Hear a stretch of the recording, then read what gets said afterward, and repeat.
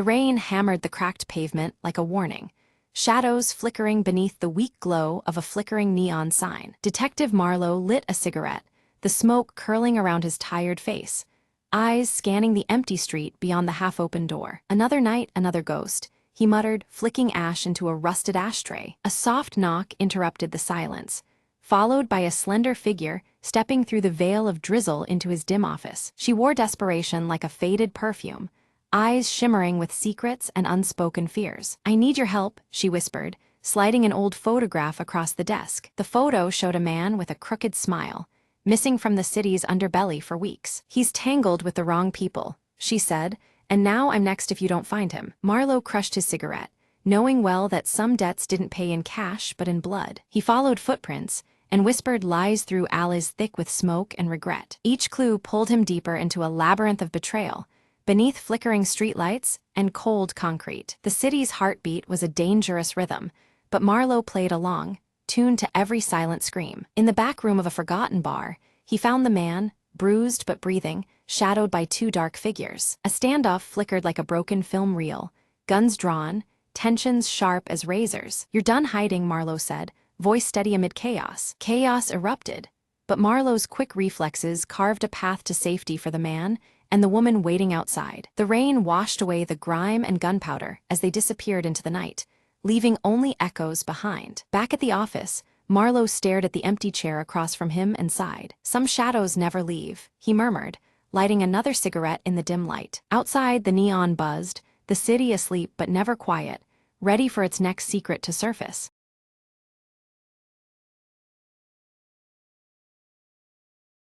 The console blinked to life in the silent command room, a single message flashing on the screen. Captain Arya leaned forward, reading the coordinates aloud. An unknown signal from the edge of Xylon 9. Without hesitation, she ordered the ship to change course, curiosity outweighing caution. The crew scrambled, boots echoing as the cargo bay doors sealed behind them. Hours later, the starship approached a derelict vessel, its hull scarred by cosmic storms. No signs of life, the sensors reported, but the signal persisted, a faint, rhythmic pulse. Arya donned her suit and stepped into the airlock, heart pounding with each breath. The door creaked open, revealing a control room frozen in time, dust particles dancing in the beam of her flashlight. Her fingers traced the console, then paused as the signal intensified, syncing with a mysterious device. Suddenly, static cleared, a voice whispered, "Help," a plea lost for decades. Determined, Arya tapped into the ship's systems, rerouting power to the ancient transmitter. The vessel hummed alive. Star charts and messages flooded her screen, lost knowledge waiting to be shared. "We've found a treasure trove," she told her crew, her voice trembling with awe. They worked together to decode the data, piecing together the story of a forgotten colonization attempt. Weeks later, the crew broadcast the discovered information back to the galaxy, a beacon of hope in the vast darkness. Arya watched as the message dispersed, knowing their discovery would rewrite history. Back on the bridge, she smiled softly. Sometimes, the past finds you when you least expect it. The derelict ship faded behind them, no longer lost, but remembered. The signal ceased, but its legacy had only just begun to echo through the stars. And in the quiet hum of the starship, new adventures awaited, guided by the light of old transmissions.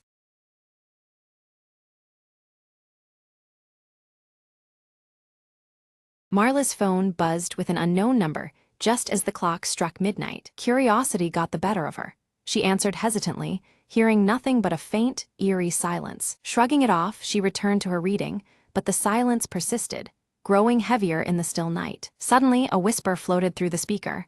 "I see you." Heart pounding, Marla dropped the phone. The screen fractured, yet the whisper continued, now coming from everywhere around her. She rose, trembling, and tried to escape the oppressive quiet that had now turned into a deafening echo. In the dim hallway, portraits seemed to watch her with hollow eyes, their shadows lengthening unnaturally. Each step she took echoed back distorted cries, as if the house itself mourned in agony. Reaching the main door, she found it sealed shut, her panic swelling with the realization she was trapped. The whisper morphed into a chilling chant, repeating her name over and over. Desperately, Marla searched for another way out, her breath visible in the suddenly cold air. In the corner, a cracked mirror shimmered. Her reflection stared back, but its mouth moved independently, mouthing words she couldn't hear. Frozen, she backed away, but the reflection beckoned, dragging her gaze deeper into its inky depths. A snatch of a forgotten memory flooded her mind, a warning from a childhood dream. Summoning all her courage, Marla focused on the old grandfather clock in the hall, its pendulum swinging sluggishly. "Time to end this," she whispered, smashing the clock's glass with a chair leg. The house groaned, the shadows retreating as the oppressive silence shattered into 1,000 shards of sound. The front door creaked open slowly, revealing the faint blush of dawn outside. With a final glance back, Marla stepped out, the whisper fading into nothingness behind her. She heard the narrator's voice softly intone, "Some silences are better left unbroken."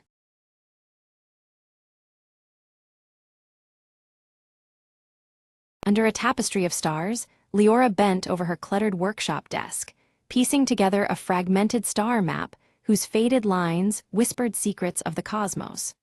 Her freckled face was illuminated by the soft glow of lantern light as she traced constellations long forgotten. Uruk arrived quietly, his braided dark hair slightly tousled by the night breeze, the jagged scar on his cheek catching the dim light as he spoke of a lost constellation rumored to unveil a hidden realm. His stoic demeanor masked the urgency in his voice. Silently, Vina appeared beside them, her flowing silver hair shimmering faintly under the starlight and her luminescent eyes fixed intently on the star patterns. Without a word, she offered her rare insight, promising to help decode the mystery behind the lost constellation. Together, the trio gathered their attention on the ancient celestial compass resting on the table, its faint glow pulsing steadily like a heartbeat, as if alive with anticipation. The compass was etched with glowing runes matching those on the star map, linking past, present, and unknown futures. Leora's fingers gently brushed the compass needle, and suddenly it spun wildly before abruptly settling, boldly pointing east toward an unknown horizon. The unexpected movement unsettled them, as if signaling the beginning of something neither fully understood. They hastily gathered supplies, packing under the watchful eyes of the night, and set sail toward the horizon where soft luminescence hinted at a hidden destination. The air was thick with excitement and unease as the boat cut through the dark waters. As they ventured farther, fierce waves crashed against their vessel, and a brewing storm loomed overhead, making the compass flicker erratically, casting anxious shadows across their faces. The unpredictable weather foreshadowed the obstacles ahead. That night, beneath a canopy of roiling clouds, Leora dreamt of a silver staircase ascending endlessly through the stars, bathed in ethereal light. The vision felt strangely familiar, as if calling her toward a realm beyond mortal reach. At dawn, Vina shared an ancient legend she had deciphered, revealing that the silver staircase was said to bridge the mortal world and the hidden realm marked by the lost constellation. Her eyes glowed softly, embodying the mystery woven into the tale. Uruk voiced his doubts aloud, questioning the legends and their perilous journey, yet as he spoke the compass needle steadied unwaveringly, reaffirming their path and strengthening their resolve despite growing uncertainties. Morning mists parted to reveal a strange island shrouded in dense fog, its shadowy outline bearing uncanny resemblance to a marking on their star map. The air was thick with anticipation as the island seemed to pulse with concealed secrets. They disembarked cautiously, the star amulet around Leora's neck pulsing softly in resonance with the island's aura, as if awakening alongside her spirit. Their footsteps stirred the ancient ground, the journey deepening in mystery. Navigating through dense undergrowth, they discovered ancient ruins etched with glowing runes that aligned perfectly with the star map, drawing connections between celestial patterns and earthly remnants. Each symbol seemed alive, humming with dormant energy. As they ventured deeper, fleeting shadows flickered just beyond the tree line, unseen but palpably sinister, evoking a sense of unseen watchers lurking in the periphery of their vision. Unease crept steadily among them. Suddenly, with a resonant crack, the celestial compass shattered in Leora's hands, scattering fragments that mirrored the broken trust in their surety. Panic surged as they realized the delicate thread guiding them home was severed. Lost and vulnerable under gathering twilight, tensions flared. Whispered fears and unspoken doubts threatened to unravel their unity as the unknown pressed in from all sides. Night's arrival carried a heavy weight of isolation and dread. Vina stepped forward, her luminescent eyes glowing with quiet authority as she led them deeper into the ruins, asserting that the star amulet around Leora's neck would now serve as their beacon. Hope flickered anew amidst the growing shadows. Within the heart of the ruins, they uncovered a carved wooden box nestled beneath ancient stones, its surface worn but holding fragments of an ancient star chart that might mend their fractured map. The discovery rekindled purpose and curiosity alike. Leora carefully assembled the fragmented star chart, the edges aligning slowly to reveal a new constellation and a hidden pathway through the cosmic expanse. The chart's revelations suggested a route filled with both peril and promise. A sudden rustle shattered the stillness, drawing their attention to ghostly figures emerging silently from the swirling mist, eyes fixed and movements deliberate yet cautious. The Watcher's presence introduced a chilling uncertainty. Uruk instinctively stepped forward, shield raised as a barrier against the unseen threat, his voice firm but tempered in the thickening tension, only to find the enigmatic Watchers vanish as swiftly as they appeared, leaving only eerie silence behind. Resolved to press onward, the group followed the new star chart's alignments etched faintly on the ground, each step guided by celestial clues that shimmered under the fading light. The path ahead was narrow and fraught with mystery. They reached a shimmering river mirroring the constellations perfectly above, the water's surface acting as a celestial mirror that blurred the lines between sky and earth. Crossing, it felt like traversing the boundary between worlds. Veena revealed that her luminescent eyes reacted uniquely to the starlight, granting her an uncanny ability to interpret the subtle shifts in the cosmic glow, effectively guiding their careful steps through the uncertain terrain. Her presence became both lantern and lifeline. As they ascended a hill crowned with ancient stone pillars, the ground beneath them seemed to shift subtly, the very air vibrating with unseen energy, signaling that they were drawing ever closer to the heart of the hidden realm's mysteries. Anticipation and dread intertwined with each breath. At the hilltop, Leora and her companions discover a sundial intricately carved to mirror the celestial compass's design. The sun casts long shadows that seem to dance precisely around its edges, hinting at a secret message encoded in the light. Leora carefully aligns the sundial's shadow with the star chart, noticing how the shadows intersect with marked constellations. As the last alignment clicks into place, a hidden path quietly reveals itself among the surrounding foliage. Suddenly, a deep rumbling shakes the hill beneath their feet as the earth splits open, revealing a narrow stairway spiraling downwards. The atmosphere thickens with anticipation as they prepare to descend into the unknown. The stairway leads into a vast cavern, shimmering with a breathtaking spectacle. Swirling patterns of living stars suspended above their heads, illuminating the darkness with a cosmic glow. Every movement feels weighted with reverence under this celestial dome. A subtle vibration fills the air, and the star amulet around Leora's neck bursts into radiant light, casting an ethereal glow to guide their steps deeper into the cavern's mysteries. The glowing runes on the walls pulse in harmony with the amulet's light. Within the cavern's depths, illusions emerge, crafting vivid visions that tug at their hearts and minds, images of home, whispered fears, and unspoken doubts. The trio steadies themselves, aware these spectral trials seek to unnerve their resolve. Uruk faces a haunting vision of failure, his jagged scar seeming to burn colder as self-doubt tempts him.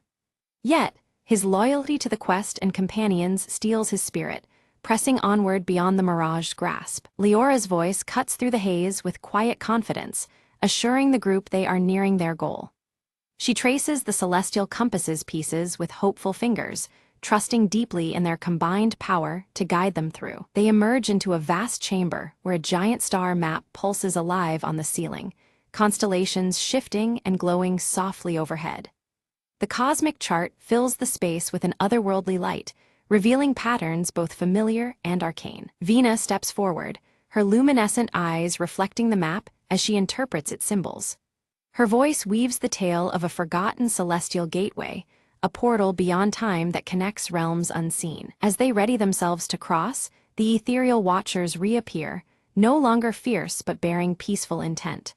Their silent presence conveys a profound acceptance, lifting the tension that had clung tightly around the travelers. From the Watchers, a fragment of pure starlight is bestowed upon them, an essential key for passage through the gateway.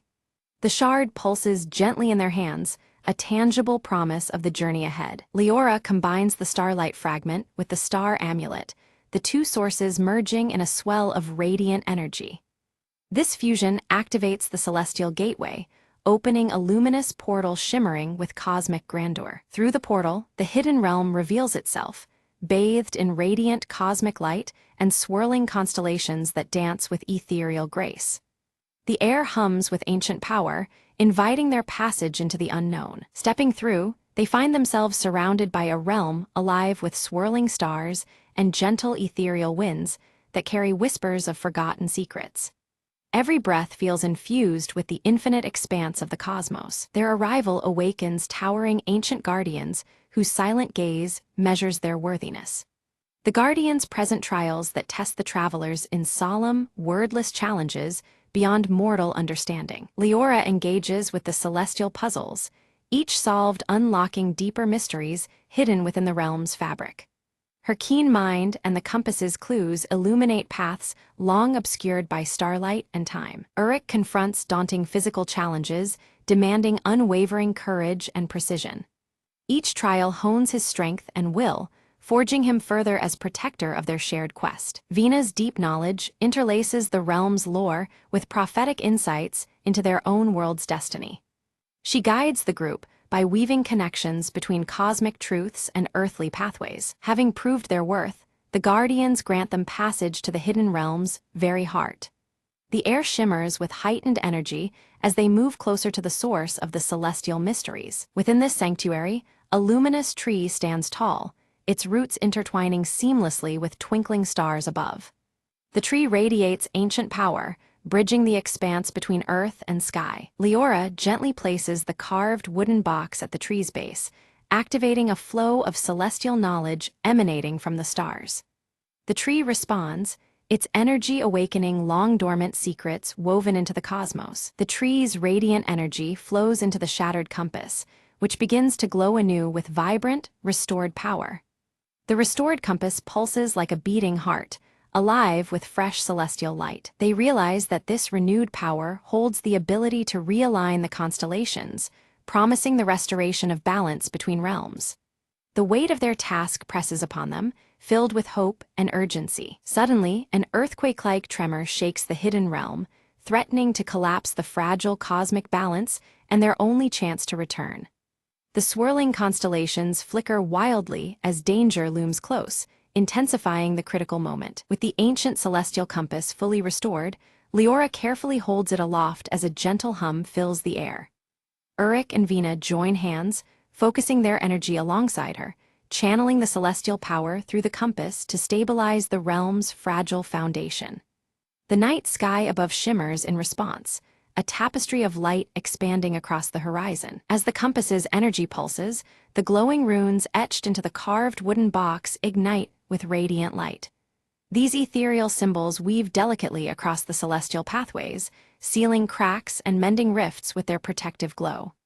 The sense of safety grows tangible, wrapping the realm in an invisible embrace. In the midst of the luminous glow, the star amulet around Leora's neck begins to shine with newfound intensity. It casts a guiding light that aligns seamlessly with the shifting constellations, pointing the way toward their safe exit.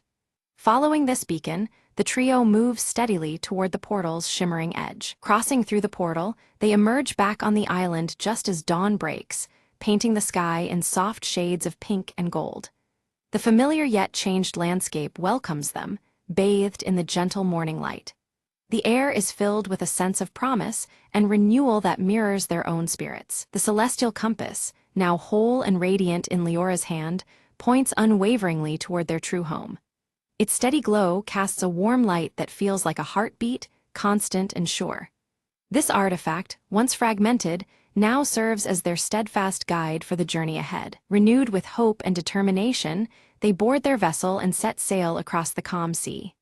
Above them, the stars realign in their rightful places, twinkling with clarity and purpose.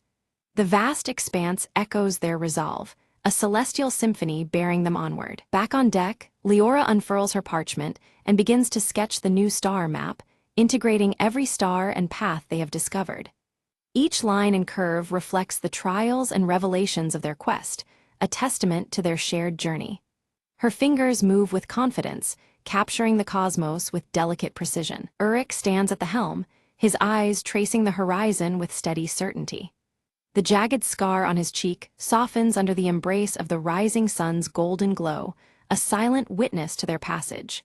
In this light, his stoic demeanor reflects a quiet pride and calm assurance. Nearby, Venus smiles softly as her once luminous eyes dim to a gentle silver hue, signaling the completion of her guiding role. The flowing silver strands of her hair catch the morning breeze, framing her serene expression. Her presence feels lighter now, her purpose fulfilled in the balance they restored. Once ashore, the trio gathers beneath the emerging night sky, gazing upward with reverence and wonder. Stars, familiar and new, sparkle above them, forever linking their spirits to this celestial adventure. United by the cosmos and their shared voyage, they stand quietly, knowing this journey has forever changed them.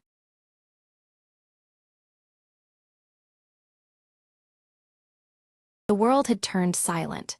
Cities buried under ash and memories, and I was one of the few who still wandered. I stumbled through the ruins, scavenging what little life remained beneath the gray skies. Amid the debris, a soft hum caught my ear, a sound I hadn't heard since before the fall. Following the melody, I entered what was left of an old library, the last sanctuary of human knowledge. There, a small device flickered faintly, projecting a hologram of a woman speaking words I barely understood. "To those who find this," she said, "hope is not lost, even in the darkest times." Her message was a whisper from the past, a spark through the gloom that clung like a second skin. Determined, I set out to find others who might still listen, carrying the hologram and its promise of hope. Days passed, and the ash continued to fall, but so did the weight from my chest. At a dilapidated radio tower, I managed to revive an ancient transmitter, sending her message into the void. Static answers crackled back at first, then words, faint but unmistakable. "We hear you," came the reply, like a balm to my weary soul. Life, I realized, had not ended.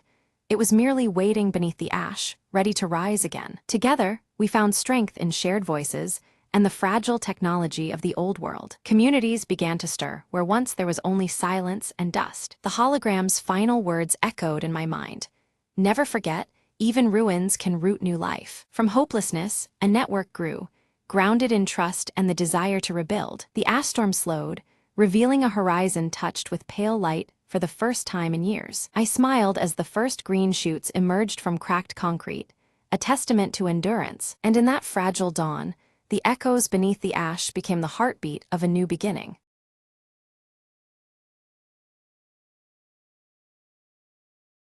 The rain slammed against the city, like a warning, neon signs flickering through the haze. Jake Morgan lit a cigarette, the smoke curling like a question mark in the dim light. He didn't expect company at midnight, least of all a dame with secrets in her eyes. "I need your help," she said, voice trembling, clutching a faded photograph. Morgan studied the photo. A man, vanished without a trace 5 years ago. "Why come to me now?" he asked, flicking ash into a cracked tin can. She hesitated, then whispered, "Because the shadows are closing in." Days blurred into nights, as Jake hunted clues across rain-slick streets and smoky bars. Each lead tangled deeper into a web of lies, betrayal, and long-buried sins. The city's underbelly pulsed with danger, but Morgan was no stranger to the darkness. One alley, one fistfight, one whispered tip later, he found himself staring down a crooked cop. "You're out of your depth," the cop sneered, holster empty but menace full. Morgan cracked a grin. "Maybe, but someone's gotta dive deep." In the bleak basement of a forgotten warehouse, the truth waited in cold silence. The missing man was alive, chained by debts and addicted to silence. Reunion was bittersweet, shadowed by the price paid for freedom. Back in the rain-soaked streets, Morgan handed the dame the man she'd lost. She smiled faintly. "Thanks for bringing light to the shadows." Jake lit another cigarette, the glow a small defiance against the dark city. "All in a night's work," he murmured, disappearing into the rain and neon blur.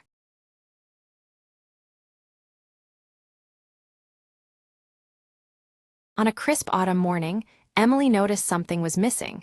A cozy blue sweater she loved dearly. She searched her small cottage from corner to corner, lifting cushions and peeking under furniture. Outside, the sun was just beginning to warm the world, casting golden light through the window. Emily remembered yesterday's walk through the park and wondered if she might have left it there. Bundling up, she stepped outside, breathing in the fresh air, feeling the comforting chill of fall. She made her way to the park, where crunchy leaves carpeted the winding paths. As she walked, she greeted familiar faces. Mr. Jenkins tending his roses and little Mia chasing after a butterfly. Emily asked if anyone had seen her blue sweater. No one had yet, but they promised to keep an eye out. Just as doubt began to creep in, Emily spotted a flash of blue near the old oak tree. She hurried over and found her sweater caught on a low branch, gently swaying in the breeze. Relieved, she laughed softly. I suppose it wanted to see the sunrise too. On her way home, she wrapped the sweater around her shoulders, feeling its warmth return to her spirit. Back inside, she brewed a cup of tea and settled by the window, the sweater snug and familiar. The sunlight spilled in, filling the room with a golden glow that felt like a gentle hug. Emily smiled, realizing that sometimes small troubles lead to unexpected moments of peace. She thought, maybe I'll take more walks and let the world surprise me more often. Outside, leaves danced playfully, as if celebrating Emily's little adventure. The morning unfolded quietly, a perfect blend of warmth, light, and simple joy. And with that, the day seemed full of promise, wrapped up in the comfort of a lost and found sweater. Emily whispered to herself, sometimes, all you need is a little patience and a cozy sweater to brighten your morning.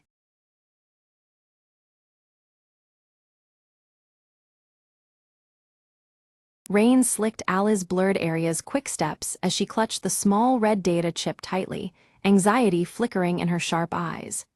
Behind her, city lights cast fractured shadows, broken clocks ticking faintly in the distance. She slipped through the cracked doorway of a dim apartment, where Dex awaited, his tattooed sleeve visible beneath the rolled-up fabric. His impatient gaze met hers, the tension thick in the cramped room. Under the flickering overhead light, Dex inspected the red data chip, suspicion brewing between them. Words were exchanged sharply, betraying their fragile trust in the dangerous game they played. Outside, beyond the rain-streaked window, shadowy figures lingered unseen. Their fleeting reflections shimmered within a cracked mirror hanging awkwardly by the entrance, silently observing. Mara's gloved fingers danced expertly over the security terminal, cracking through dense encryption with ease. Her eyes fixed, determined, as the locked secrets began to yield. A broken clock on the wall ticked uneven rhythms, its hands stuttering in defiance of time. Suddenly, the quiet was pierced by a beep, signaling an incoming encrypted message. Aria's fingers traced the message's cryptic lines, revealing chilling warnings tied to the red data chip's unknown dangers. The weight of the revelation pressed hard against her resolve. From the shadows, the broker's distorted voice crackled ominously through an old radio device. Threats echoed clearly: surrender the chip or face dire consequences beyond their reckoning. Dex slammed his fist against the table, anger flashing over his tattooed arm as blueprints and wires scattered. Frustration twisted in the cramped air, tensions mounting between them all. Mara offered a daring plan, an infiltration of the data vault where the chip had originated. It was risky, but the only chance to unravel the web of deceit surrounding them. Aria hesitated, a haunting memory stirring. A broken clock stopped at midnight, symbolizing lost chances. Doubt flickered momentarily across her sharp features. With determination set, the team readied themselves, the red data chip nestled securely in Aria's jacket pocket. The fractured ticking of clocks outside seemed to count down their fate. Dex methodically checked his gear, the glow of a neon sign casting light across his tattooed arm. His focus was unyielding, the city's restless pulse echoing through the room. At her console, Mara manipulated traffic cameras, her gloved hands orchestrating a diversion to cover their anticipated escape. The city's network became their battlefield. Suddenly, the apartment door shattered inward. Shadowy pursuers stormed in. The urgency of their situation erupted as danger closed rapidly around them. A tense and frantic chase spilled onto rain-slick streets, with Aria deftly navigating the narrow passages. The red data chip's burden weighed on her as every second counted. Dex engaged assailants with striking prowess, his tattooed arm a blur in the melee, while Mara remotely sabotaged their pursuers' escape routes. Their coordinated efforts kept hope alive. They dove into an abandoned warehouse, greeted only by a haunting trail of broken clocks, stopped at various fragmented times. The eerie stillness deepened the mystery they faced. Among the debris, Arya spotted a silver locket, its clasp cracked and worn, stirring unsettling familiarity.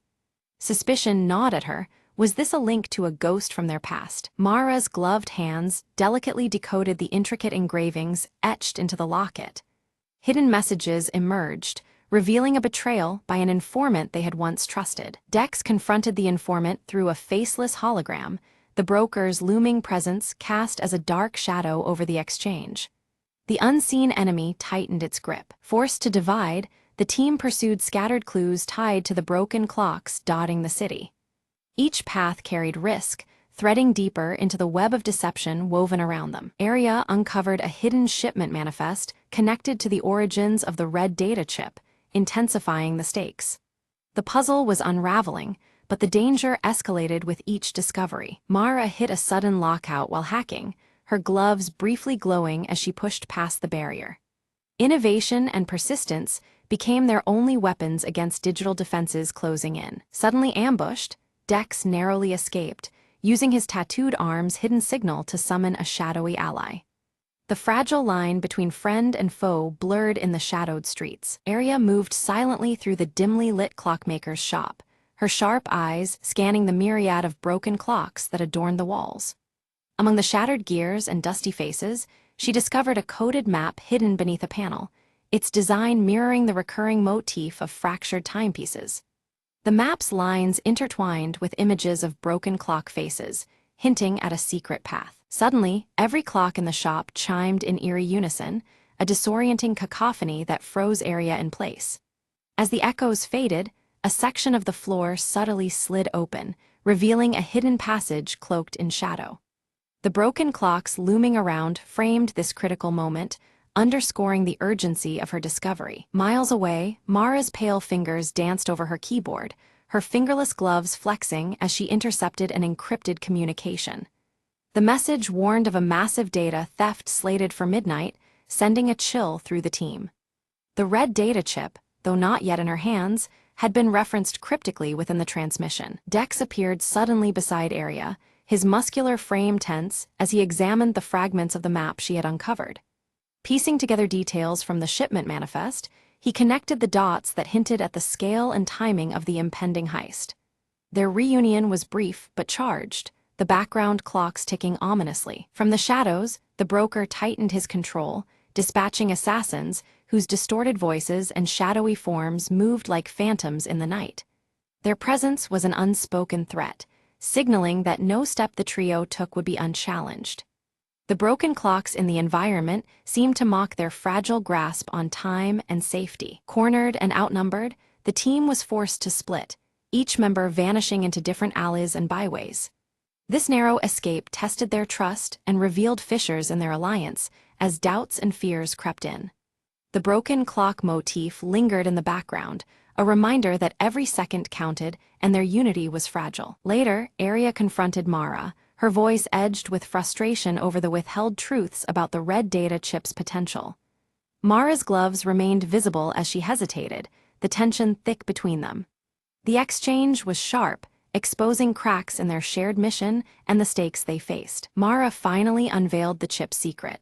It was a digital key capable of unlocking vast and hidden corners of the city's surveillance network. This revelation deepened the stakes, showing the scope of the broker's ambitions and the power the chip held.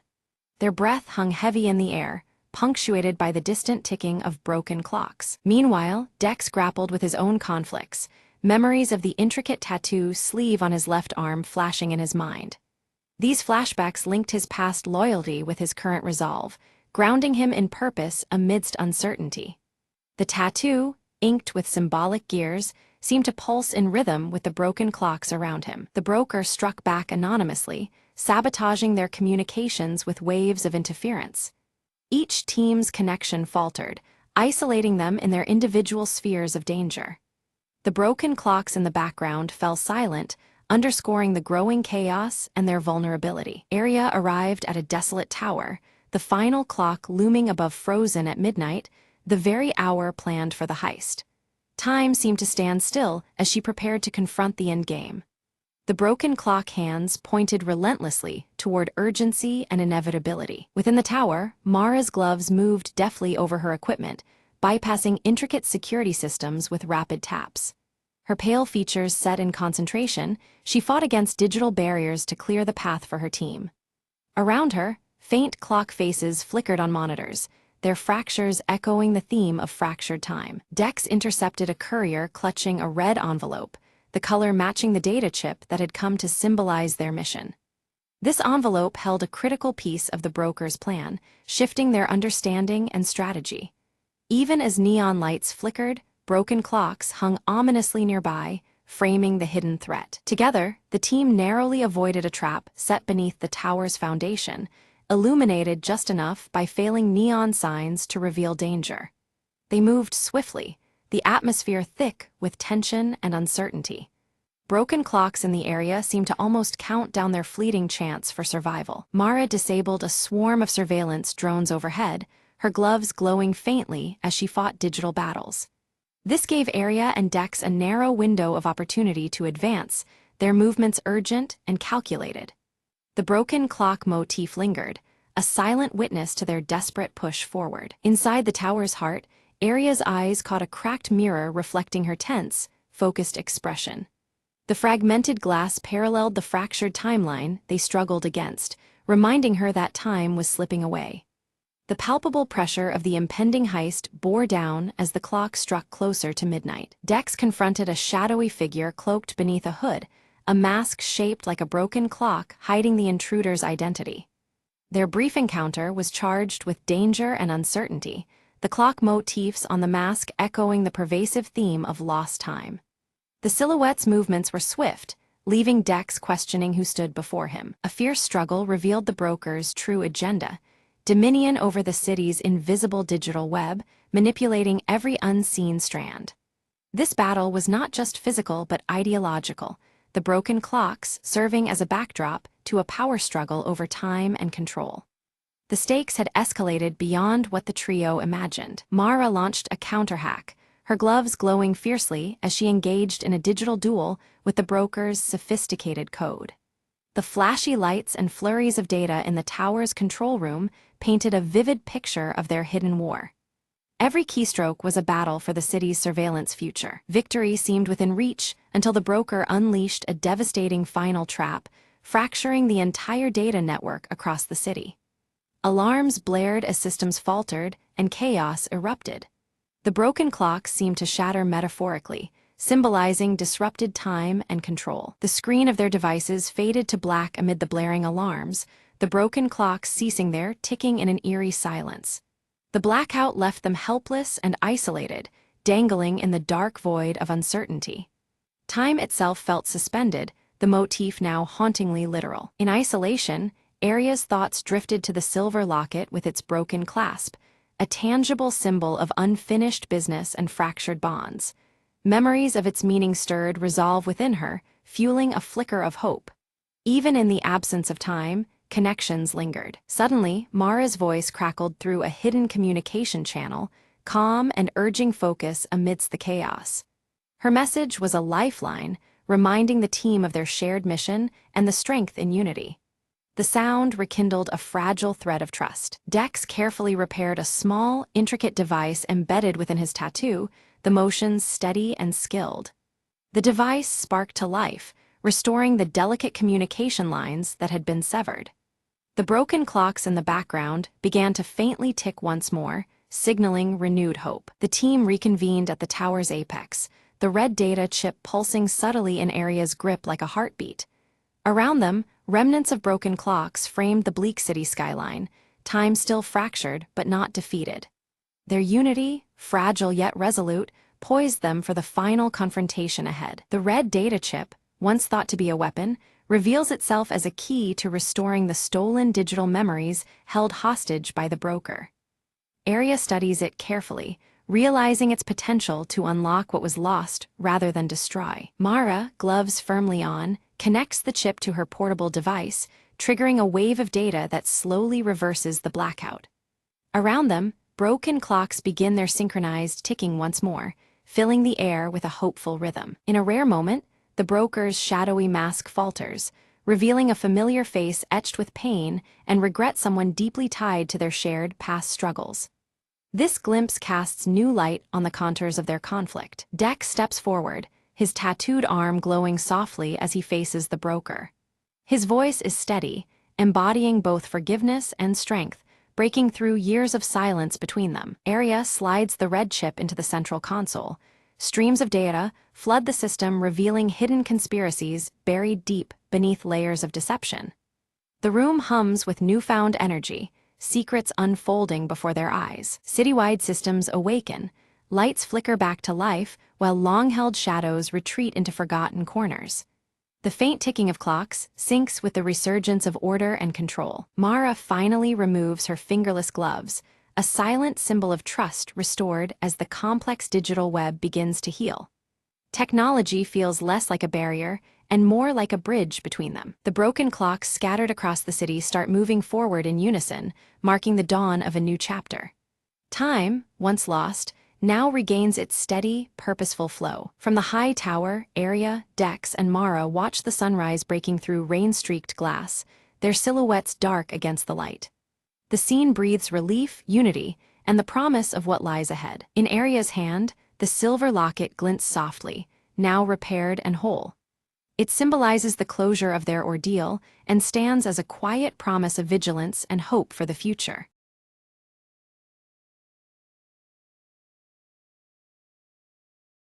The sun hung low behind ash-choked clouds as Mara stepped cautiously through the deserted streets. Empty cars lay abandoned, their doors ajar, echoes of a world that once was. Her scavenged backpack weighed heavy, every step a reminder of how long she'd been alone. A faint noise caught her attention, footsteps. No, just the wind playing tricks on her senses. Memories of laughter and sunlight flooded back, sharp against the gray silence. Ahead, shadows moved, a flicker of life in the ruins. Heart-pounding, Mara called softly, "Hello, anyone there?" From behind a crumbled wall, a boy emerged, eyes wide but curious. Relief washed over her as she lowered her guard, offering a tentative smile. "I've been looking for others," she said. "You're not alone anymore." Together they navigated the broken city, sharing stories and hope in whispered voices. A distant hum grew stronger.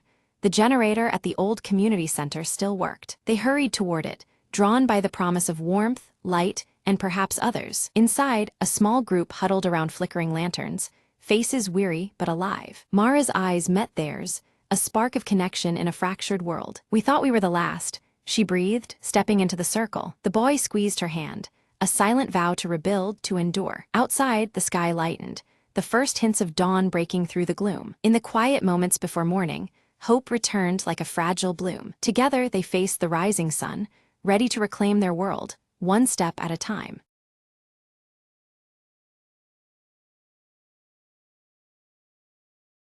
The morning sun spilled golden light across Maple Hollow, where ivy crept lazily over weathered stone walls. Evelyn clutched a faded map, its edges soft from years of handling, and stepped through the garden gate. "It's just an old legend," she mumbled, eyes scanning for the mysterious landmark marked by a tiny star. Her footsteps stirred the crunch of leaves, as the village seemed to hold its breath in the quiet hum of dawn. At the heart of the hollow stood an ancient oak, its branches tangled like stories waiting to be told. Evelyn circled the tree, fingers tracing the carved symbols worn smooth by countless seasons. Suddenly, a tinkling laugh floated on the breeze, and from behind the trunk hopped a tiny creature. "Looking for something special," whispered a voice as soft as moss underfoot. Startled, Evelyn met the bright eyes of a sprightly forest spirit, shimmering in shades of amber and emerald. "I guard the secrets of Maple Hollow," the sprite said, "and I've been waiting for someone brave enough to believe." Evelyn smiled, feeling the weight of the map lighten in her hands. Together, they ventured deeper into the thicket,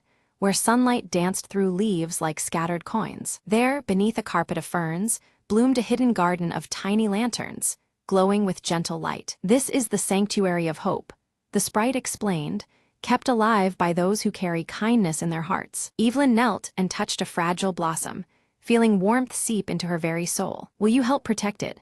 the sprite asked, eyes wide with trust. With a determined nod, Evelyn promised she'd keep Maple Hollow's secrets safe, nurturing its magic every day. As she rose, the garden's glow seemed to ripple outward, painting the hollow in hues of soft gold and green. "Remember," the sprite called as they parted, "sometimes the smallest light can brighten the darkest place." Evelyn walked back home, the map now glowing faintly in her pocket, her heart full of newfound magic and hope.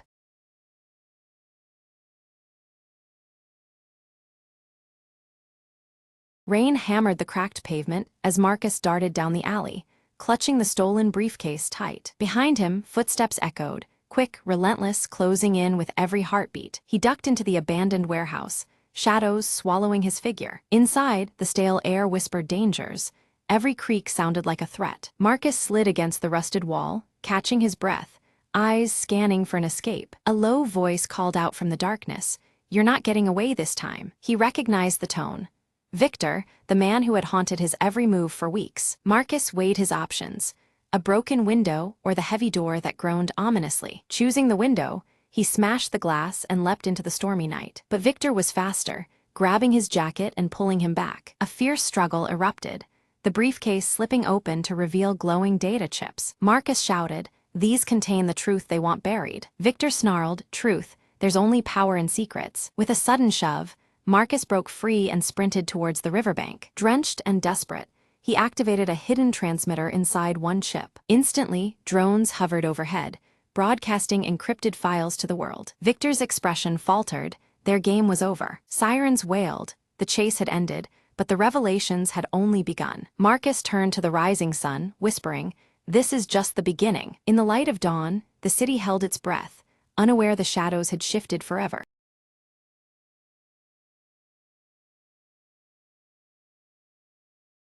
The rain tapped softly against the old wooden window, each drop a reminder of time slipping away. Clara stared at the faded photograph on the mantelpiece, her fingers tracing the outline of a once familiar face. Her heart tightened. 20 years ago, she had left this town, chasing dreams that felt too big for this small place. But dreams, she learned, have a way of circling back, much like the seasons. A knock blended into the rhythm of the storm outside. Clara's breath caught. Who would come after all these years? Opening the door, she found him standing there, soaked but unmistakably him. "I never stopped thinking about you," he said softly, the vulnerability in his voice clearer than the rain. Clara's eyes searched his face, memories flooding in like the tide. There was anger, yes, but also a profound sadness that mirrored her own. They sat in silence, the storm a backdrop to years of unspoken words. "Why now?" she finally asked, her voice barely above a whisper. He looked down, struggling before meeting her gaze. "Because it took me this long to understand what I lost." The room filled with a fragile hope, delicate as the rain outside. They talked, shared stories of lost time, and the paths that led them astray. Each word was a stitch, weaving a tapestry of healing and forgiveness. Though the past was a shadow, it no longer defined them. As the storm slowed, a quiet peace settled between them. Clara smiled, a weight lifting from her chest. "Maybe some echoes are meant to bring us home." He nodded, reaching out to take her hand with gentle certainty. Outside, the clouds parted, revealing a clear, hopeful dawn.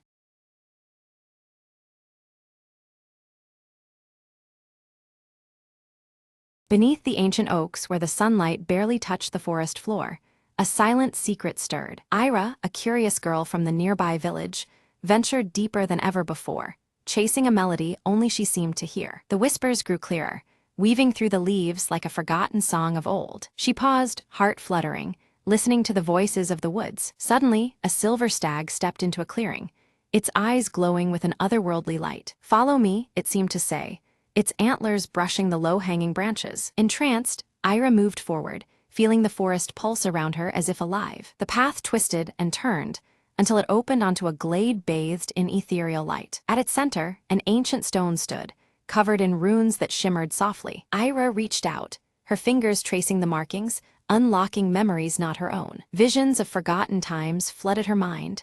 The grove as a sanctuary, guardian of balance between worlds. The stag bowed before her, acknowledging her as the new keeper of the sacred trust. "The voices will guide you," the whispering wind seemed to say, "for the forest speaks to those who listen." Ira understood her purpose: to protect the harmony between the village and the wilds beyond. With the dawn's first light, the stag faded back into the shadows, leaving Ira alone but empowered. Returning home, she carried the grove's blessing deep within her spirit. Sometimes, she told herself, the greatest adventures begin with a whisper. Her village thrived as harmony returned, forests flourishing under new care and respect. And whenever the wind rustled the leaves, Ira heard the grove's gentle song, a promise kept. In the heart of the ancient woods, the whispering continued, undying and eternal.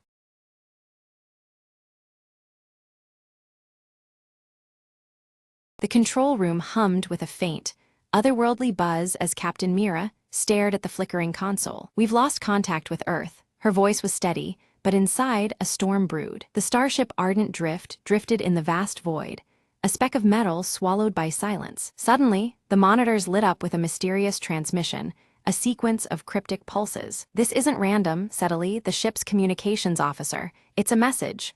"From who? From what?" Mira decoded the signals, revealing coordinates to an unknown star system, labeled as Hope. "We have no choice," Mira declared. "Set course for Hope." Days turned into weeks, the crew facing isolation and memories of a lost homeworld. As the Ardent Drift approached the coordinates, an immense structure emerged from the darkness, a colossal space station, ancient and silent. "It's a relic," Illy whispered, awe in his voice, "from a civilization long gone." The crew docked, stepping into corridors adorned with alien symbols and faded light. In the core chamber, a holographic figure materialized, an AI guardian, its eyes glowing with electric blue. "You are the last," it spoke.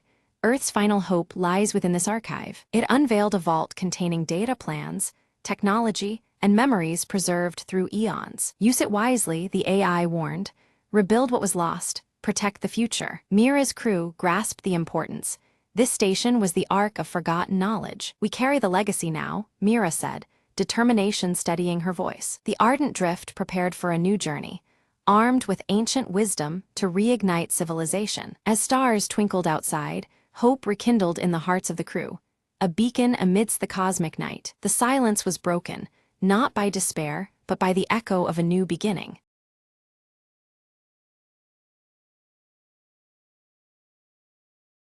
The evening fog curled around the old clock tower as Eliza crept closer, clutching the folded letter in her hand. Her heart pounded with every step. The letter promised a secret buried for decades, hidden right beneath the ticking face above. Old Man Grayson's cryptic warning echoed in her mind. Not all timekeepers guard moments.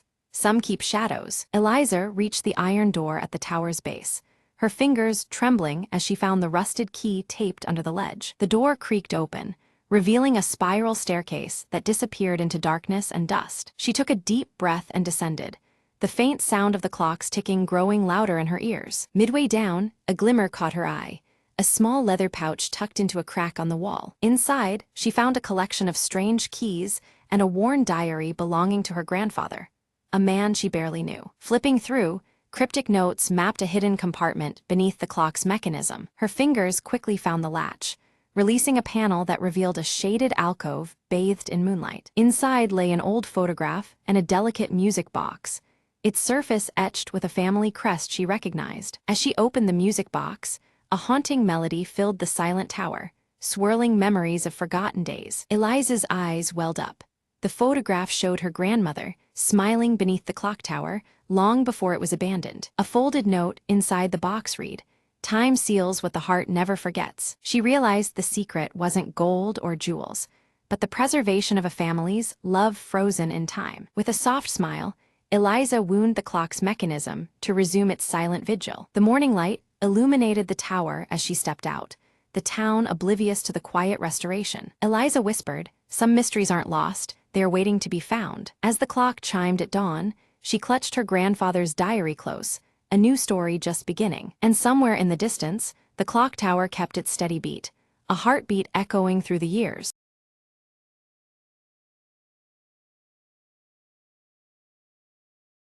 The train was nearly empty when Alina boarded at dusk, the dim lights flickering overhead. She slid into the last car, noticing an old man sitting alone, staring out the window without blinking. Curious, she sat opposite him, catching a faint scent of jasmine and something metallic. Suddenly, the train jerked violently and the lights went out, plunging the car into darkness. When the lights returned, the old man was gone, leaving behind only a small, folded note on the seat. Alina unfolded it carefully.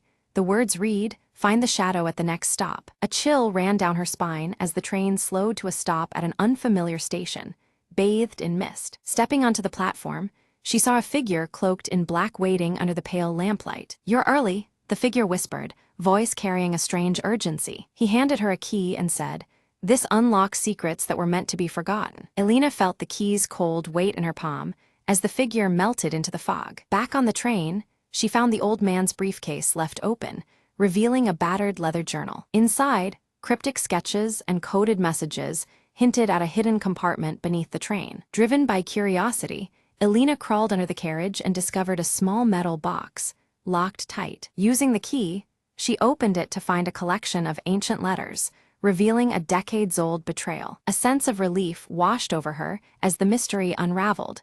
The old man had been protecting these truths. As the train rolled onward, Elena placed the letters safely in her bag, resolved to bring the story to light. The final verse in the journal read, "Truth rides the rails, unseen but never gone." Elena looked out the window, the horizon glowing with the promise of a new day. With a quiet smile, she whispered to herself, "Some passengers leave more than footprints behind."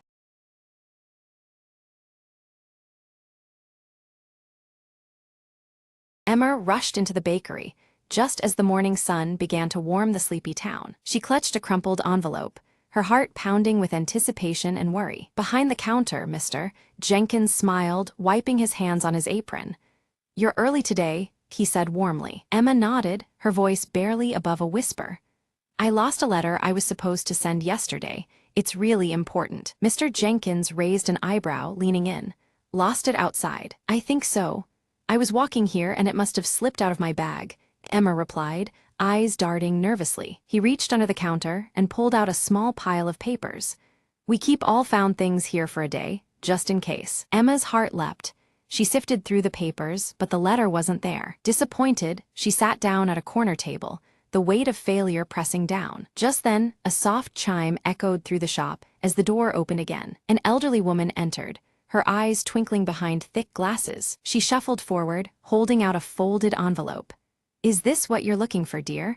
I found it on the bench outside." Emma took it, relief flooding her face. "Thank you so much." The woman chuckled. "Sometimes the town looks out for us, even when we're not paying attention." Emma carefully inspected the letter. It was still intact, ready to be sent. She smiled at Mr. Jenkins. "I'm so grateful. This means everything to me." He shrugged modestly. "We all need a little help sometimes." Emma stepped outside, the letter safely in hand, ready to deliver what mattered most. As the sun climbed higher, the town felt just a bit warmer, its kindness shining through small, unexpected moments. Emma whispered to herself, "Sometimes, losing something leads you to find even more."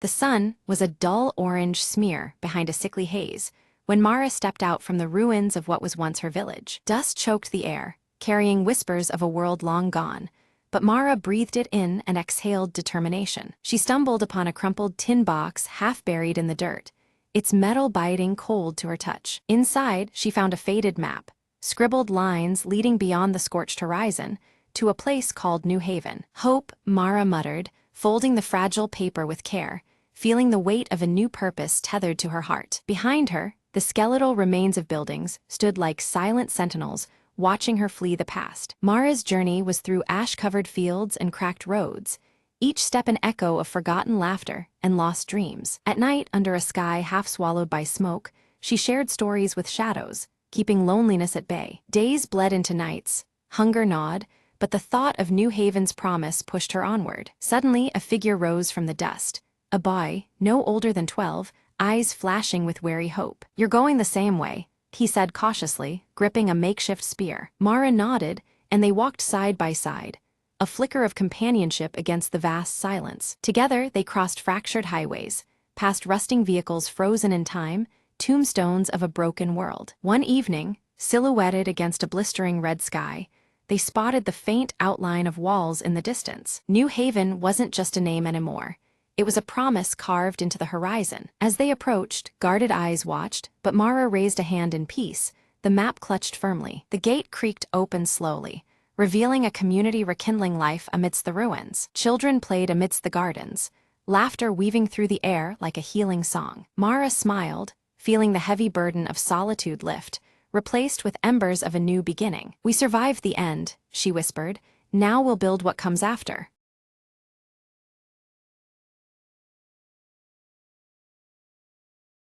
Elena and Marla arrive at the family cabin, its weathered wooden frame standing quietly among the towering pines. The air is thick with the scent of pine needles and damp earth, as shadows stretch long across the forest floor. Elena carefully holds a faded photograph in her hands, the image showing her as a child with her parents at this very cabin. She traces the worn edges, memories flickering behind her steady brown eyes. From the edge of the trees, Jonah steps forward, his salt and pepper hair catching the light through the canopy. His guarded expression is familiar, yet measured, as if the forest shields more than just trees. Elena meets Jonah's gaze with a tension held between past and present, their greeting brief but loaded. The broken compass hanging from Jonah's neck gleams dully, its needle twitching erratically in the dappled sunlight. Marla, curious and unafraid, wanders close to the forest's edge, her small hands gathering pine cones. Her wide green eyes catch the flicker of shadows dancing just beyond her reach, as if the trees themselves are watching. Elena breaks the fragile calm by revealing her intent to sell the cabin, the words heavy with finality. Jonah's eyes narrow slightly, unease settling into the space between them like a gathering storm. Jonah warns Elena that the cabin holds secrets best left untouched, his voice low and urgent. The forest seems to lean in, the whispering pines echoing his caution with a soft rustle. Dusk falls, casting long shadows through the whispering pines as the wind carries a haunting song.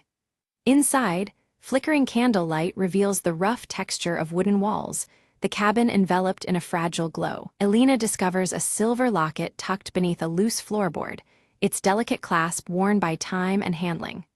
Holding it, she feels the weight of unseen stories wrapped within its small, oval shape. Jonah recounts the forest's strange history, weaving tales connected to the locket and their shared ancestors.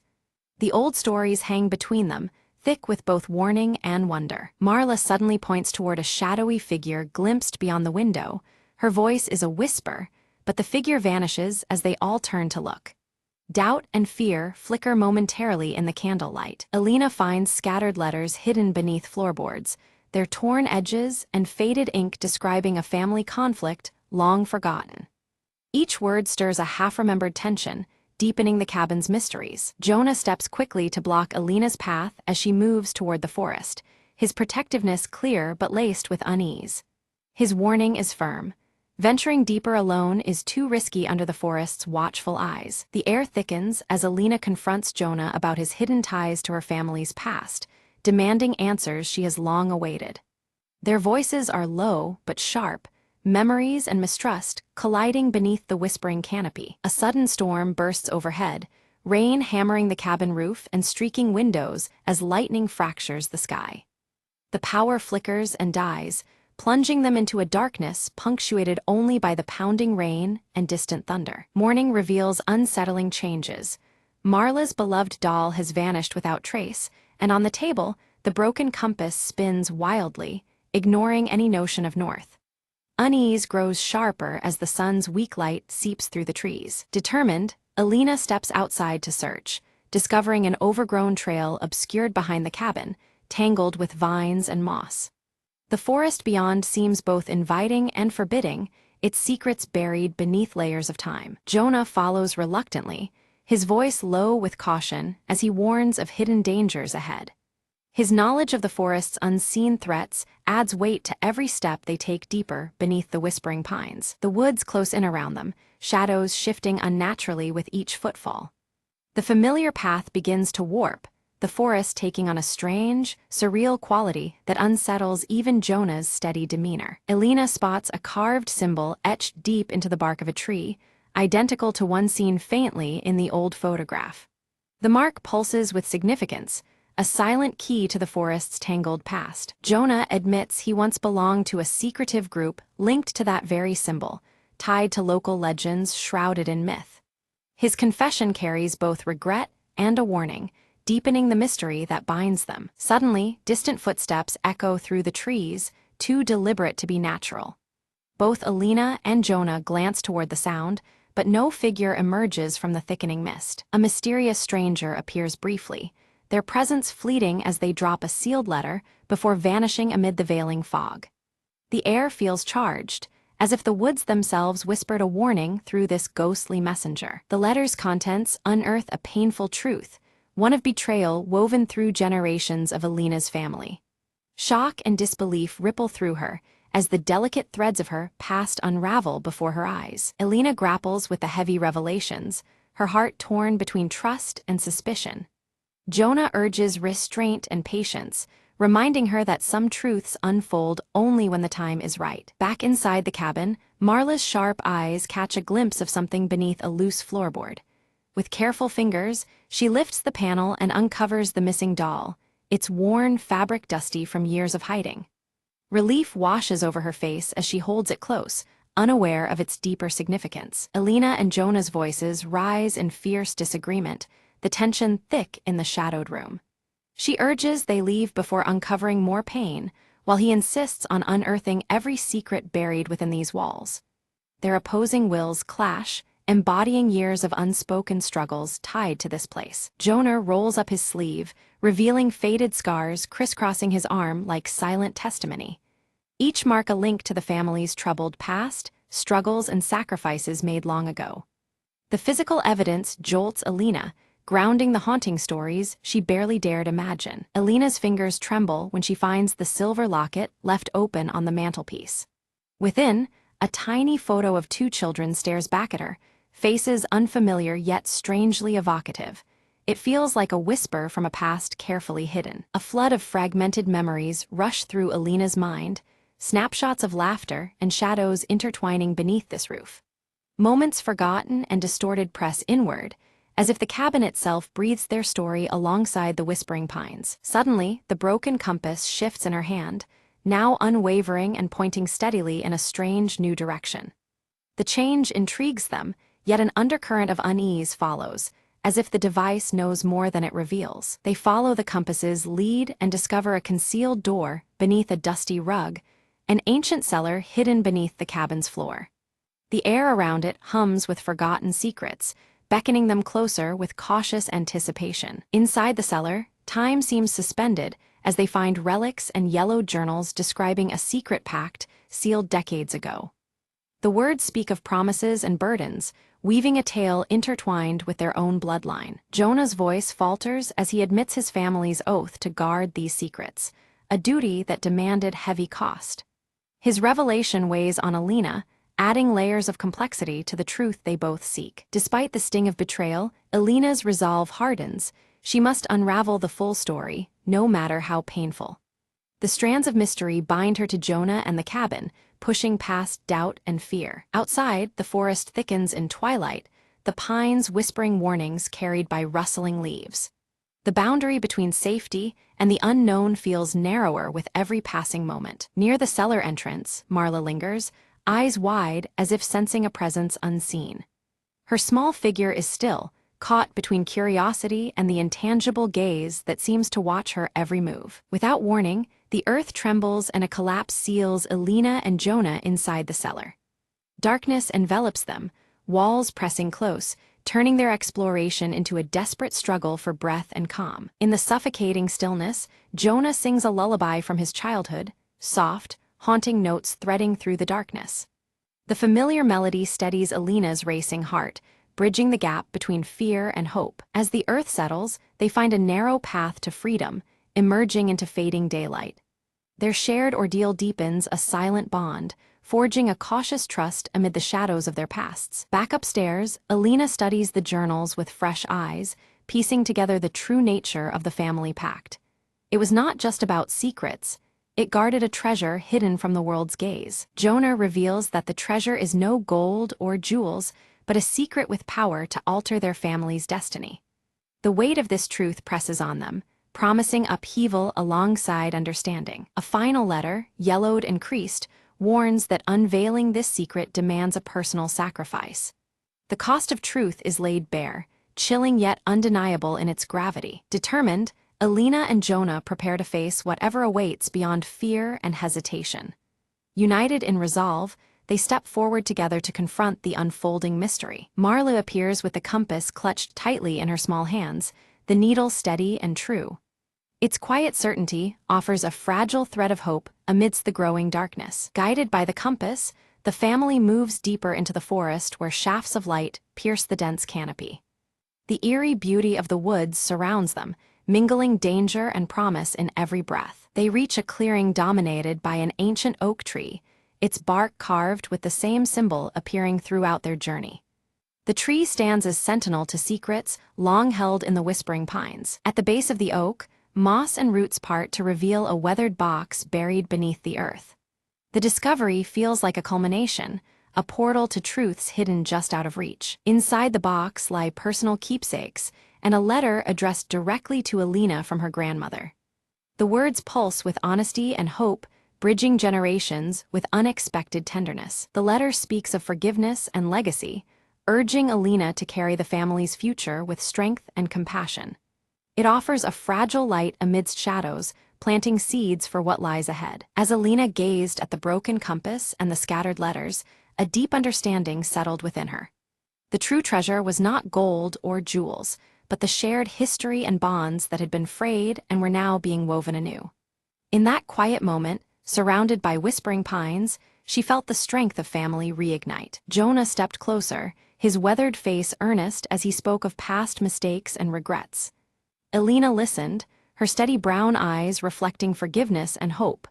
Together, they made a silent vow to protect the legacy of the old family cabin, promising to face the future united. With careful hands, they restored the delicate compass, its needle finally steady and true.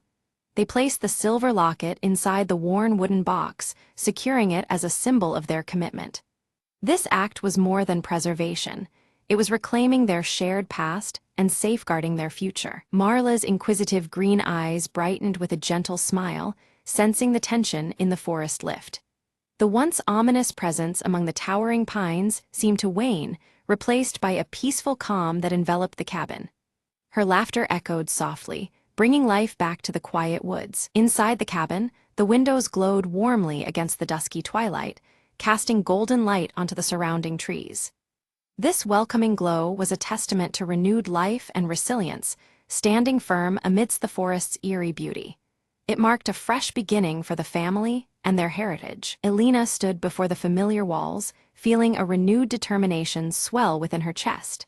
She decided to keep the cabin, honoring the legacy of her ancestors while embracing the endless possibilities of the future. The forest was no longer just a backdrop, but a cherished part of their story. Under Jonah's guidance, Marla carefully hung delicate wind chimes outside the cabin. Their soft, melodious tones caught the breeze, mingling with the whispering pines in a welcoming symphony. It was a tangible sign that peace and warmth had returned to the place they called home. Alina reached up to pin the faded photograph back on the wall, its edges now whole and its meaning clear. The image connected past generations with the present, grounding their family's story within these walls. It symbolized healing and the continuity of love through time. Together, Alina, Jonah, and Marla stood outside as the sun dipped behind the pines, casting long shadows over the forest floor. United and hopeful, they faced the coming days with strength forged from understanding and forgiveness. Their bond, like the cabin, was steadfast and enduring. A final glance toward the forest revealed a serene stillness, the secrets nestled deep within, safely guarded by time and trust. The whispering pines swayed gently, as if sharing silent approval of the family's journey. In that peaceful moment, the mysteries of the woods seemed to rest, embraced by the light of a new chapter.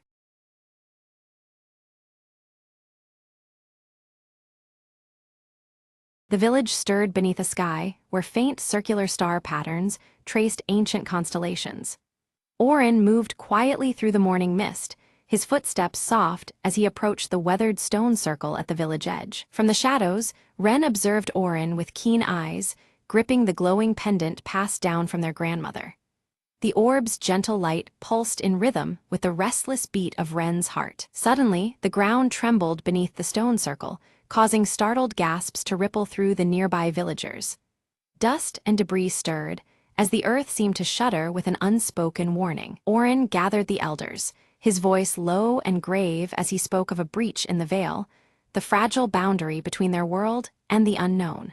Concern knitted their faces as each contemplated the consequences. Wren felt a strange pulse emanate from the pendant, the orb flickering with eerie light that seemed to echo the unsettled air.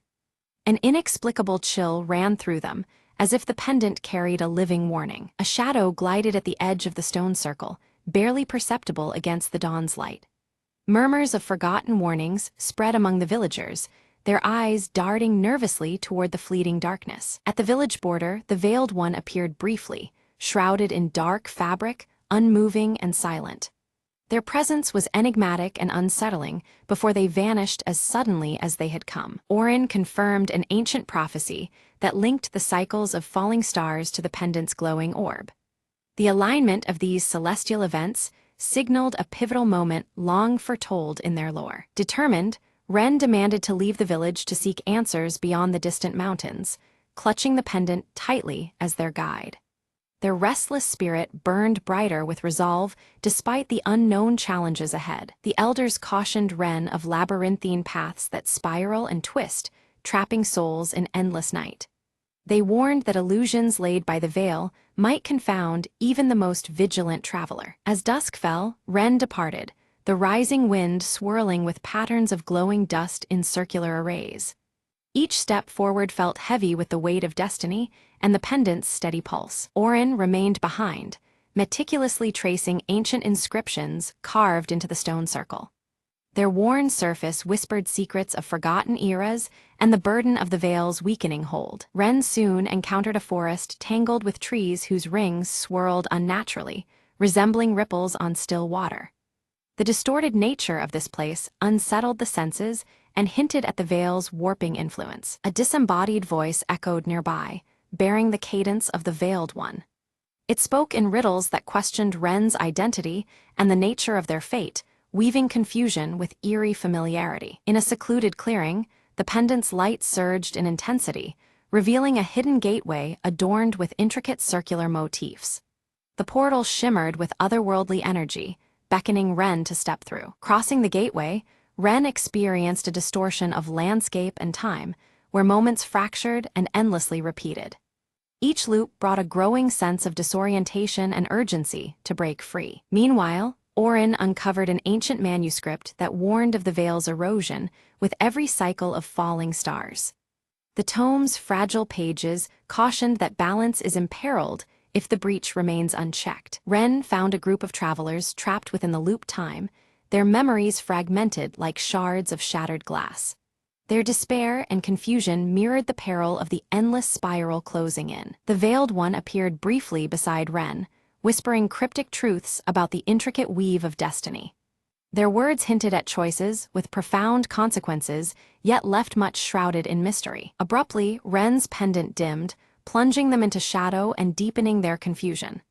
Doubts surged, shaking the fragile trust in the pendant's guidance and the credibility of their journey. Descending into caverns beneath the stone circle, Orin discovered inscriptions aligned with celestial circles directly overhead. The sacred geometry, etched in stone, hinted at a powerful connection to the veil's stability. With renewed hope, Ren sensed the pendant's pulsing light reignite, its compass-like glow cutting through the shifting terrain. The path forward became clearer, despite the illusions that sought to mislead. The Veiled One then presented a stark choice: grasp at uncertain hope or surrender to the endless spiral of despair.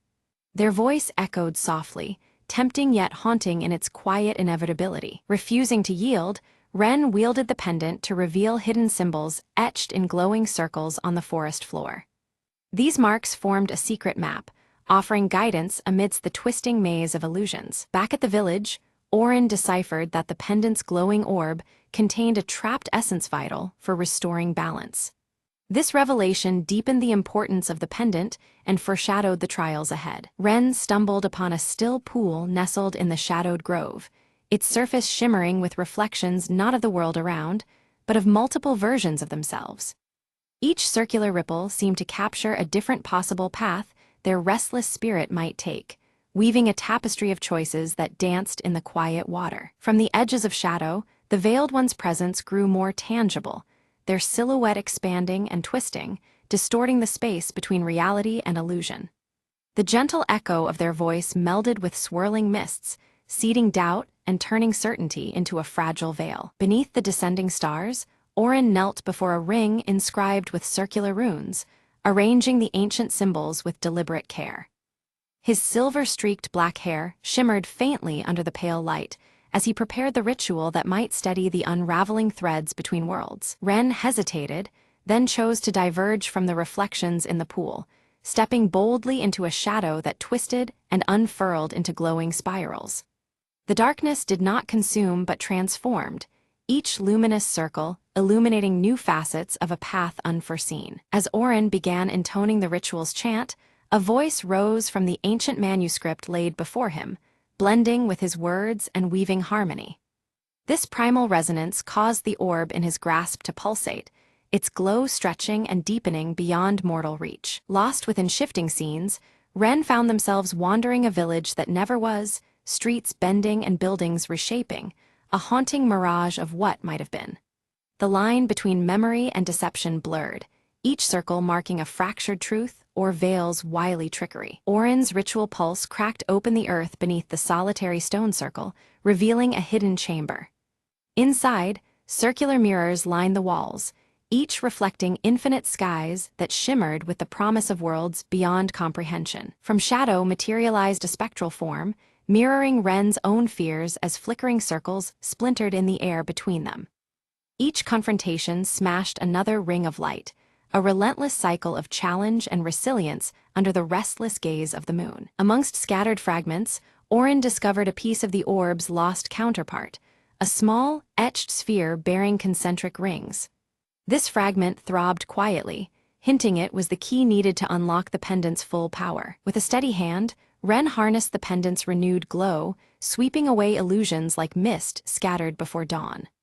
For a fleeting heartbeat, the Veiled One's lips curled into a rare, enigmatic smile, a silent affirmation of paths converging. As Orin completed the ritual, the energies swelling between them caused the skies of their realms to meld, colors and patterns twisting in tandem. Though apart in body, their journey now intertwined metaphorically, bound by the glowing orb's inexorable pulse. The ancient stone circle erupted with luminous energy, its concentric rings ascending like tethered stars against the night's velvet canvas. Circles of light spiraled higher, a heartbeat in the darkness signaling awakening. Within the wavering form of the Veiled One, glimpses of a face emerged, marked by intricate circular tattoos identical to those etched on village stones. The fleeting reveal carried a weight of forgotten histories and silent vows. Ren's restless heart paused with understanding. The Veiled One was no adversary, but a guardian bound by eternal cycles. This keeper upheld balance, weaving the fragile threads between veils seen and unseen. Through the burgeoning brilliance of the glowing orb, Orin and Ren shared visions, fragments of insight and understanding flowing freely between them. Words became unnecessary as a deeper bond formed, tethered by circles of light and shadow alike. A fierce storm roared into being, winds swirling in violent circular torrents aimed at unraveling the stone circle's power. Their faith and resolve trembled under the tempest's assault, the cycle's stability put to its fiercest test yet. Amidst the chaos, Ren raised the pendant's light, turning it into a beacon that cut through the wrathful night. Guided by this luminous pulse, villagers found sanctuary within the protective embrace of the stone circle. Orin's hands moved with finality, placing both orb fragments into the circle's heart where light met shadow. The fusion sparked a surge, melding power with grace, and the ancient magic whispered of renewal and unity. Stepping fully into the luminous embrace, the Veiled One unveiled a serene face, timeless and calm. Their presence declared a balance restored, a cycle completed without fracture or loss. As the sky cleared, the patterns of circular stars pulsed rhythmically once more, their glow weaving the fabric of the mended veil. This celestial dance marked the completion of a sacred cycle, echoing through both night and dawn. Bathed in dawn's golden, circular glow, Orin and Ren stood before the village, embodiments of hope and renewal. Their journey reflected in their eyes was one of unity between realms and the promise of what lay ahead. The pendant, now whole and radiant, was shared equally between them, a symbol of unity bridging earthly and mystical realms. Its glow a testament to their intertwined fates and shared guardianship. Villagers gathered, hands crafting new tokens, adorned with circular motifs that shimmered with inherited power. These creations commemorated the cycle's renewal, binding community with ancient legacy. Oren imparted to Ren the songs and stories woven into the circular patterns, melodies and tales that held the wisdom of many generations. In this transfer, legacy was ensured, and their bond deepened through shared purpose. Without a word, the Veiled One departed quietly into the mists, leaving behind a single circular feather resting upon the village stones. This token stood as a silent promise of guarded peace and the eternal watch kept over the circle's ward. As the pendant pulsates softly in Oren's hand, a concealed vision unfolds before them, revealing the eternal nature of the cycles. Shadows and light dance together, showing the pendant's glow fading and rekindling with each passing night in an endless loop. Ren's restless gaze steadies, a quiet understanding dawning as they accept the perpetual journey ahead. Alongside Oren, they embrace their role as keepers who guard the fragile balance through countless circles yet to come. The villagers gather at dawn, crafting a new stone circle in the heart of their home. At its center, they embed the pendant's twin glowing orbs, a powerful talisman fashioned to protect and honor what has been passed down. The final scene shifts beyond the village, where circles emerge in natural wonders worldwide. Ripples in water, rings of trees, and wind-carved patterns in stone, connecting this small place's fate to the vast world beyond. Oren stands quietly beneath a spreading oak, their eyes tracing the delicate circles traced in earth and bark.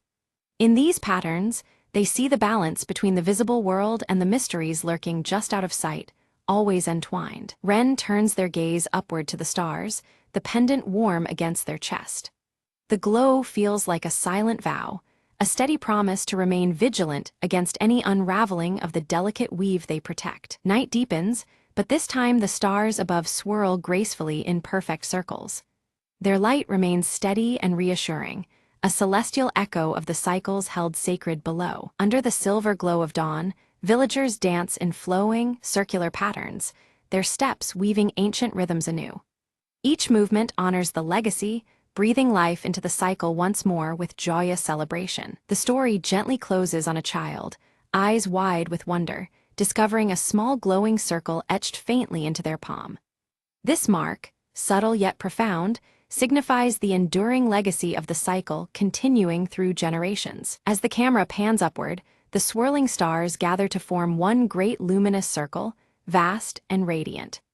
This celestial symbol unites completion with endless beginnings, a timeless testament to the circle's eternal dance.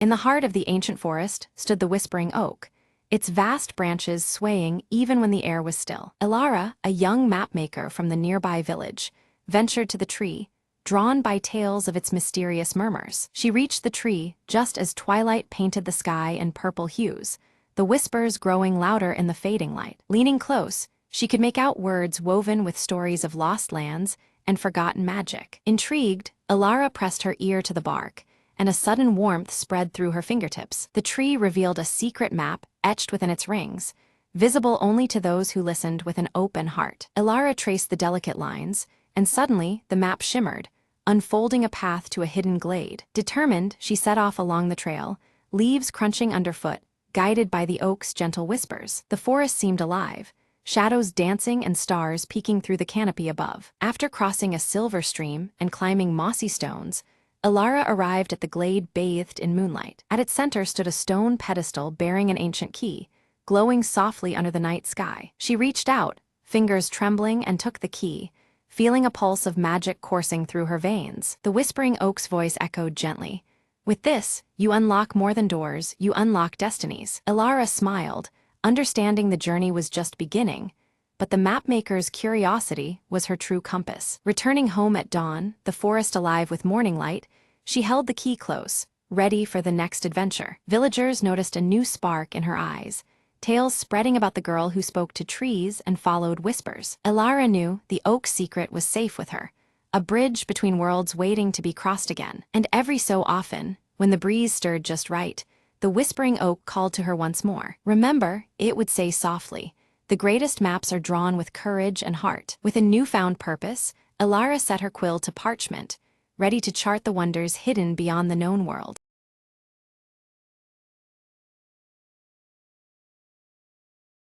The world had fallen silent, save for the whispers of wind among ruins. Ilara climbed the cracked wall of the old library, eyes scanning the horizon. In a sky once vibrant, gray clouds now held only ash and sorrow. Her only companion, a rusted drone named K2, buzzed softly at her side. Another day, another shadow, she murmured, gripping a faded map. They ventured beyond the city's skeletal remains, seeking seeds of life. Fields of twisted metal and splintered wood stretched endlessly. Hope was scarce, but Ilara's hands trembled with determination. K2 beeped sharply, detecting faint signals buried beneath rubble. They uncovered a buried greenhouse, surprisingly intact, a sanctuary of green. Inside, shoots of verdant plants clawed toward fractured glass ceilings. Ilara knelt, brushing the earth from a sprouting leaf, a miracle in decay. Life finds a way.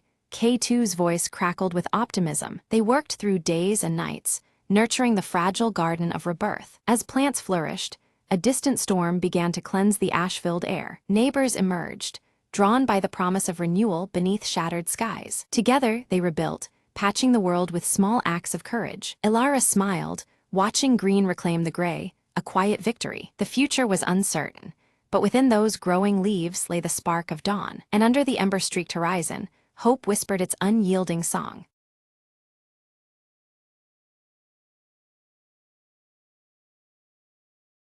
It started with a faint tapping sound coming from the attic above Mia's bedroom. Every night, just as the clock struck midnight, the tapping would begin, slow and deliberate. Mia tried to ignore it, blaming old house noises and her restless imagination. But the tapping grew louder, more persistent, turning into a rhythmic knocking that could not be ignored. One night, curiosity won over fear.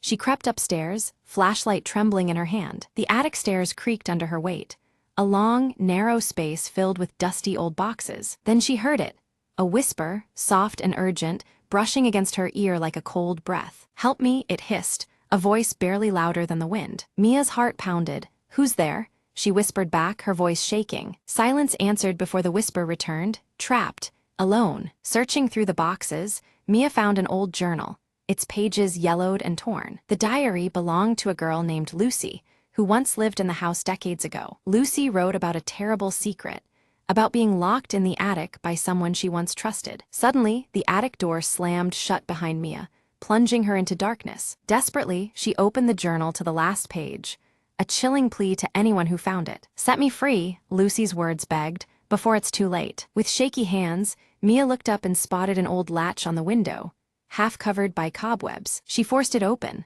letting in a gust of fresh, cold air that seemed to lift the oppressive weight around her. The tapping stopped, the whispers faded, light filled the attic once more. Mia whispered, "You're free now," and as dawn broke, the house seemed at peace for the first time in years.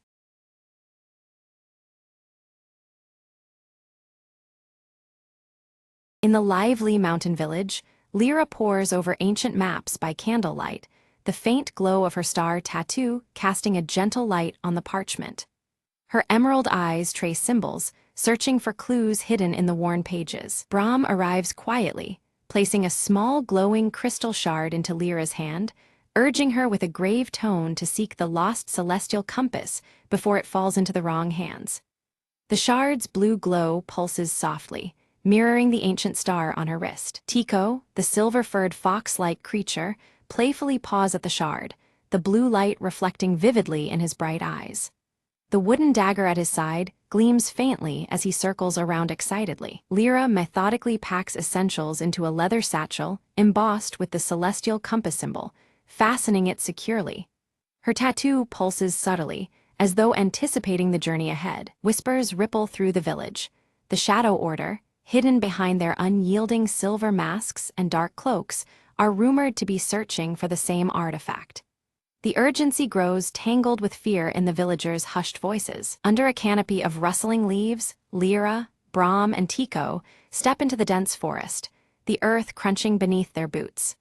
The warm earth tones of the village fade as cool blues begin to tint the surrounding shadows. They stumble upon a carved stone marker, ancient and weathered, etched with the celestial compass emblem. The symbol seems to pulse faintly in resonance with the shard's glow. Night descends, and an eerie silence envelops the forest. Lyra's tattoo pulses brighter, sending a subtle guiding light that steadies the group's wavering steps. Suddenly, cloaked figures, the Shadow Order, emerge silently between the trees, their silver masks reflecting the shard's blue light. Their presence chills the air and tightens the group's resolve. Lyra narrowly avoids a sudden ambush. Her satchel is torn in the scuffle, but the crystal shard remains clutched tightly in her grasp. Heart pounding, she retreats into the shadows. Brahm quickly tends to a minor wound on Lyra's arm, his voice low and grave as he warns that the Order's desperation is growing dangerously close. The tension weighs heavily on them all. Tico's sharp nose twitches, detecting faint magical traces lingering in the thick forest air. He follows the scent confidently, sensing a trail that leads deeper into the unknown. They cross a rickety bridge spanning a misty ravine, shadows lurking just beneath the damp planks. Each step echoes ominously, the cold blue hues deepening the foreboding atmosphere. The group discovers ancient ruins covered in star motifs, with the compass symbol boldly carved into a stone altar at the center. The shard's glow intensifies, resonating with the ancient stone. Lyra carefully places the crystal shard on the altar. The ground trembles beneath them, and a hidden passageway yawns open, revealing a downward path shrouded in darkness. Descending cautiously, they find themselves inside a cavern alive with glowing crystals pulsating rhythmically like a heartbeat. The cool blue light bathes the chamber in an ethereal glow. Lyra feels a strange connection as her tattoo flares brightly. Drawn irresistibly, she reaches toward a central crystal sphere that seems to hum with ancient energy. Without warning, the Shadow Order blocks their exit, daggers drawn and gleaming menacingly in the flickering torchlight. Their masked faces reveal nothing but cold intent. Brahm steps forward to negotiate, offering his knowledge in exchange for the compass's power. The Order's silence and refusal make clear they will accept nothing less than total control. Taking advantage of the moment, Tico slips agilely between the masked figure's legs, sowing confusion and allowing the trio to slip away amidst the chaos. They flee deeper into the twisting cave, chased by shadows and the echo of relentless footsteps. The air grows colder, and their breath hangs in the silvery light. The path forks and Lyra hesitates, her tattoo's subtle glow pulling her toward the left tunnel. Trusting the ancient star's guidance, she leads the way with cautious hope. The group uncovers an ancient library carved into solid rock walls, filled with star charts and celestial texts that shimmer faintly under Lyra's touch. The compass symbol recurs on many scrolls and carvings. Lyra deciphers a prophecy foretelling the compass's power to align entire worlds, heightening the stakes of their quest.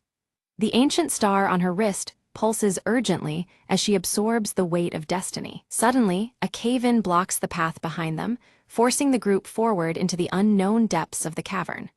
The cool blue shadows deepen, and the adventure grows more perilous with every step. Brahm traces his fingers over ancient inscriptions carved into the cavern walls, reading warnings about a guardian bound to protect the resting place of the celestial compass. The glyphs shimmer faintly under the torchlight, hinting at formidable trials ahead. Lyra's confident strides falter as she glances down at the ancient star tattoo on her wrist, which dims softly.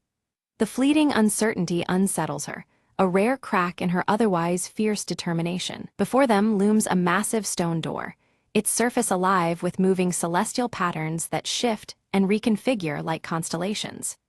The colors transition from warm earth tones to cool blues, reflecting the deepening mystery. Tico scampers around the door's base, sniffing and pawing at scattered gravel. His keen eyes catch a nearly invisible pressure plate concealed beneath the stones, a subtle but crucial mechanism. With a deliberate press of the plate, the colossal door rumbles open, revealing a chamber bathed in ethereal blue light that pulses like a heartbeat. At the chamber's center floats the celestial compass, a radiant star-shaped artifact encased within a translucent crystal shell that pulses softly with an inner glow. As Lyra reaches out, a surge of energy courses through her veins, and visions of converging worlds flash before her eyes, leaving her breathless and awed. Suddenly, the silence shatters as the Shadow Order bursts into the chamber, their silver masks catching the light, and shimmering blades raised in tense standoff. Brahm raises his voice, calling for parley, proposing they share the compass's power to avert the looming disaster threatened by their conflict. An Order leader steps forward, briefly removing their mask to reveal a youthful face marked by fervent zeal, eyes burning with dangerous conviction. Lyra pleads with them, invoking their shared sense of duty and warning that greed will only lead to ruin for all involved. Without warning, the chamber trembles violently. From the stardust above, a colossal celestial lion materializes, its body shimmering with cosmic energy as the guardian awakens. The lion's mighty roar reverberates through the astrological ceiling, forcing the Shadow Order to scatter defensively amidst falling star fragments. Quickly, Lyra leads Brahm and Tycho in dodging the Guardian's astral claws and swirling beams of starlight, their movements synchronized and desperate. Recognizing the compass's power harmonizes with the Guardian's essence, Lyra extends her hand, the ancient star on her wrist now glowing fiercely in response. The celestial lion pauses, then slowly lowers its majestic head, accepting Lyra's genuine intent and calming the chamber's chaos. The Shadow Order retreats, their respect for the Guardian's judgment clear though their vow to continue their pursuit remains unshaken. With reverence, Lyra claims the compass.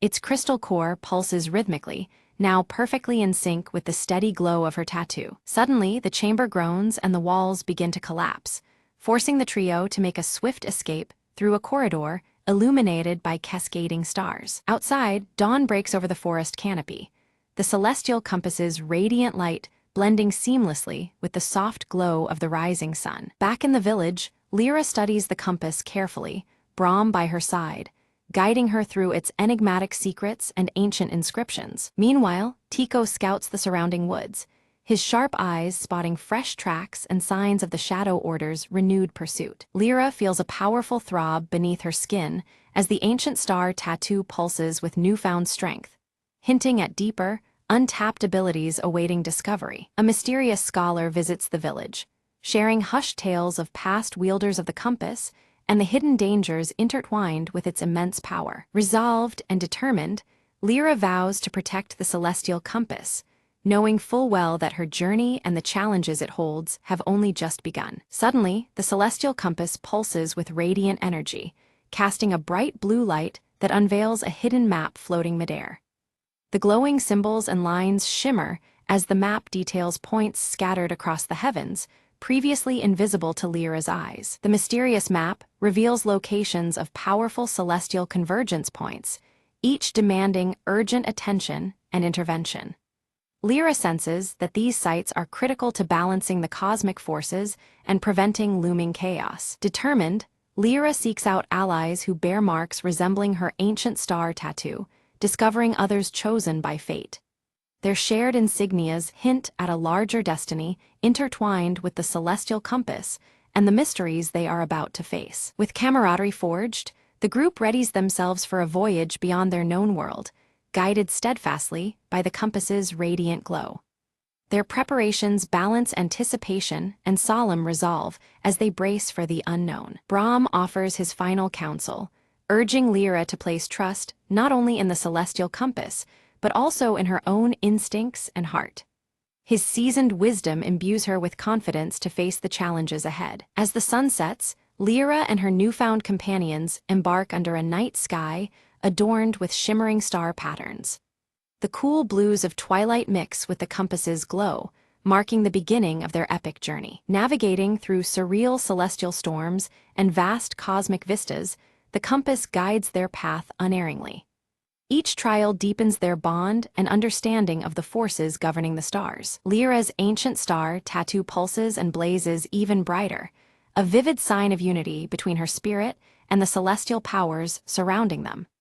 This luminous connection emboldens the group as they approach their quest's most critical juncture. Emerging on the horizon lies a new realm, its mysterious beauty promising adventure, revelations, and daunting challenges.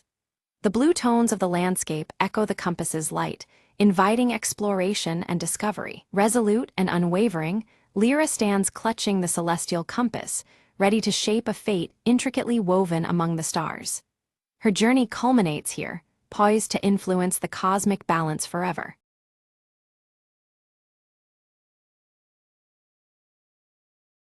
In a village wrapped in endless twilight, Alara found an old lantern buried beneath the roots of the ancient willow of whispers. The lantern pulsed with a quiet glow, soft as a sigh, drawing Alara deeper into the forest than she had ever dared to go before. "What secrets do you hold?" she whispered, lifting the lantern high as shadows danced eagerly around her feet. The light throbbed, revealing a narrow path that shimmered like spun silver threading through the trees. Guided by the lantern's glow, Alara ventured further, where reality seemed to ripple and the air thrummed with forgotten songs. Ahead, a pool of still water reflected a sky she didn't recognize, stars swirling in patterns alive with ancient magic. "This is the place," she breathed, stepping closer to the edge of the mirrored surface. The lantern's light flared, and from the pool rose a figure woven from shadow and starlight, eyes gentle but deep with ages. "Why do you seek me?"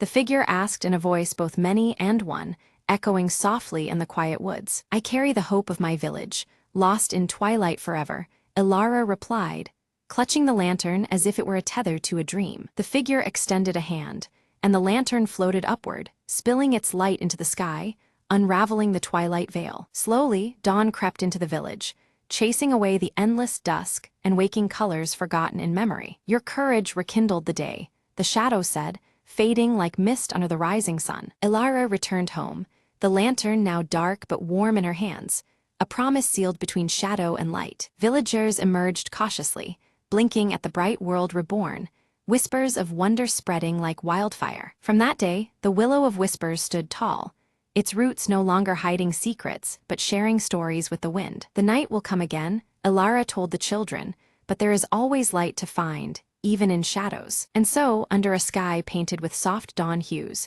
hope fluttered its wings, alive and unyielding. The lantern remained on her windowsill, a silent guardian waiting for the next time the shadows might stir. Light and shadow, Alara mused, are but two melodies of the same song.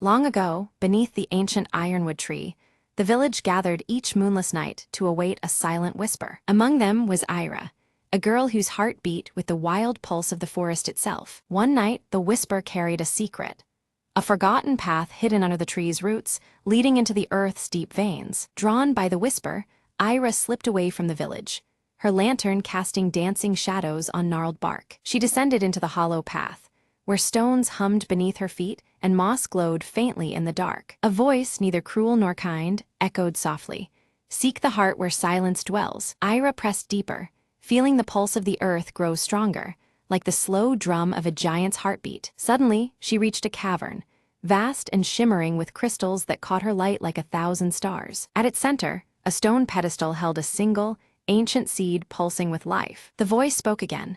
"Plant it where roots meet sky, and the world will sing anew." Ira knew this seed was no ordinary life, but the pulse of the forest itself, waiting to be reborn. She grasped the seed gently, feeling warmth spread through her fingers, a promise of renewal. Climbing back through the winding roots, the forest seemed to watch silently, its breath held in hope. Outside, the sky was just breaking into dawn, the first light touching the ironwood's sweeping branches. Ira planted the seed at the tree's base, whispering a wish into the waking breeze. The earth trembled softly.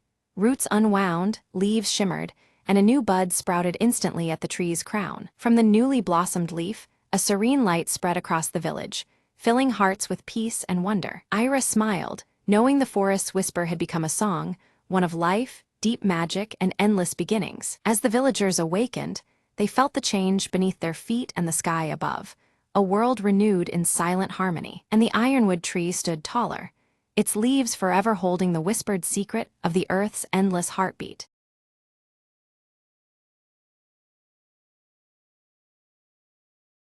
The horizon burned red as Mara stepped through the dust-choked remnants of the city. She clutched an old, crumpled map, her only guide to the rumored sanctuary beyond the wasteland. "Just a little further," she whispered, eyes on the distant silhouette of twisted metal structures. The wind howled, carrying with it the voice of the past, echoes from a world undone by fire and fury. Suddenly, a faint flicker of movement caught her eye, a small figure darting between rubble. Heart-pounding, Mara called out, "Wait, I'm not here to harm you." An old man emerged, eyes weary but kind.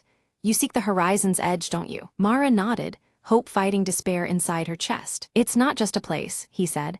"It's a choice between survival and rebirth." They journeyed together, tales unfolding as the sun dipped lower behind the ruined skyline. At night, stars pierced the heavy clouds, whispering stories of those who came before. Mara learned that the sanctuary was built on remnants of old technology, a fragile pulse of life in the wasteland. Morning light revealed a valley shielded by towering cliffs, crystals shimmering with an otherworldly glow. Home, the old man breathed, tears streaming down cracked cheeks. Inside the valley, plants thrived against all odds, vines reclaiming steel bones of forgotten machines. Mara knelt, touching the earth, warm and alive beneath the cold ash of yesterday. "We rebuild," she declared, voice steady with newfound purpose. Together with the old man and the valley's sparse community, she planted seeds of hope and recovery. The wasteland outside remained wrong, trapping a scientist's consciousness in the radio waves. The static pulsed, now a rhythmic beat, guiding Jack to a hidden panel. With trembling fingers, he flipped a switch,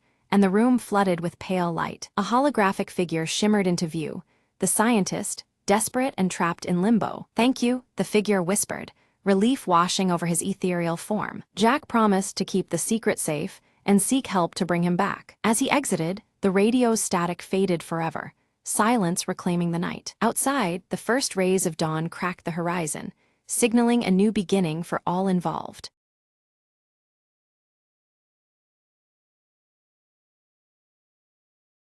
The rain was a relentless tap-tap-tap against the cracked window of my office on Marlowe Street. I lit a cigarette and glanced at the clock. 2:13 a.m., prime time for trouble. She walked in like a shadow sliding across a dimly lit alley, heels clicking, eyes burning with secrets. "Mr. Crane," she said, voice low and trembling, "I need your help." Her husband was missing, vanished into the city's underbelly, where whispers meant danger and silence could kill. I agreed to take the case, knowing full well that trouble was my closest companion these days. The first clue led me to a smoky jazz club, neon lights flickering like Morse code messages. A saxophone cried in the background as I sidled up to the bartender, who wiped a glass like he could erase the past. "Looking for a ghost, are you?"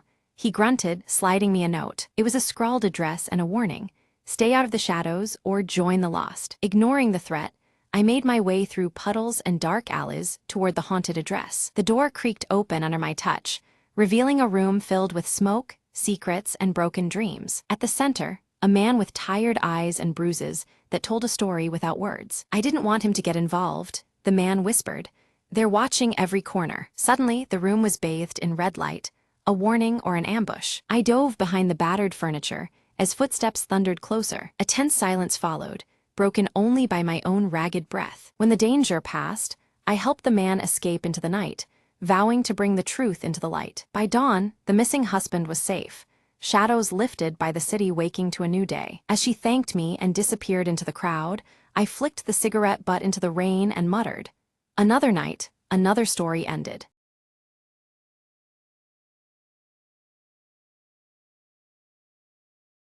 At the first light of dawn, Leora wakes clutching her silver leaf pendant tightly, the symbol a small comfort amidst the unease settling over the village.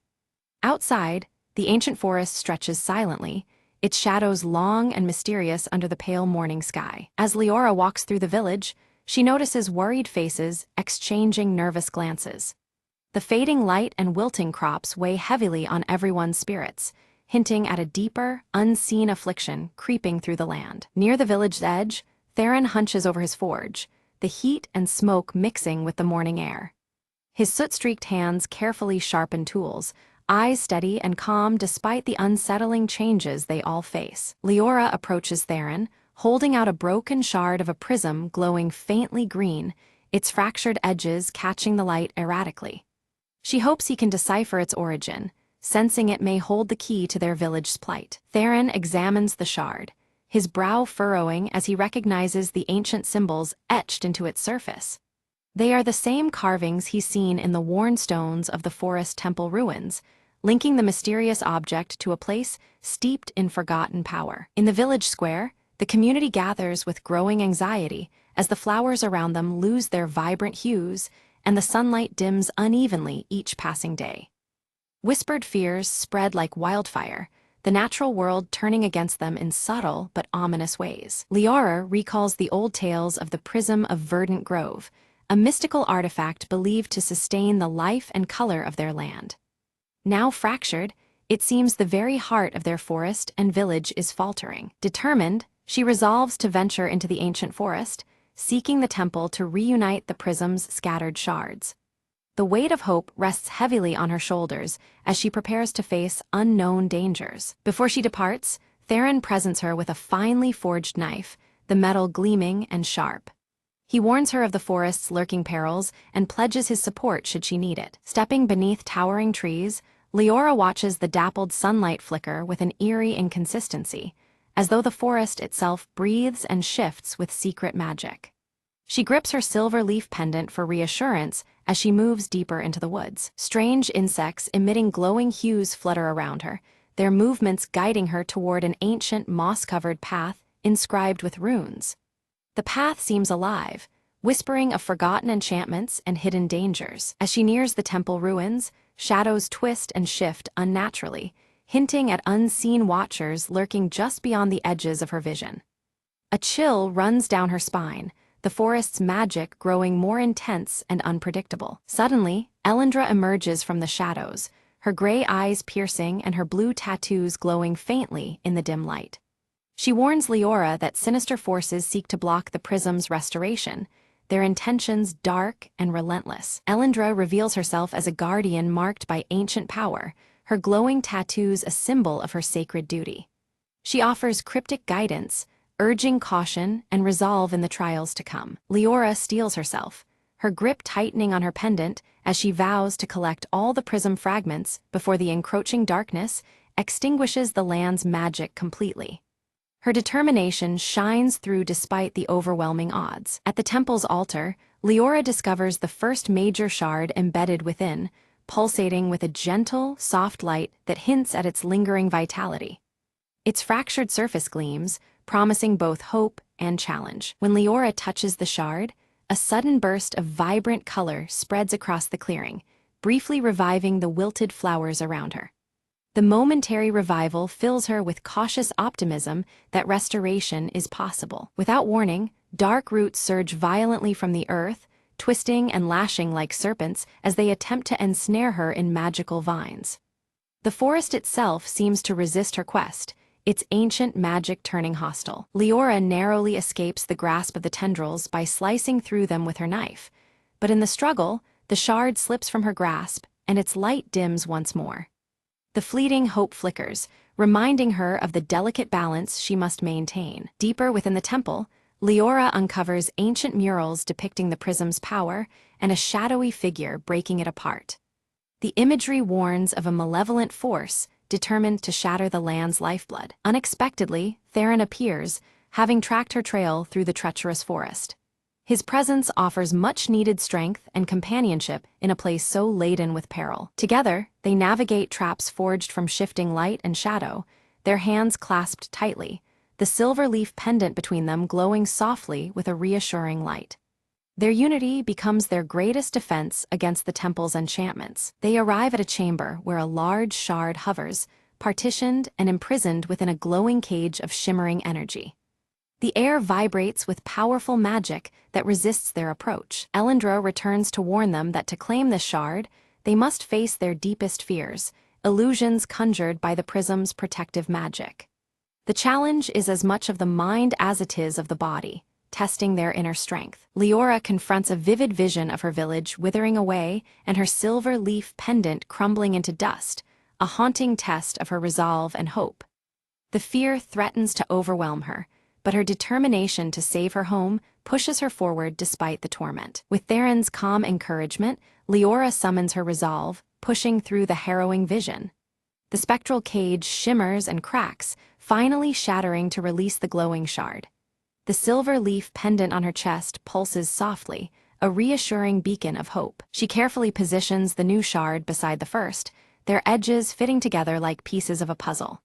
Light bursts forth, the forest responding instantly, roots curl back gently while blossoms burst open in radiant colors. The prism's fractured light seems to pulse with new energy, weaving through the ancient trees. Suddenly, a low rumble shakes the temple's structure, dust falling from stone carvings etched with ancient forest symbols. Unseen forces awaken, reacting unpredictably to the partial restoration of the prism. The air around them thickens with shimmering light and shadow intertwining. Outside, the sky darkens as a swirling storm of Inkai black energy coils above the land. The sun is swallowed by roiling clouds, halting the forest's revival in an instant. A chill freezes the air, leaves shriveling even as flowers remain poised to bloom. Realizing time slips through their fingers, Leora and Theron steel themselves to retrieve the remaining shards before darkness claims the entire grove. Each moment the storm grows stronger, blotting out natural light that once guided them.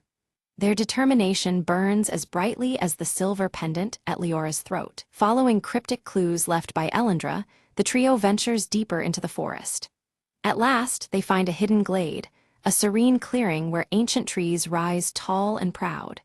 There, beneath one venerable tree, the third shard lies buried beneath a carpet of moss and roots. The glowing symbols etched into the tree's bark mirror those found on temple stones, faint blue light swirling around them.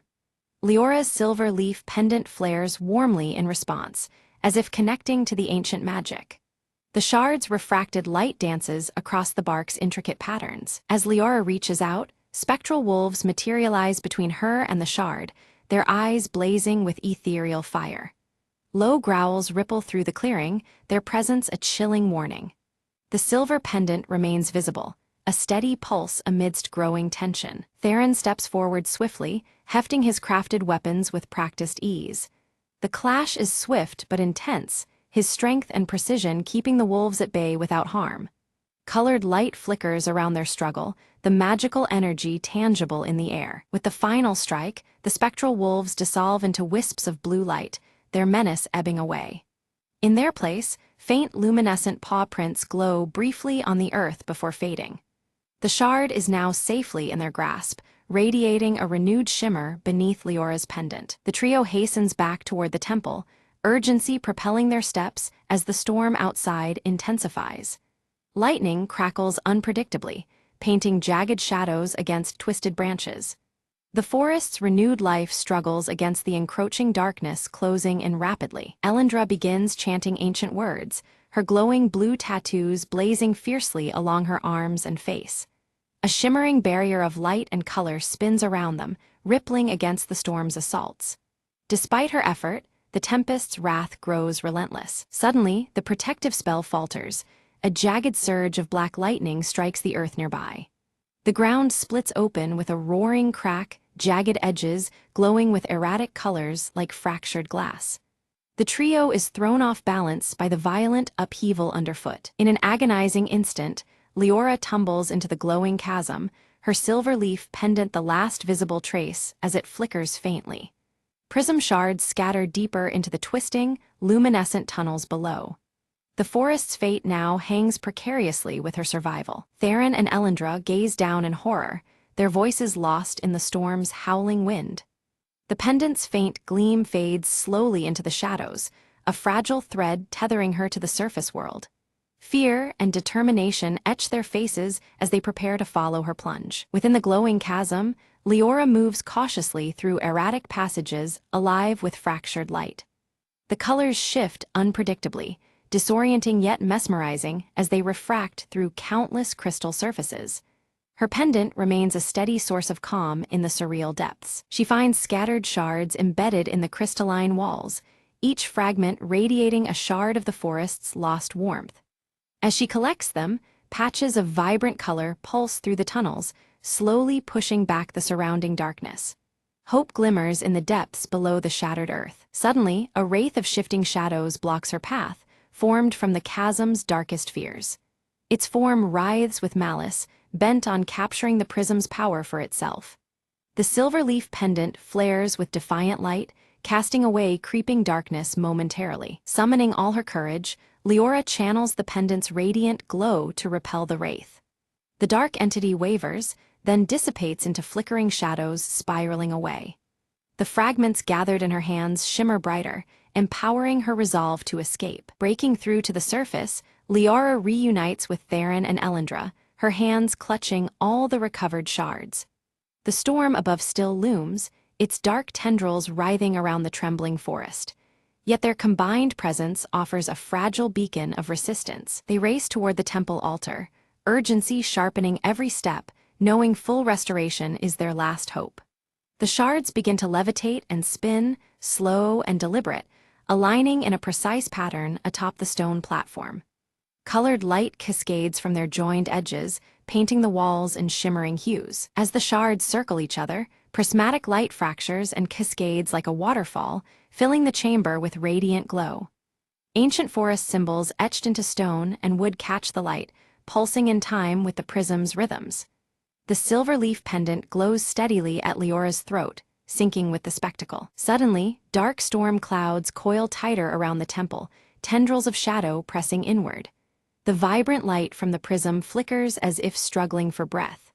The encroaching darkness threatens to snuff out this fragile beacon of life and magic. Elendra channels her dwindling strength into a surge of protective magic, her blue tattoos dimming from fierce glow to faint ember.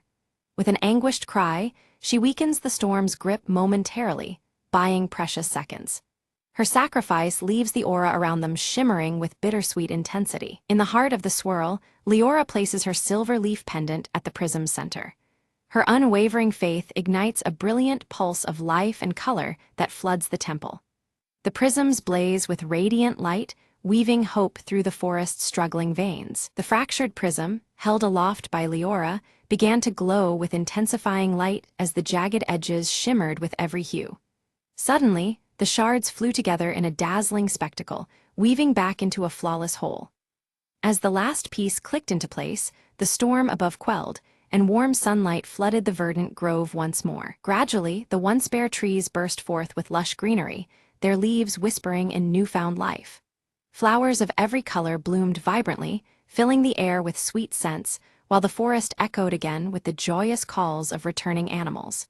Nature's healing was visible and undeniable, celebrating the suspension of chaos. Elendra stood nearby, a faint smile curving her lips as her glowing blue tattoos dimmed, her strength slowly ebbing.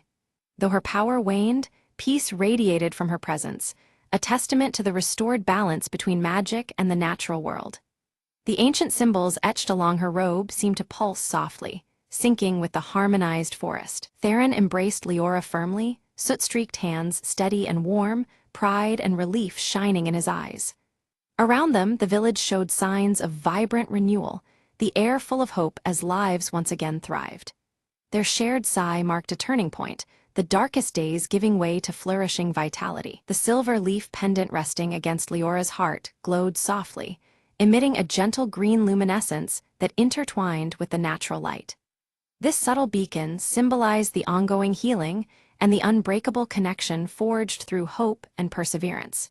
It reminded them all that, while trials had passed, the journey of restoration continued. Returning to her village, Leora was greeted by scenes of celebration beneath skies washed in vivid hues. Villagers danced amidst blossoming harvest fields, their faces alight with gratitude and renewed spirit. The air was thick with song and laughter, an ode to recovery and the promise of continued prosperity. In the quiet moments, Leora recounted her perilous journey to attentive ears, her pendant radiant in the soft glow of evening light. The prism shards were now carefully encased within the village hall, displayed as solemn reminders of what had been overcome. Each piece reflected the natural light subtly, symbolizing strength through unity and memory. As night fell, the silver leaf pendant around Leora's neck shimmered faintly, casting soft green patterns that mingled with the silver stars overhead.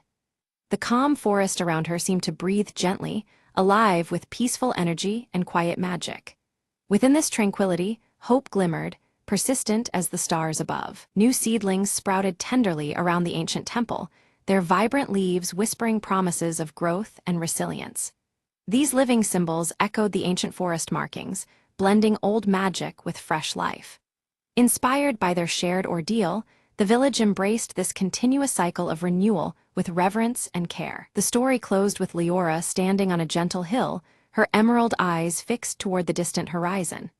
The silver leaf pendant pulsed faintly at her chest, a quiet promise of hope and connection as dawn painted the sky. She stood ready, heart steady, awaiting the new wonders and challenges the future might bring.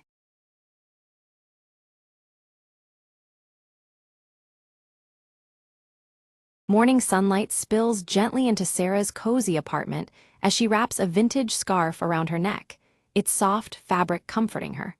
The familiar ritual steadies her for the day ahead, a mixture of hope and uncertainty stirring within. Flipping through her well-worn blue notebook, Sarah studies her sketches and notes, her brow furrowed in concern. The problems she's trying to solve weigh heavily on her mind, each page a testament to her determination. The quiet is broken by Max bursting in, clutching a small mechanical object that gleams under the sunlight. His eyes shine with excitement, eager to share his latest invention that might be the answer Sarah needs. Sarah listens closely as Max explains how his contraption could help with her current dilemma. She leans forward, her worry mingling with cautious hope, considering the possibilities it might bring. Her gaze drifts to a handwritten note pinned carefully to the wall, reminding her of the upcoming community event she is organizing. The importance of the day presses on her, adding a layer of urgency. Later at the local cafe, Sarah meets Mrs. Elm, who recounts a heartfelt story about the neighborhood clock's historic significance. The tale resonates deeply, adding meaning to the object Sarah had seen but never truly understood. Visiting Mrs. Elm's home, Sarah examines the antique clock, admiring its intricate details and the silent passage of time it embodies. The clock seems to whisper forgotten narratives, hinting at hope amid challenges. Back in her apartment, Sarah finds Leo playfully entangled in a ribbon from one of her vintage scarves. His curious antics bring a smile to her face, a brief respite from her mounting worries. Seated at her desk, Sarah adds a fresh note to her blue notebook, her handwriting confident and filled with renewed hope. It's a quiet vow to keep moving forward despite obstacles. The bustling city streets embrace Sarah and Max as they set out, scarves fluttering behind them like banners of determination. Their shared mission to prepare for the community event pulses with energy and anticipation. Tension mounts when Sarah receives news that a crucial permit for the event has been revoked unexpectedly. Her face tightens with frustration, the setback threatening their carefully laid plans. Max quickly sketches an alternative plan in Sarah's notebook, proposing a clever workaround to the permit issue.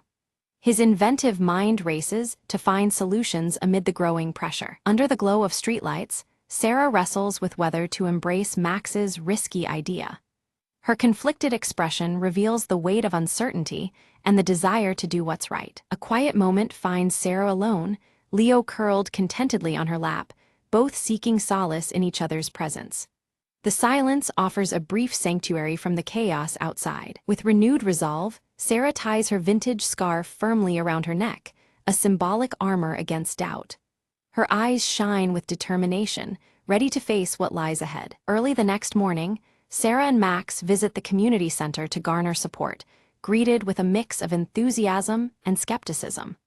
The varied reactions underscore the uphill battle they face. Among the center's dusty corners, Sarah discovers an old forgotten poster advertising a similar event from years past. The faded image sparks fresh inspiration and a connection to the neighborhood's resilient spirit. Mrs. Elm appears unexpectedly, lending Sarah a delicate scarf embroidered with symbols representing the neighborhood's history. This thoughtful gift feels like a blessing, intertwining past and present hopes. Spotting Leo darting toward a narrow alley, Sarah follows and uncovers a hidden mural beneath the city's overpass. The vivid imagery tells stories of community and perseverance, igniting a new energy within her. The mural's depiction of shared struggles and triumphs breathes life into Sarah's resolve, reinforcing the importance of the event. Its colors and themes begin to take shape in her mind's eye. Back together, Sarah and Max debate the logistics of translating vision into reality, acknowledging the gap between enthusiasm and practical challenges. Their differing perspectives create a vibrant but tense dialogue. A sudden rainstorm drives everyone indoors, dampening spirits and forcing plans to be postponed. Yet inside, the determination to succeed remains unshaken, sheltering their collective hope. Sarah painstakingly sketches the mural's powerful images into her blue notebook, envisioning how to weave them into the event's theme. Each line drawn is an act of creative faith against the odds. Meanwhile, Max works late into the night, tinkering with mechanical devices intended to enhance the event's decorations. His focus is sharp, a testament to his commitment despite exhaustion. A miscommunication erupts, causing a scheduling conflict that threatens to divide the group's focus. This unexpected hurdle adds tension, demanding quick thinking and compromise to maintain unity. Sarah's frustration swelled as the slow response to her effort seemed to stall the project. Mrs. Elm, sensing her unease, invited her for a quiet tea in the cozy kitchen, sharing gentle words that eased Sarah's mind. Meanwhile, Leo dashed about the room, weaving between feet and leaping onto shelves with playful energy. His antics brought a light laugh to Sarah's lips, reminding her to find joy amidst the stress. Inspired, Sarah jotted a note and pinned it to the community board, inviting neighbors to share their stories and memories for the upcoming event. The note was adorned with a sketch of a vintage scarf, a symbol of the connection she wished to foster. Days passed with little response, and Sarah's hopeful excitement turned to doubt. Her brow furrowed as she reread the quiet walls of the neighborhood, questioning her approach and her place in the community. Suddenly, a group of children appeared, each holding colorful handmade crafts. Their enthusiastic arrival reignited the energy around the project, filling the room with bright smiles and renewed momentum. Sarah laughed freely for the first time in days, the weight of responsibility lightened by the infectious joy of the children. The vintage scarves fluttered in the warm afternoon breeze through the open window. Max proudly unveiled a prototype display that brought the crafts to life with shifting lights and subtle motion, capturing the whimsical spirit of the neighborhood's creativity. Sarah's eyes sparkled with admiration for her brother's invention. Together, Sarah and Max shared a quiet moment, their hopes and dreams passing between them in warm smiles and silent understanding. Their bond deepened, a steady support in the bustling preparations. From the neighboring apartment, the chime of Mrs. Elm's antique clock filled the room, a gentle reminder of time's steady progress. Its soft ringing echoed like a heartbeat beneath their conversation. Sarah planned an evening gathering to showcase their progress and rally support. She meticulously arranged the space, vintage scarves hanging from rafters, and her blue notebook resting prominently on the table. At the gathering, passionate but differing opinions surfaced, sparking a tense exchange that challenged Sarah's leadership. Voices rose and fell, a clash of visions that forced Sarah to reevaluate her direction. Listening carefully, Sarah adapted the plans, weaving diverse ideas into a richer vision. Her calm resolve shone through, soothing tensions and inspiring cooperation once more. Just then, Leo returned from a brief disappearance, carrying a small, weathered key in his mouth. The unexpected find drew curious glances, its intricate design hinting at forgotten stories. With the key as a new symbol, the community embraced the unfolding vision with energized hearts. Conversations buzzed, hands reached out to help, and a collective creative energy became tangible. Sarah sat by a window, sketching final adjustments to the event layout with confident strokes. Her vintage scarf draped over her chair, and the blue notebook lay open beside her, filled with notes and ideas. In the workshop, Max encountered a sudden technical glitch threatening the displays just hours before the event. His fingers flew over wires and circuits, a frown shadowing his face. Sarah joined him, their teamwork seamless as they worked frantically to troubleshoot. Determination etched on both faces, they refused to let the setback defeat them. Unexpectedly, Mrs. Elm appeared at the door with a box of tools and a reassuring smile. Her surprising technical knowledge offered new solutions and hope, shifting the tide in their favor. Together they resolved the malfunction, and during a test run, the devices functioned flawlessly. The crafted displays danced with light and motion, ready to enchant the community. Sarah paused to breathe deeply, watching the sunrise filter softly through the window. A mingling of anticipation and relief settled over her, the calm before the events unfolding. On the morning of the event, gentle sunlight illuminated streets, decorated with vintage scarves and banners inspired by the mural. The neighborhood throbbed with quiet excitement and anticipation. Neighbors arrived carrying stories, crafts, and warm smiles, their presence weaving a tapestry of connection. The atmosphere was inviting, alive with shared purpose and kindness. Sarah's blue notebook traveled from hand to hand, becoming a communal guestbook filled with heartfelt messages and vibrant drawings. Each entry deepened the narrative of their shared history. Max operated the interactive displays with delight, engaging visitors as they explored the crafts brought to life. His enthusiasm was contagious, sparking wonder in young and old alike. By the antique clock in Mrs. Elm's home, she shared a nostalgic tale that bridged past and present generations. Her voice wove the community's histories into a living thread of memory and hope. A surprising visitor arrived just as the event was winding down. Mr. Grayson, a retired historian who had lived in the neighborhood for decades. He shared a long-forgotten tale about the origins of the vintage scarves, connecting them to a community tradition that had almost faded away. His story added depth to the celebration, reminding everyone of the rich history woven through their shared spaces. Sarah held the embroidered scarf tenderly, her fingers tracing the intricate patterns that now felt like a map of their neighborhood's past. She realized how these threads symbolized the power of shared heritage, knitting together the bonds between neighbors young and old. This heritage was more than fabric. It was a living connection, sustaining their community spirit. Nearby, Leo had settled onto a soft cushion, curling his white-pawed presence into a comforting shape among the gathering crowd. His gentle purring blended with the murmur of voices, serving as a quiet reminder of steadiness amidst change.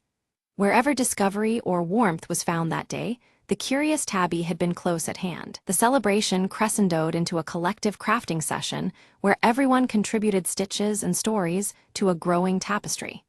Each participant brought their own flair, yet their combined creativity produced a single, unified work that embodied the day's spirit. This collaborative art became a symbol of their renewed unity and shared future. Stepping back, Sarah surveyed the vibrant tapestry of moments and memories woven throughout the day. Her eyes sparkled with a smile of quiet fulfillment, knowing the event had cultivated something far greater than she had imagined. The neighborhood story was alive again, embroidered with the laughter and kindness of its people. As evening descended, soft lanterns were lit along the familiar streets, casting a gentle golden glow on the joyful faces gathered beneath them. The mild air carried the warmth of friendship and the soothing hum of contentment.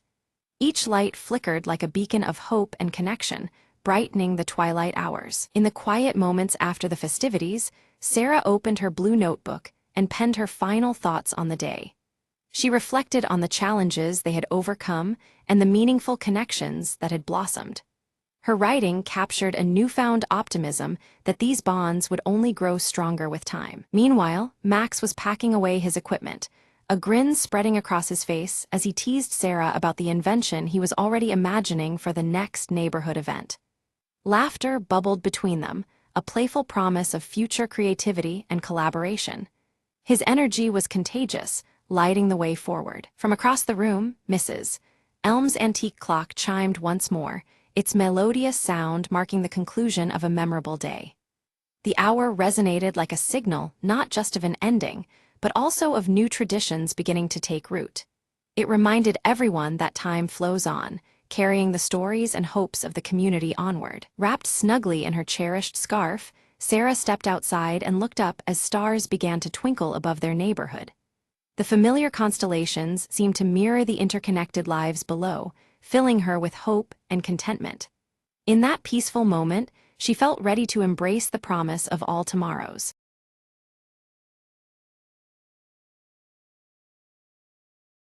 Friday afternoons at .com Corp were usually slow, but today was different. Jenna spun around in her swivel chair, eyes gleaming with mischief. "Who dares challenge me to the office chair race?" she shouted, gripping the armrests. Her co-workers exchanged amused glances. Then one by one, they lined up their chairs at the start. Martin, the tech guy, declared, "Last one to the break room owes coffee." The office manager blew an imaginary whistle. The race was on. Chairs zoomed, spun, and occasionally collided, as the hallway became a wild racetrack. Jenna's chair wobbled dangerously as she took the corner too fast, yelling, "I got this." But Martin edged ahead, powered by sheer elbow thrusts and caffeine dreams. Near the finish line, Linda, the quiet accountant, made a surprising boost with a sneaky push-off. The crowd cheered, some clapping, some videotaping on their phones. In the end, Linda's steady pace won the race by a hair. She stood up triumphant, sipping her prize coffee done by Martin. Who knew spreadsheets could fuel speed like that? She joked with a grin. Jenna nudged her, Next time I'm bringing my helmet. The office buzzed with laughter as everyone returned to their desks, energized by the silly competition. Even the grumpiest manager cracked a smile, shaking his head in disbelief. Maybe next Friday, he said, we'll try a stapler toss. As the sun set, the chairs sat still, but the team's spirit soared high, and somewhere in the back, a quiet challenge was already brewing for next week's shenanigans.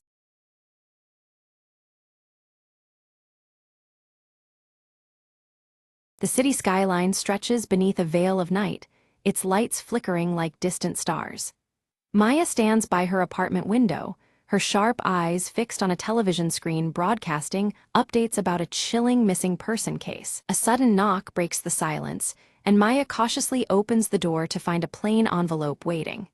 Inside, a torn photograph shows her with someone unfamiliar, igniting a spark of unease deep within her. In her cluttered apartment, Maya studies the torn photograph intently, her fingers absent-mindedly brushing against Ava's silver bracelet clasped around her wrist. The image raises more questions than answers, twisting the knot of her thoughts tighter. Far away in a shadowed alley, Leo steps out, leather jacket pulled tight as he speaks quietly on a burner phone. His tense features and guarded tone betray a man burdened with secrets too heavy to share. A flashback reveals Maya and Leo in a dim cafe, voices raised in a heated argument about trust. The room's muted light and their fierce expressions reflect a fractured relationship struggling to survive. On a rooftop gym bathed in the faint glow of the city, Ava's silver bracelet glints as she throws relentless punches.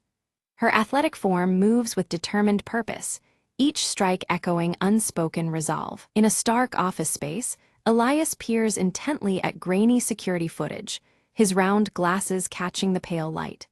His eyes narrow on a figure clad in a leather jacket, the tension in his stern face growing more palpable. The crowded marketplace hums with life as Maya leans close to Ava, whispering urgently about a clandestine alliance. Amid the noise, their words carry the weight of fragile trust built on shared secrets. On a rain-slick sidewalk, shards of shattered glass lie scattered. Maya steps carefully over the fragments, the broken pieces a silent reflection of the fractured loyalties entwining their fates. Hidden in the shadows, Leo watches Maya with narrowed, calculating eyes. His leather jacket shifts slightly in the dim light, signaling readiness for what might come next. Determined, Maya traces the torn photograph's origins to an abandoned warehouse at the city's outskirts. The building looms like a silent witness to truths yet uncovered, its darkness inviting danger. In a secluded corner, Ava retrieves a small flash drive from a concealed dead drop. Her glances around are swift and nervous, the silver bracelet flashing briefly as tension coils tightly around her. Elias confronts Leo in a quiet bar, their conversation thick with unresolved grievances. The air between them is charged, every word heavy with past betrayals and unspoken threats. Maya grips an old rotary phone, the soft ticking of a clock growing louder in the background. Her whispered words carry urgency, time slipping away as shadows deepen around her. Suddenly, an explosion erupts at the warehouse Maya had been investigating, flames licking the night sky. The blast shatters the calm, echoing like a frantic heartbeat through the city streets. Leo escapes the fiery chaos, clutching his leather jacket tightly, disappearing into the darkness with practiced agility. The night swallows him whole, leaving only questions in his wake. Maya tends to minor burns, her determination hardening as she stares into the unfolding mystery. Pain sharpens her resolve. She vows to uncover the truth no matter the cost. Back in her apartment, Ava's silver bracelet catches a stray beam of light as she opens a locked briefcase silently. Inside lies secrets that could unravel everything they thought they knew. Under the cold glow of a desk lamp, Elias studies a fragment of the torn photograph through his magnifying glass. His expression darkens as pieces of a larger, more sinister puzzle begin to fit together. Meyer and Ava move stealthily through a government building under cover of night, their senses heightened. Every shadow seems alive, every step carries the weight of potential exposure. Leo's voice is low and urgent as he speaks into a burner phone, mentioning the lost files. Each whispered word pulls him deeper into the web of hidden agendas. The camera focuses on a ticking clock striking midnight, shadows creeping slowly across its face. The relentless passage of time presses on, amplifying the growing urgency of their mission. At an office computer, Meyer uncovers an encrypted folder titled Project Shard. Her fingers hesitate over the keyboard, aware that opening it might change everything. Trapped behind sliding metal doors, Ava works desperately to unlock them, the silver bracelet gleaming faintly in the confined space. The ticking clock reverberates, mirroring the pounding in her chest. In a narrow alley, Leo battles two attackers with swift, precise moves, his leather jacket twisting as he strikes. Each moment is a dangerous dance, survival hinging on perfect timing and relentless determination. Maya's fingers flew over her keyboard, the encrypted files slowly unraveling under her sharp gaze. A hidden connection emerged. Elias was entangled in the conspiracy more deeply than anyone had suspected. The weight of this revelation pressed down as the ticking clock echoed in the background, urging her onward. In the dead of night, Elias slipped into a secure vault, his face set in determined concentration. He retrieved a locked box etched with a shattered glass emblem, the symbol of fractured trust. His movements were precise, betraying no hint of the storm about to break loose. Ava lunged towards the exit just as alarms erupted, the wailing sirens slicing through the dim corridors. Her silver bracelet caught the light as she sprinted, every heartbeat synchronized with the urgent ticking sound nearby. She vanished into the shadowed maze, a ghost fleeing imminent capture. On a rain-slicked rooftop, Meyer and Leo came face to face, tension radiating between them like static electricity. Words were scarce, their silence heavy with suspicion and reluctant acceptance. After a brief pause, their eyes locked, forging an uneasy alliance under the bleak city skies. They huddled around a flickering screen, watching security footage reveal Ava's secret meeting with a shadowy figure in broad daylight. The scene contrasted sharply with the urban darkness surrounding them, heightening the stakes. Unseen threads of betrayal began to weave tighter between them all. Maya grabbed a city map, her pen strafing across it as she marked several key locations tied to Project Shard. Each mark a clue, a puzzle piece of a sinister plot that stretched through the city's veins. The ticking clock again underscored the mounting urgency surrounding their discovery. Leo rolled up his sleeve, revealing a hidden tattoo of a broken clock etched onto his wrist. The shattered timepiece symbolized all he had lost and the precious time slipping away. It was a quiet confession beneath the constant metallic sheen of his leather jacket. In a luxurious penthouse bathed in cool shadows, Ava confronted Elias, her fingers gripping her silver bracelet tightly. Her voice cracked with a mix of anger and desperation as she demanded answers. Elias's eyes, behind round glasses, remained unflinching, calculating every word to deflect her charge. Suddenly, the city plunged into darkness as a power outage swept across the skyline. Sirens blared in the distance, a chaotic symphony that meshed with the urgent ticking in the background. The abrupt night deepened the mystery and unsettled everyone caught in its grip. Maya slipped into a crowded nightclub, her gaze sharp as she scanned the chaotic scene for a coded message hidden in plain sight. The pulsing lights cast fractured shadows reminiscent of shattered glass, mirroring the broken trust she sought to mend. Every minute counted as the clock ticked relentlessly on. Beneath the nightclub, Leo expertly picked the lock to a secret door, revealing a dimly lit passage that smelled of secrets long concealed. The narrow corridor whispered echoes of untold betrayals and silent alliances. Leo's steady breathing barely disturbed the fragile calm as he led the way onward. Ava traced a trail of torn photographs, each fragment fluttering like a ghost of the past, leading her to an underground storage facility. The place was cloaked in eerie stillness, shadows dancing across the cold walls like shattered reflections. Her silver bracelet felt heavier, charged with the weight of discovery. From a distance, Elias observed with a stern face partly obscured by shadows, his eyes sharp and relentless. Every move on the chessboard was calculated, the ticking clock matching the rhythm of his ruthless mind. He waited patiently, a predator concealed within the urban darkness. Inside the facility, Meyer and Leo discovered a sprawling wall covered in photographs connected by taut strings. Names, places, dates, all tied together in a sprawling web revealing the breadth of the conspiracy. The sight was overwhelming, but clarity gleamed through the chaos under the low, flickering light. Ava's fingers found a hidden key embedded within her silver bracelet, twisting it to reveal a secret compartment. The revelation was both shocking and empowering, a symbol of secrets kept close at hand. The ticking clock outside seemed to pause in reverence to this newfound treasure. Suddenly, guards burst through the door, and chaos exploded into a frantic chase through narrow, labyrinthine corridors. Hearts pounded in time with the ticking clock as Maya, Ava, and Leo darted through the shadows. Every step was weighed by desperation, and the shimmer of shattered trust trailing behind them. Maya fumbled for a flare, igniting it to throw a sudden burst of light into the darkness. The corridor flickered in fiery oranges and reds, temporarily blinding their pursuers. The flare's glow reflected off broken glass shards scattered across the floor, illuminating their narrow escape route. At a crucial junction, Leo barred the doorway with his body, turning back the onrushing guards. His sacrifice bought precious seconds, the steady ticking in the background echoing his fading heartbeat.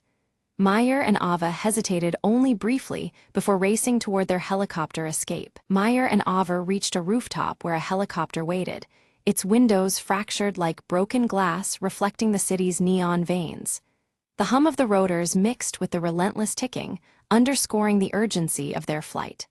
Behind them, the city lay fractured but not yet defeated. From their aerial vantage point, Maya spotted Elias below, furiously coordinating a final move on his digital tablet.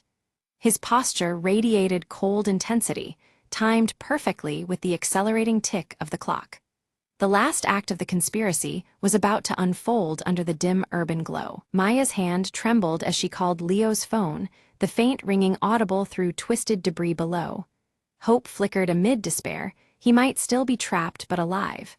The ticking clock seemed to slow in that fragile moment of suspense. Using the bracelet's hidden key, Ava activated a secret safe embedded in the rooftop wall, revealing critical evidence buried within.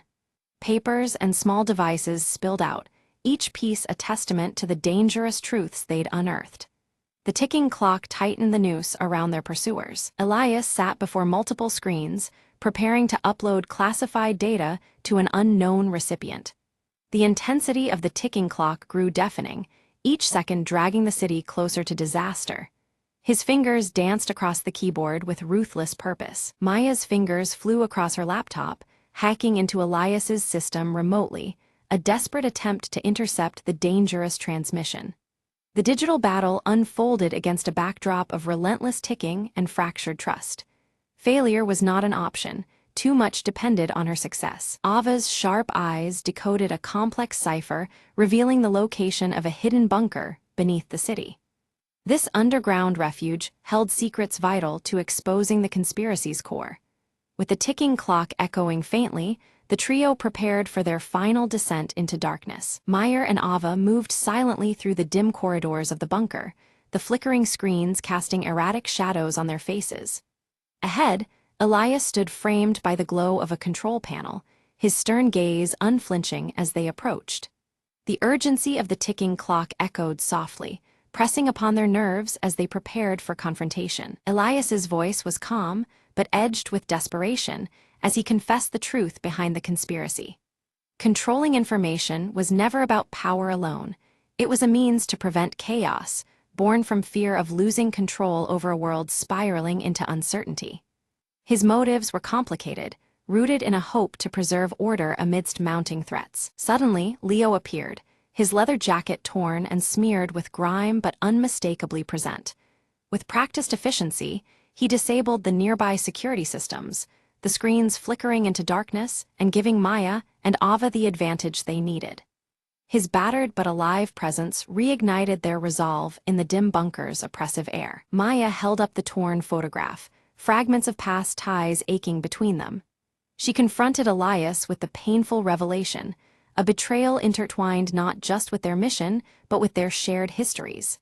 The broken image mirrored the fractured trust that had driven them to this moment. Silence hung thick as the standoff stretched on, tension crackling like static around them. Then, without warning, the bunker's ceiling groaned and collapsed, debris and dust engulfing the space in a sudden chaos. The ticking clock's rhythm intensified, marking the terrifying urgency of their escape. Shards of glass shattered around them, glinting ominously as they navigated the crumbling bunker.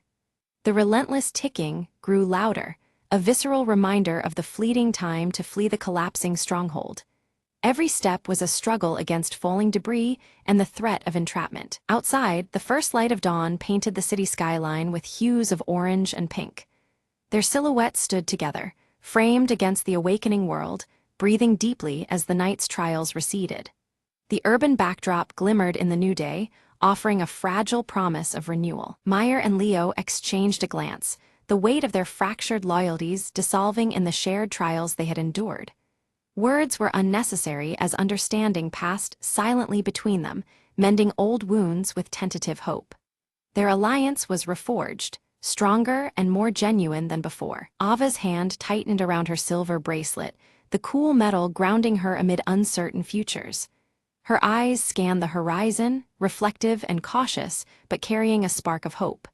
The bracelet, once just an accessory, now symbolized resilience and the unbroken spirit of their group. In the final moment, shards of broken glass caught the rising sun's light, scattering reflections across the bustling streets. The protagonists melted into the city's flow, their past struggles etched in fractures, but overshadowed by newly forged alliances. The dawn marked not just an end, but a beginning carved from shattered trust and reclaimed loyalties.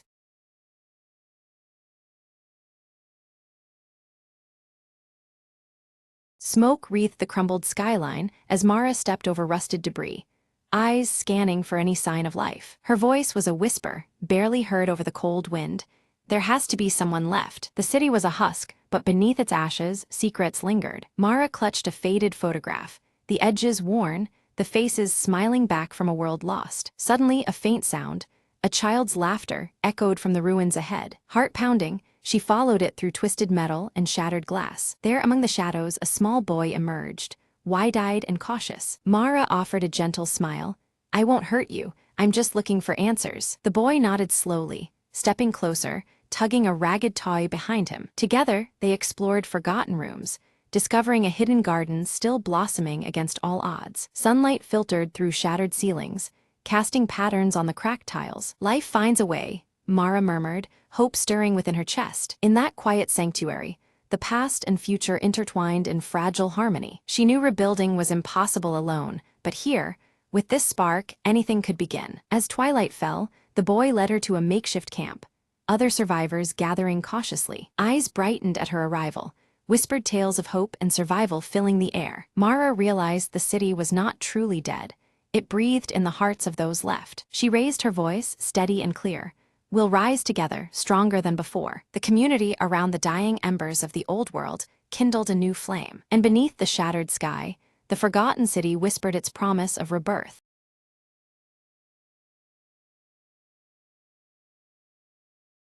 Jamie raced down Maple Street, clutching the crumpled letter in trembling hands. The old mansion at the end of the block loomed, its windows dark and silent. "Just hours ago, Mrs.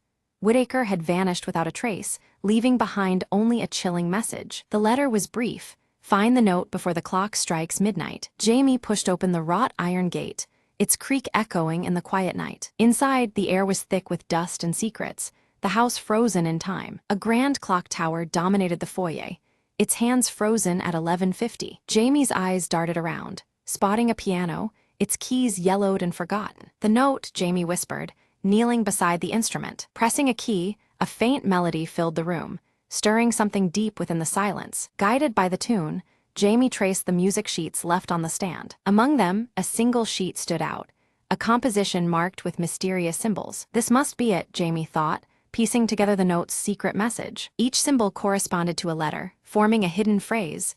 Under the floor, heart pounding, Jamie searched beneath the wooden planks of the foyer. Fingers dug into a loose board, revealing a small, locked box. Inside lay Mrs.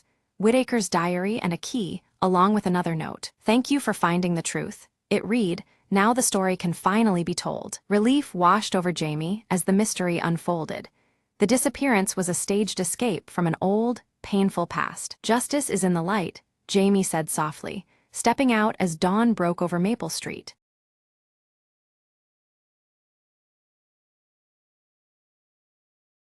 The map had never led anyone back. Lena unfolded the brittle parchment under the fading light, eyes sharp with determination. "They say the rift speaks," her mentor had warned, voice gravely. Yet here she was, standing at the chasm's edge, heart pounding with both fear and hope. Suddenly, a whisper unlike any breeze drifted from the depths. "Come closer," it seemed to chant, a voice ancient and laced with secrets. Lena stepped forward, feet steady despite the abyss below. The winds shifted, revealing an invisible path shimmering faintly in the air. With cautious steps, she descended, each echo blending with whispered tales of lost travelers. Midway, a glowing glyph pulsed beneath her touch, illuminating murals carved ages ago. They told a story of a guardian trapped within, waiting for someone brave enough to listen. "Why me?" Lena whispered, feeling the weight of countless eyes upon her. A soft warmth enveloped her, and the guardian's voice resonated. "Your heart knows the way." Following the glowing trail, Lena reached a chamber where light and shadow danced in harmony. There, suspended in crystalline chains, hovered an orb of pure energy. Gently, she reached out, breaking the bonds with a surge of courage and faith. As the orb ascended, the rift began to hum, the ground steadying beneath her feet. Outside, the sky cleared, revealing a horizon bursting with promise and endless trails. Lena smiled, knowing she'd not only returned, but unlocked a destiny intertwined with forgotten lore. "Every whisper has a voice," she said softly, stepping into the dawn, ready for whatever awaited.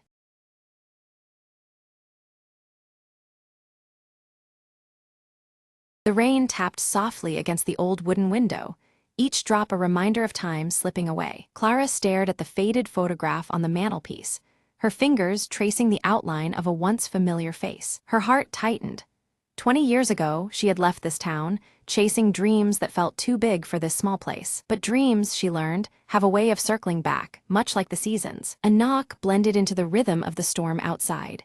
Clara's breath caught, who would come after all these years. Opening the door, she found him standing there, soaked but unmistakably him. "I never stopped thinking about you," he said softly, the vulnerability in his voice clearer than the rain. Clara's eyes searched his face, memories flooding in like the tide. There was anger, yes, but also a profound sadness that mirrored her own. They sat in silence, the storm a backdrop to years of unspoken words. "Why now?" she finally asked, her voice barely above a whisper. He looked down, struggling before meeting her gaze. "Because it took me this long to understand what I lost." The room filled with a fragile hope, delicate as the rain outside. They talked, shared stories of lost time, and the paths that led them astray. Each word was a stitch, weaving a tapestry of healing and forgiveness. Though the past was a shadow, it no longer defined them. As the storm slowed, a quiet peace settled between them. Clara smiled, a weight lifting from her chest. "Maybe some echoes are meant to bring us home." He nodded, reaching out to take her hand with gentle certainty. Outside, the clouds parted, revealing a clear, hopeful dawn.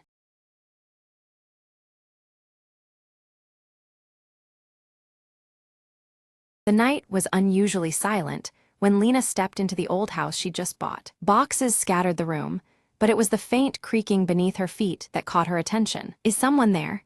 she whispered, her voice swallowed by the shadows. Ignoring the chill crawling up her spine, she knelt down and pressed her ear to the wooden floor. A soft, rhythmic tapping began, slow and deliberate, like a heartbeat hiding under the wood. The air grew heavier as the tapping grew louder, weaving into whispered voices speaking in hushed tones. Lena's eyes darted around the dim room, but she was alone, or so she thought. Suddenly, the floorboard beneath her gave way, and she stumbled into darkness. She landed in a cramped cellar lined with old boxes and dusty books, the whispered voices now deafening. A pale figure emerged from the shadows, its eyes gleaming with ancient sorrow. "You shouldn't have come here," it crooned, voice like the rustle of dead leaves. Lena scrambled backwards, her heart pounding like a drum in her chest. The figure extended a translucent hand, beckoning her to stay forever beneath the floorboards. With a surge of courage, Lena grabbed a broken plank nearby and swung it at the apparition. The ghostly form dissipated into a cold mist, and the voices faded into silence. She found a ladder leading back up, pulling herself from the cellar's depths. As she emerged into the moonlit room, the floorboards creaked once more, but this time they were still. Lena leaned on the doorway, catching her breath, the house finally quiet after decades of secrets. "Some houses hold onto their stories too tightly," she murmured, "but tonight, I've finally made mine." Outside, the wind whispered through the trees, carrying away the last echoes of restless souls.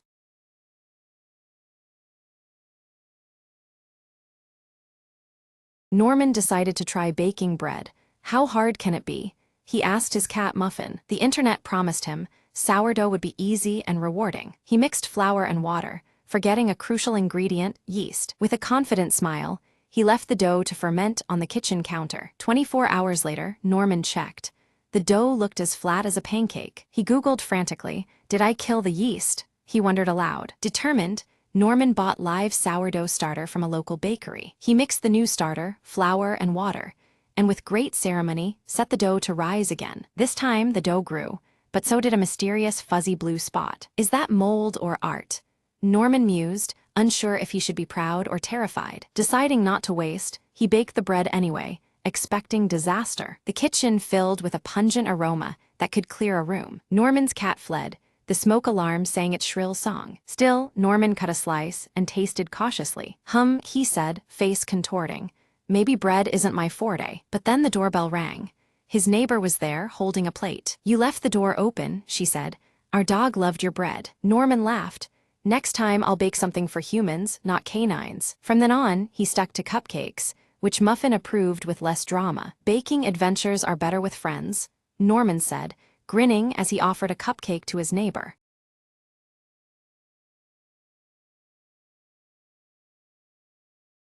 Under flickering streetlights, Clara Voss lights a cigarette outside the dim jazz club.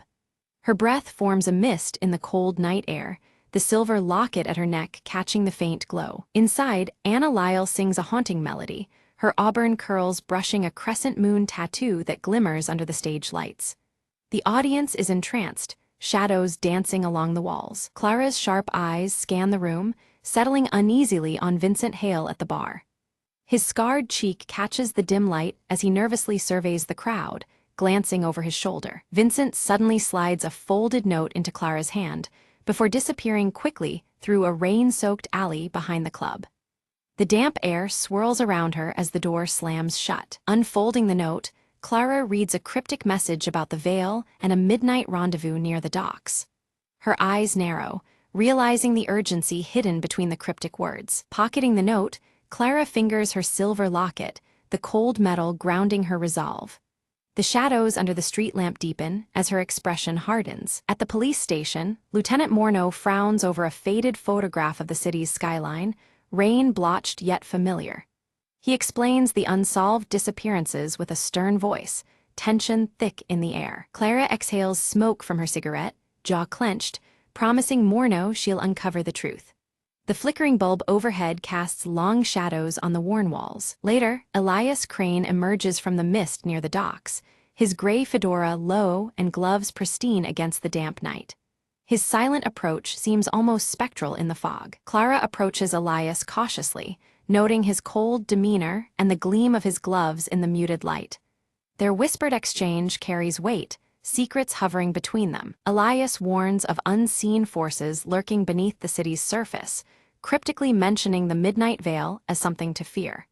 His words hang heavy in the chill air. Suddenly, a shadow detaches. Vincent appears, urgency in his whisper as he speaks of a meeting that could expose everything. The three share a tense glance, aware of the risks. From their hidden vantage, Clara, Elias, and Vincent watch as shadowy figures gather in a clandestine assembly near the docks. Blurred reflections ripple off the water, obscuring faces. Gunfire shatters the silence. Chaos erupts with frantic movement. Clara narrowly escapes amidst the turmoil, clutching a torn piece of fabric stained with shadows and rain. Back in her dim apartment, Clara examines the fabric's emblem by the fading light, a match to Anna's crescent moon tattoo.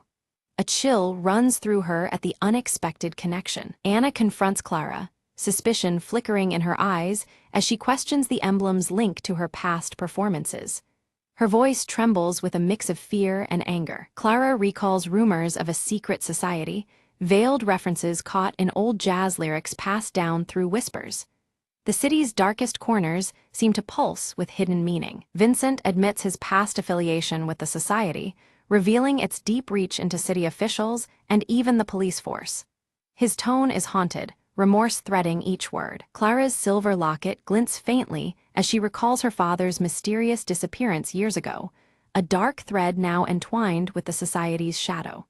Determination steals her gaze. At dawn, Elias reveals a concealed entrance beneath the city, a hidden passage that promises answers.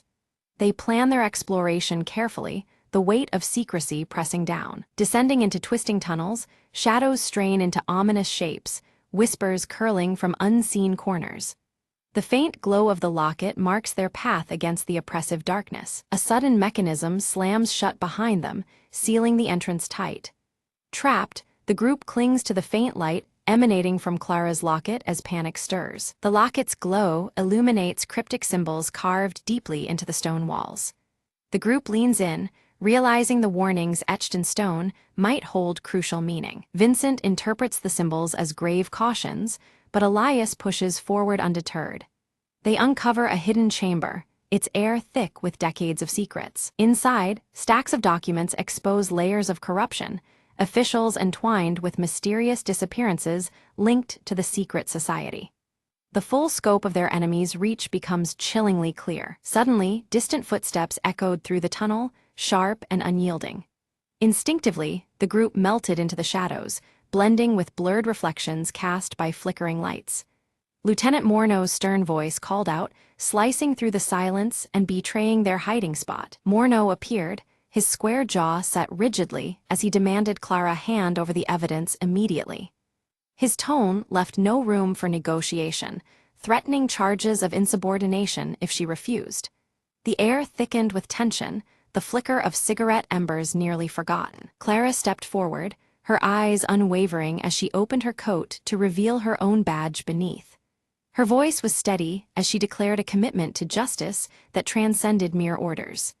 The silver locket around her neck caught the low light, a quiet emblem of her resolve. Morneau hesitated, a flicker of conflict crossing his features beneath his stern facade. Before the standoff could deepen, a sudden structural tremor rocked the tunnel, sending debris crashing down and forcing them into chaos. Dust and shadows swirled as the passage partially collapsed behind them. Amidst the turmoil, Elias's gaze caught a faint glimmer, a narrow exit veiled by twisting passages. Without hesitation, he adjusted his gray fedora and led the group through the labyrinthine corridors.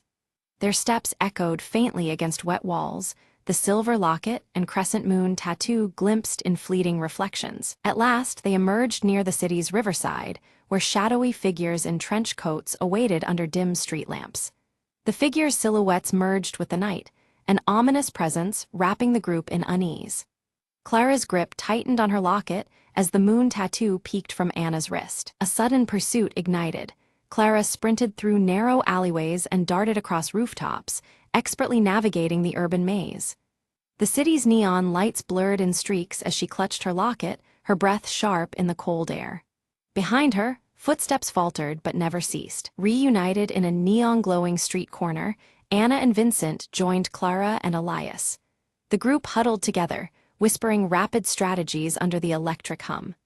The crescent moon tattoo caught fleeting glints from flickering signs, grounding them. Anna revealed a forgotten jazz recording, its crackling notes hiding coded messages about the society's covert operations.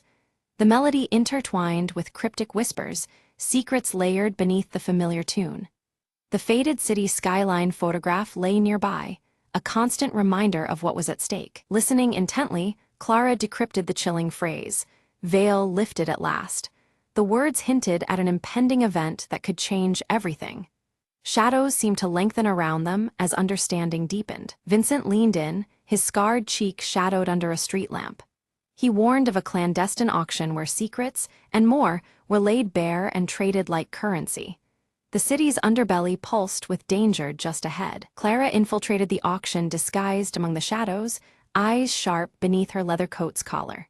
Her gaze locked on the organizer's emblem, a mirror of the insignia etched into her silver locket. The room buzzed with hushed bids and shifting alliances. She observed as live bids soared over incriminating documents, each coming at higher stakes than anticipated. The auction held more than rumors. It was a battleground where truth and deception clashed openly. Smoke curled upward, cigarettes burning down ever closer to ash. Suddenly, an unexpected rage shattered the tense atmosphere, chaos erupting. Seizing the moment, Clara slipped through confusion to snatch critical evidence from beneath watchful eyes. The silver locket pressed against her chest, a symbol of unyielding courage. Safe within a dimly lit hideout, the group pored over the decrypted documents, faces etched with growing dread. The revelations tied Elias's enigmatic identity to a sprawling web of citywide corruption. His perpetual gray fedora and gloves seemed to weigh heavier with confession. Elias finally confessed, voice low and remorseful. He was once a high-ranking society member, now seeking redemption for past sins cast in shadows. His admission shifted the fragile trust they'd built, the crescent moon tattoo a muted witness nearby. Trust shaken, the group debated fiercely, their breaths short in the cramped room. Clara insisted on confronting the society's leader face to face, unwilling to let shadows dictate their fate. Her locket gleamed softly, a beacon amidst uncertainty. A coded message led them to an abandoned theater, its curtains for years untouched and draped in shadows and mystery. The air hung thick with dust and forgotten echoes, the city skyline photograph tucked carefully in Clara's coat pocket. They stepped inside, hearts pounding against the silence. Within the theater's faded confines, Clara confronted a figure obscured behind a veil, an unexpected presence from her past. The face held painful memories, intimately connected to the lost photograph sealed beneath layers of rain and time. The silver locket lay heavy in her palm. Without warning, the theater was plunged into absolute darkness by a sudden blackout. Vulnerability wrapped tightly around them, breaths quickening in the consuming void. The crescent moon tattoo stole faint glimmers in the black, a silent reassurance. When the lights flickered back, the leader was gone, vanished into thin air. But a new clue lay in plain sight, pointing toward a rendezvous at the city's old observatory. The fractured reflections of the skyline danced over broken glass, the locket catching subtle glints. At the observatory, Clara stared into the fractured city skyline reflected in shattered glass panels.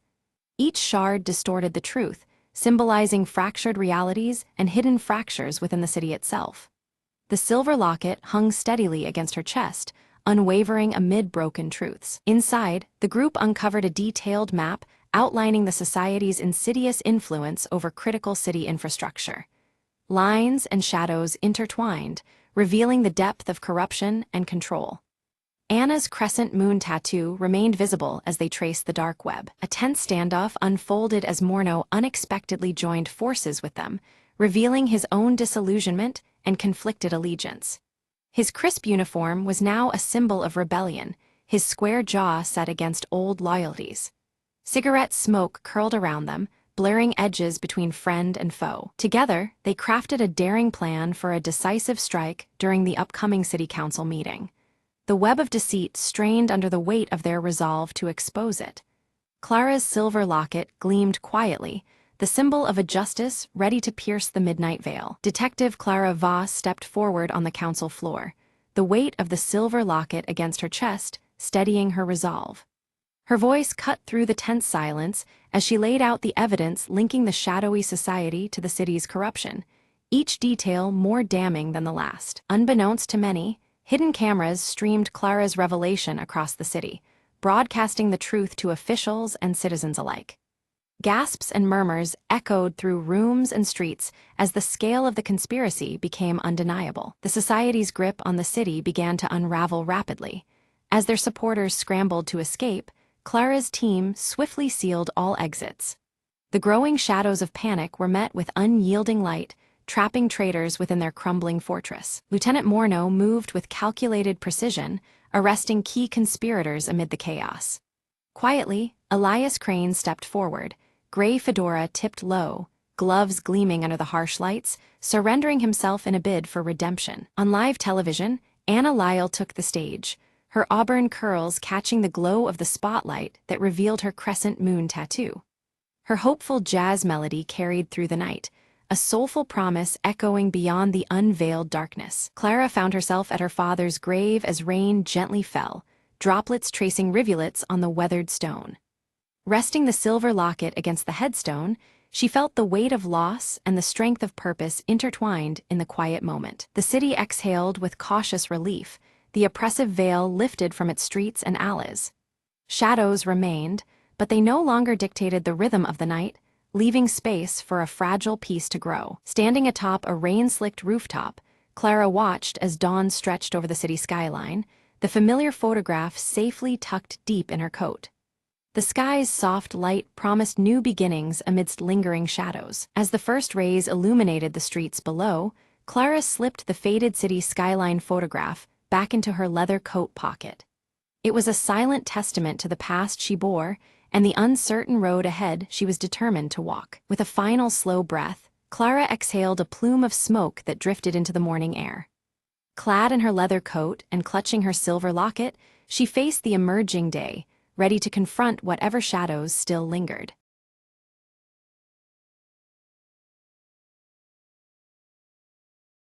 Clara had only just moved into the old cottage when the whispers began. At first they were faint, like a breeze rustling through the leaves, but soon they grew louder, unmistakably voices murmuring beneath the ancient willow tree. Curiosity overcame fear. One evening, Clara followed the sound to the gnarled roots. There, half buried in the earth, lay an old, weathered box. Inside, she found letters tied with a crimson ribbon, written decades ago. The letters spoke of a love so powerful, it defied even death. As Clara read, the air thickened, and the whispers transformed into soft, melodious singing. A pale figure emerged from the shadows, a woman in a flowing gown, eyes full of longing. "Thank you for hearing us," she said gently, voice like wind through the trees. "Our souls were bound here, waiting for someone to set us free." Clara felt a warmth spread through her chest, a connection to their timeless love. With a smile, she placed the ribbon back and closed the box. The willow's branches swayed as if in gratitude, the whispers fading into silence. From that night, peace settled over the cottage and the willow's shade. Clara often sat beneath its branches, feeling the lingering touch of something magical. She no longer feared the voices, but embraced them as stories untold. Years later, visitors would remark on the gentle aura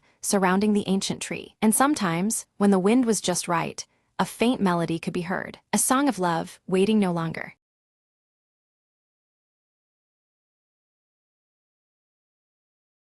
Leora stood beneath the night sky, her silver hair shimmering softly as unfamiliar constellations stretched above in a dance of celestial light. Her luminous blue eyes traced the intricate patterns, feeling a pull she couldn't yet explain. In the quiet of the village, elders whispered in hushed tones about an ancient prophecy tied to the stars that had begun to fall from the heavens. Their voices carried a mix of fear and hope, hinting at destinies intertwined with the cosmos. Near the roots of a massive ancient oak, Leora discovered a pendant glowing softly with a pulsating light. The silver pendant matched one she had always worn, but this new glow seemed alive, responding to her touch. Kalen arrived just as the firelight flickered against his flame-red hair and bronze skin. With a serious tone, he warned of a looming shadow threatening to engulf their world, his gaze heavy with urgency. In the village square, the starborn amulet suddenly emerged, casting a radiant blue light that danced over the cobblestones. The glow was mesmerizing, illuminating the faces of onlookers with hope and dread. From the depths of the dark woods, Mara silently watched, her violet eyes reflecting the amulet's shimmering light. Cloaked in shadows, her presence was both ominous and unseen by the villagers. An uneasy silence fell as the night sky dimmed, stars vanishing one after another till only darkness remained. The villagers felt a growing unrest, as if the world's balance was slipping away with each fading star. Seeking answers, Leora approached Kalen, her voice trembling with uncertainty. He reluctantly revealed her connection to a celestial lineage that was beginning to vanish from existence, deepening the weight of her destiny. Under Kalen's stern guidance, Leora began to harness the power of her pendant, the surrounding stars flickering in response to her awakening abilities. Each lesson strengthened her bond with the cosmos, yet the challenges ahead loomed large. Mara unleashed shadowy creatures from the darkness, their forms twisting and creeping as they surged toward the amulet. Chaos erupted as villagers scrambled, the tranquility of the night shattered by the assault. Together, Leora and Kalen fought fiercely to protect the amulet, but with every strike, its radiant glow weakened. The amulet's dimming light cast doubt over their struggle, making victory seem more distant than ever. Suddenly, the celestial mirror flickered to life, revealing a cryptic message etched in glowing runes that hinted at a realm beyond the stars. The mysterious script beckoned them toward an otherworldly journey. Compelled by the message, Leora touched the mirror's surface, triggering a shimmering portal that revealed an ethereal landscape bathed in starlight. The realm beyond was both breathtaking and unsettling in its shifting beauty. Kaelin insisted they step through the portal together, knowing the fate of their world depended on restoring the stars that were fading. Despite the dangers ahead, their determination was unwavering. As they crossed the threshold, Mara's distant laugh echoed through the star realm, a chilling reminder that their trials were only beginning. Her promise of challenge hung heavy in the celestial air. The star realm unfolded with shifting skies and impossible terrain, each moment testing Leora's resolve and adaptability. The very landscape seemed alive, its challenges crafted to probe her strength and spirit. Leora's silver pendant began to glow brighter, its light pulsing in response to hidden celestial paths that revealed themselves only to her.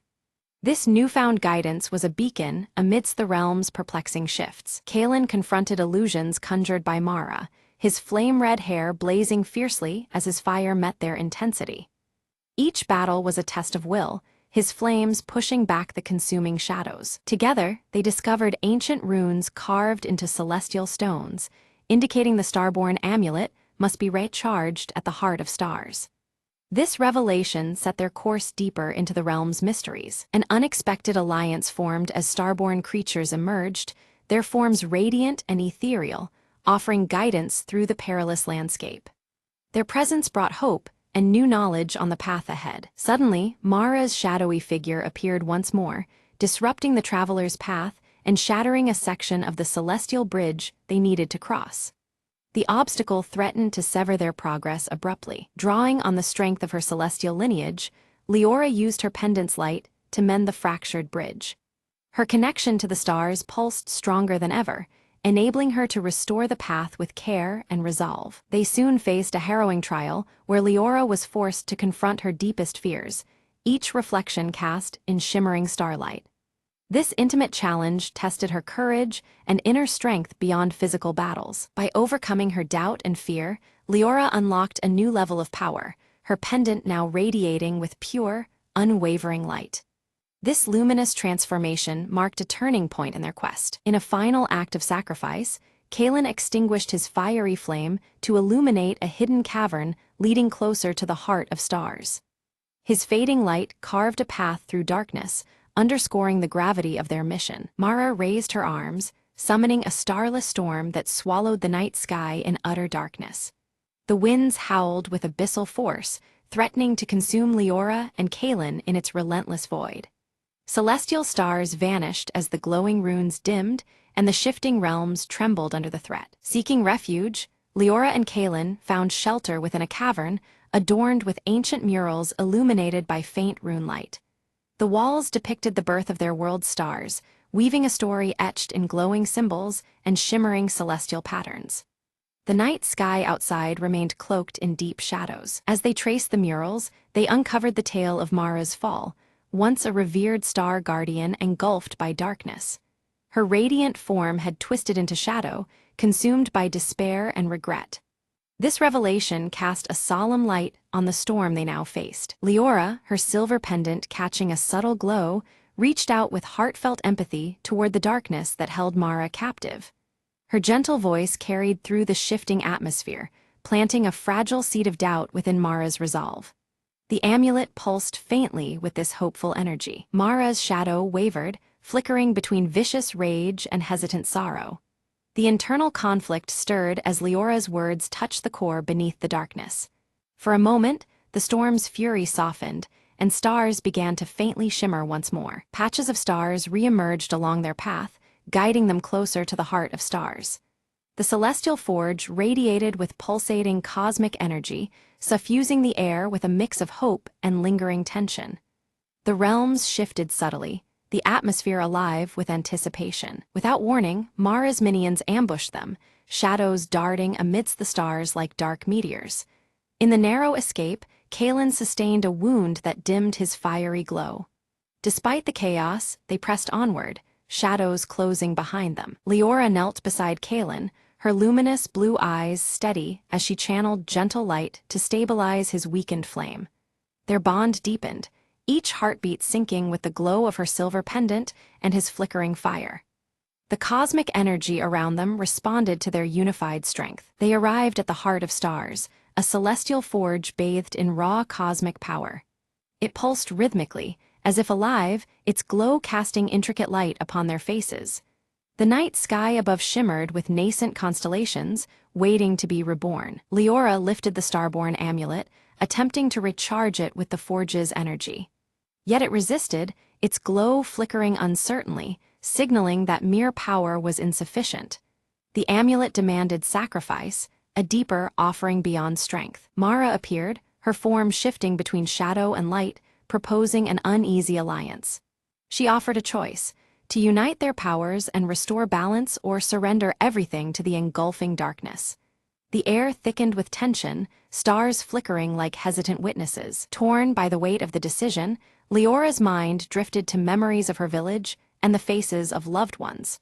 Their safety and the fate of countless realms hung in the balance, reflected in the gleaming night sky. Her heart surged with determination amidst the swirling emotions. Resolutely, Leora extended her hand toward Mara, the amulet bursting into unwavering brilliant light. The glow intertwined with Mara's shadow, hinting at a fragile unity forming beneath the cosmic tapestry. The shifting atmosphere held its breath as destiny unfolded. Mara's shadow dissolved, revealing her true radiant form, a star guardian broken by pain but yearning for redemption. Her violet glowing eyes softened, the weight of darkness lifting as light embraced her once more. The celestial symbols around them shimmered in acknowledgement. Together, their combined light surged through the amulet, feeding it with renewed energy that reignited the cosmos above. Stars blazed back into the sky with vibrant intensity, weaving new constellations that told a story of unity. The realms shifted in harmony, their edges softly blending. The night sky burst into brilliance, stars blazing across the heavens in radiant patterns visible from every world. The celestial tapestry shimmered with newfound life, a testament to restored balance and hope.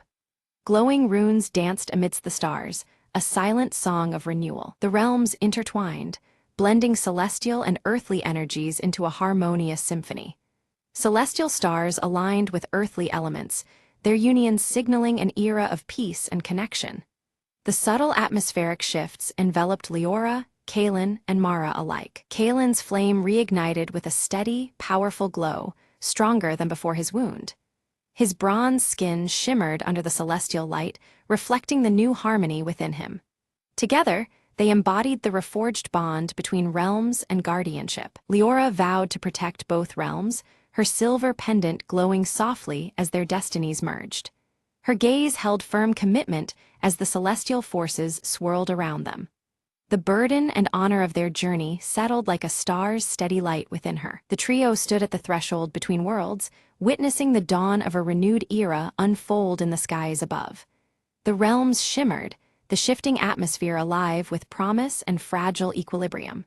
Stars traced new paths as the night embraced the first light of hope. Back in the village, the night sky exploded into radiant starlight, illuminating faces turned upward with wonder. Hearts filled with hope as the celestial tapestry told the story of salvation. The silver pendant on Leora's neck glowed faintly, a beacon to all. Leora's pendant pulsed softly, a glowing reminder of their perilous journey and the bonds forged through light and shadow. Its steady radiance mirrored the harmony now restored between the realms.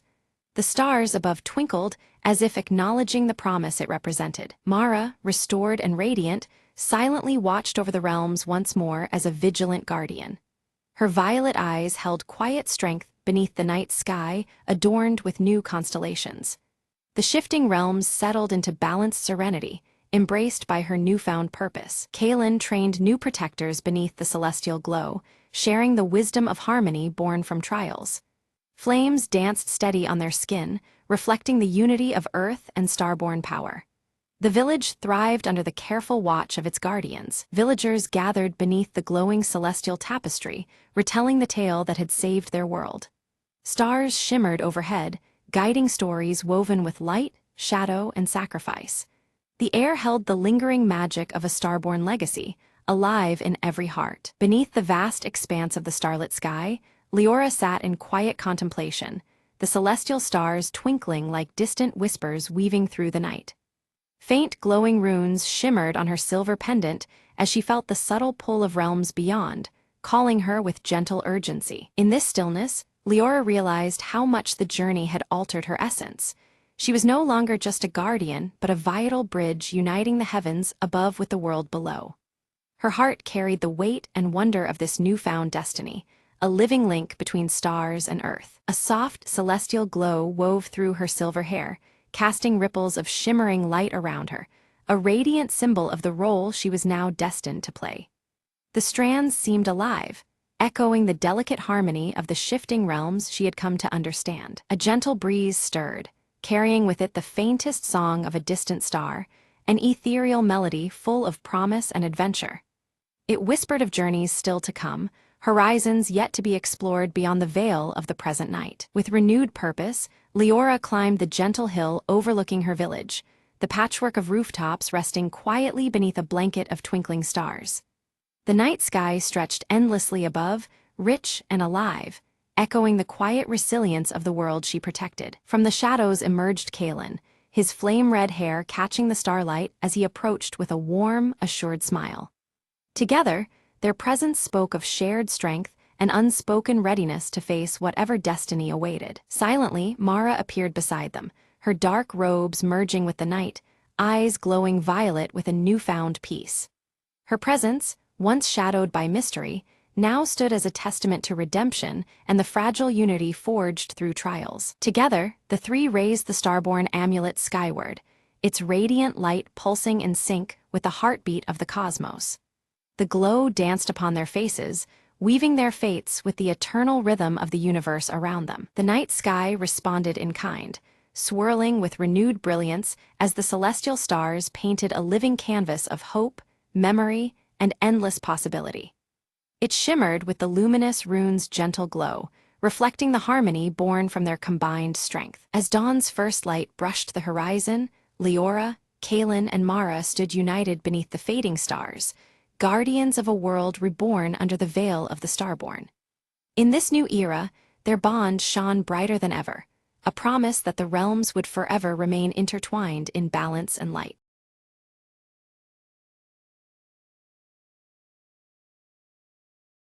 Maria hurried out the door, her hands full of groceries and her mind on the clock ticking down to the town's annual garden contest. As she reached her front gate, she fumbled in her pocket. No keys. Not now, she muttered, patting every pocket again, but it was no use. Just then old Mrs. Fleming from next door appeared, her eyes twinkling behind her glasses. "Locked out, dear. Happens to the best of us," she said kindly, pulling a small, ornate key from her knitting basket. Curious, Maria accepted the key and tried it on her gate. The lock clicked open effortlessly. "I found this in the garden shed last summer," Mrs. Fleming explained. "I was saving it for you." Relieved and intrigued, Maria stepped inside. The garden looked untouched but vibrant in the warm afternoon light. She noticed something new, a patch of wildflowers she hadn't planted, blooming in wild, joyful colors. "Looks like someone else has been tending to your garden while you were occupied," Mrs. Fleming said with a smile. Maria knelt to examine the flowers, a note tucked among the petals catching her eye. It read, "For the one who loves the earth, sometimes help comes in unexpected ways." Moved, Maria looked up to see Mrs.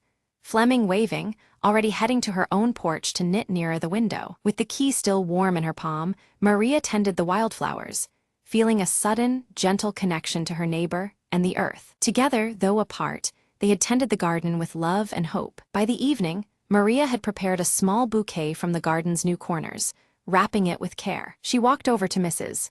Fleming's house and knocked gently, bouquet in hand. Mrs. Fleming opened the door, her face lighting up brighter than any flower Maria could pick. "Thank you," Maria said softly, "for the key, the flowers, and the kindness." Mrs. Fleming nodded.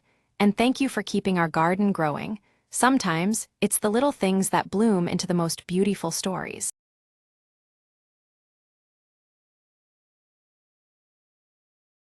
The alarm's humming was the only sound cutting through the eerie silence of the museum's grand hall. Silas crouched behind a marble pillar, checking his watch, midnight to the second. Time for the plan to unfold. He whispered into the comlink, eyes sharp, "Team, the Van Gogh isn't going to admire itself." Across the room, Leela perched by the security panel, her fingers dancing over the keypad with practiced ease. Beep! The heavy steel door clicked open silently, the final barrier between them and the priceless masterpiece. Silas glanced up, spotting guards rounding the corner. "Change of plans," he murmured, drawing his smoke bomb. A sudden burst of smoke filled the hallway, confusion spreading like wildfire among the bewildered guards. Leela slipped through the chaos, sliding the glass case open with a glinting tool. The Van Gogh's colors gleamed as she lifted the painting out, replacing it swiftly with a near-perfect replica. "Package secured, exfil route." Silas's voice was calm, betraying none of the tension. Jax responded from the roof. "Rooftop extraction ready. Deploying zipline now." They moved as one, silent shadows navigating the maze-like corridors with military precision. Suddenly, a motion sensor blinked red. Leela froze, heart racing. "We've got company." Silas grinned, pulling out a mini EMP device. "Count on me to jack the system." Lights flickered and alarms silenced.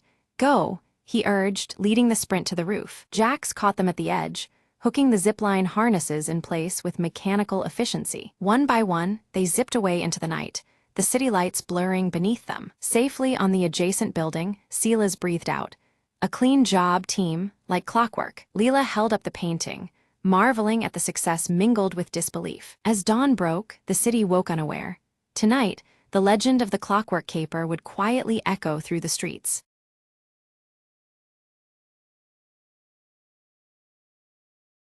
Evelyn steps cautiously into the abandoned village, the evening mist swirling around her feet.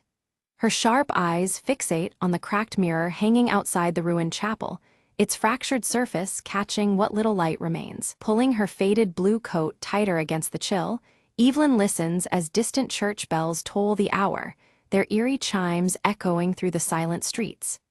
The sound sends a shiver down her spine, breaking the unsettling calm. From the shadowed street, Marcus emerges, his tall frame casting a long silhouette.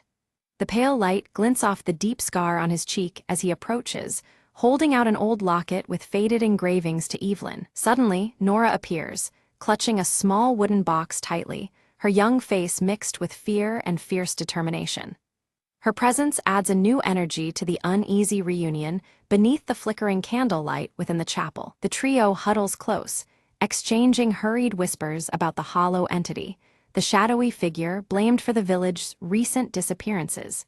Each word weighs heavy as they share their knowledge of the relentless force haunting them. Inside the chapel, the cracked mirror's surface begins to flicker unnaturally, revealing fleeting shapes that do not belong. The candlelight dances wildly, casting trembling shadows that bring the room alive with menace. Evelyn strikes a match, lighting a single candle whose flame immediately starts to flicker and sway as if fighting to remain lit. The clock tower's bells ring out again, signaling an ominous moment as the atmosphere tightens around them. Marcus opens a worn journal discovered among the ruins. Its pages describe a dangerous ritual designed to confront the entity, but warn of grave risks involved. The weight of their task settles heavily on their shoulders. With hesitation, Nora hands over her wooden box, explaining in a hushed voice that it contains a charm, a relic passed down through generations of her family. The charm might be their only hope against the darkness that awaits. Resolute, they agree to venture into the forest at nightfall, knowing the entity's presence intensifies there.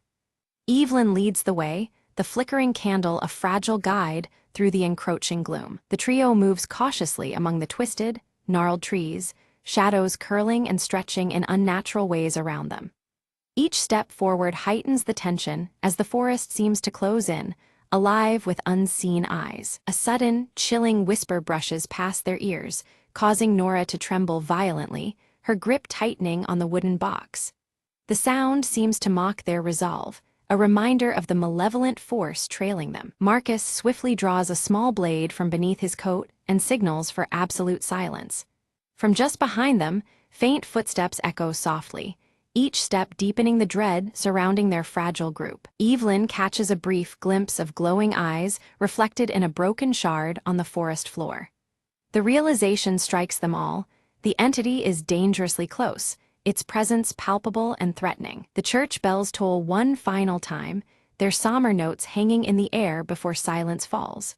This last toll signals the dire stakes. Failure means being consumed by the hollow, lost forever in its merciless grasp. Ghostly cries carry through the night, believed to be the trapped souls lured by the entity's sinister siren call. The mournful sounds chill the trio to their core, fueling both fear and determination. Nora slowly opens the wooden box to reveal an amulet, emitting a cold, eerie blue light that pushes back the enveloping darkness. The faint glow offers a fragile beacon of hope amidst the encroaching shadows. Marcus begins to recite the ritual from the journal, his voice trembling as an unpredictable wind howls through the trees.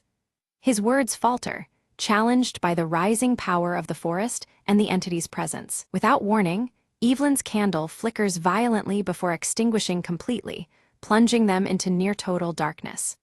Only the amulet's chilling light remains, a solitary shield against the surrounding void. Shadows gather and twist until they form a humanoid silhouette with shifting, haunting features and faintly glowing eyes. The entity has revealed itself, its looming form both terrifying and mesmerizing. The hollow voice of the entity echoes around them, tempting the trio to abandon their quest and flee the cursed village. Its words drip with cunning malice, aiming to break their spirits and resolve. Steeling herself, Evelyn relights her candle using the amulet's glow, the flame flickering but holding strong. The brief flare of light weakens the entity momentarily, offering a slender chance to press on. Marcus steps forward, clutching the locket tightly as he invokes a name from the journal, an ancient word meant to bind the dark presence. His determination is clear, though the air cracks with tension and uncertainty. The entity recoils briefly, but quickly shifts tactics, morphing into haunting figures from each of their pasts. By exploiting their deepest fears, it seeks to unravel their unity and resolve. Nora struggles visibly as the entity takes the form of her lost brother, pleading for her to release her grip on the wooden box. Her conflict is palpable, torn between grief and the necessity of their mission. Evelyn's gaze flickers repeatedly as she catches fleeting glimpses of her reflection in the cracked mirror, which now pulses faintly with a reddish glow. The distorted image unsettles her, as if the mirror holds memories or warnings beyond its fractured surface. Suddenly, the mirror shatters violently, but instead of crashing to the floor, its sharp fragments remain suspended midair as if held by an invisible force. The flickering candlelight casts eerie shadows that dance around the floating shards, heightening the cryptic atmosphere. Among the suspended fragments, one reflects a hidden passage beneath the chapel that had previously gone unnoticed. This glimpse into the underground world appears only through the broken glass shards, suggesting a portal forged by shattered realities. Marcus, bruised but resolute, leads the trio toward the concealed entrance beneath the chapel. He clutches his worn journal tightly, and the old locket around his neck glints faintly in the dim light, anchoring their uncertain path forward. As they descend into the damp underground crypt, the amulet's light flickers erratically, uncertain amidst the oppressive darkness. The walls are carved with ancient symbols, their meanings lost to time but heavy with foreboding significance. A faint chanting echoes softly from deeper within the crypt, its ethereal tones pulsing rhythmically and hinting at the source of the hollow entity's dark powers. The sound swells as they approach, drawing them inexorably toward the heart of the crypt's mysteries. They encounter grotesque, twisted statues resembling long-gone villagers, their distorted features frozen in eternal warning. A shared unease settles over them as they realize that time itself behaves strangely in this subterranean realm, warping their sense of past and present. Without warning, the entity materializes again, its form dissolving into swirling darkness that lashes out to extinguish their flickering resolve. Shadows ripple as it attacks, threatening to swallow their courage along with the faint candlelight. Nora, clutching her wooden box tightly, steps forward and releases a sudden burst of blue light that momentarily drives the entity back. Her steadfast grip on the box brings a fragile but vital reprieve, turning the tide against the encroaching darkness. Evelyn, drawing strength from Nora's light, recites phrases from the journal with steady, determined voice. She lights candles embedded in the crypt walls, arranging them carefully to form a protective circle that gleams against encroaching shadows. The entity's agitation grows palpable as it distorts the crypt's flickering shadows into grotesque and horrifying shapes, writhing like living nightmares. Its desperation fuels the darkness, intending to break through their defenses and extinguish their hope. Marcus takes the locket and angles it to catch the candle flames, reflecting beams into the crypt's darkest corners. This reveals a hidden altar nestled beneath the base of a twisted statue, its presence previously veiled by shadow. They place the amulet on the mysterious altar, and Nora's wooden box begins to hum softly in response, reacting to the crypt's ancient energies. The interconnectedness of their talismans pulsates faintly, signaling an alignment with the ritual's power. The chanting surges louder, and Evelyn identifies it as a binding prayer designed to imprison the entity forever within the crypt. Their voices join in solemn unison, beginning the sacred verses that will seal away the darkness once and for all. As the prayer begins, the hollow entity manifests fully, shrieking in a blend of rage and despair that reverberates through the cold stone. Its glowing eyes burn fiercely, threatening to unravel their combined efforts. Shards of the cracked mirror begin to reassemble midair around the altar, swirling together in a mesmerizing vortex of shifting light and shadow.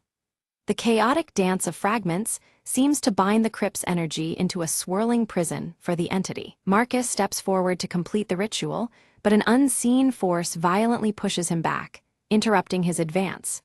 He stumbles but holds firm, clutching the locket tightly as if it might protect him from the unseen menace. Nora sacrifices the remaining power of the amulet, unleashing a shimmering shield that envelops Marcus and halts the unseen force's attack. The effort visibly drains her energy, yet her resolve shines bright despite the weakening aura around her. With Nora's sacrifice bought, Evelyn recites the final verse alone, her voice steady against the entity's writhing resistance within the vortex. The entity's glowing eyes dim slowly as it recoils within the binding spell's unyielding grip. With a deafening crack, the vortex collapses inward, and silence envelops the crypt once more. Only the gentle, soft flicker of candlelight remains, marking the end of the entity's menacing presence for now. They ascend from the crypt into the night air, and outside the old church, the bells resume their steady tolling at midnight. The once ominous sound is now calm and inviting, a promising sign of peace restored. Nora opens her wooden box one final time, revealing a small seed emitting a faint, gentle glow. It symbolizes new beginnings and growth after the long darkness that had gripped their lives. Evelyn touches one of the cracked mirrors, remaining dull fragments, now harmless and cold to the touch. A profound sense of closure washes over her, as if the echoes of the past have finally quieted. Marcus removes the old locket and hands it to Evelyn, a token of their shared victory and mutual protection. The gesture seals their bond, forged through hardship and triumph. The village is bathed in the soft light of early dawn, shadows retreating as nature slowly reclaims the silent spaces once haunted by darkness. Hope stirs gently among the empty streets, promising renewal just beyond the horizon. Evelyn's sharp eyes glinted as she explained, the ritual didn't destroy the entity. Instead, it trapped it within the shards of the cracked mirror, scattered throughout the crypt. The flickering candlelight cast uneasy shadows on her faded blue coat as the distant church bells tolled midnight. Nora, clutching her small wooden box tightly, vowed, "I will guard the seed that now holds the essence of our village's spirit and hope." Her curious expression showed determination against the lingering darkness. Marcus, the scar on his right cheek catching the faint glow, nodded firmly, "I'll stay and help restore the village." His resolve marked an end to their wandering and struggle, a new beginning for them all. Together they discovered that the church bells, once twisted by dark influence, now rang clear and true, able to call for aid instead of spreading fear. The sound resonated through the night, a beacon of hope. The trio planted the seed beneath the chapel ruins. Almost instantly, grass and vibrant flowers began to bloom rapidly, enveloping the ancient stones with life and promise. Evelyn stood quietly, reflecting on the sacrifices made. The fragile piece they'd won together felt like a delicate flame, one they must protect at all costs. With great care, Nora locked the broken mirror shards inside her wooden box, securing the remnants of the entity's power. The candlelight flickered again, as if acknowledging her solemn task. Marcus opened the worn journal and wrote a new entry, chronicling the true story to warn future generations. The old locket at his neck caught the candlelight, a silent witness to their journey. As twilight enveloped the village, Soft candlelight flickered through windows, a silent remembrance of the horrors they had endured. The distant church bells rang quietly, their sound now gentle and protective. The camera lingered on the blooming seed beneath the chapel ruins, vibrant and alive. A gentle breeze stirred the flowers as the fading echoes of the hollow drifted away, leaving only renewal in their wake.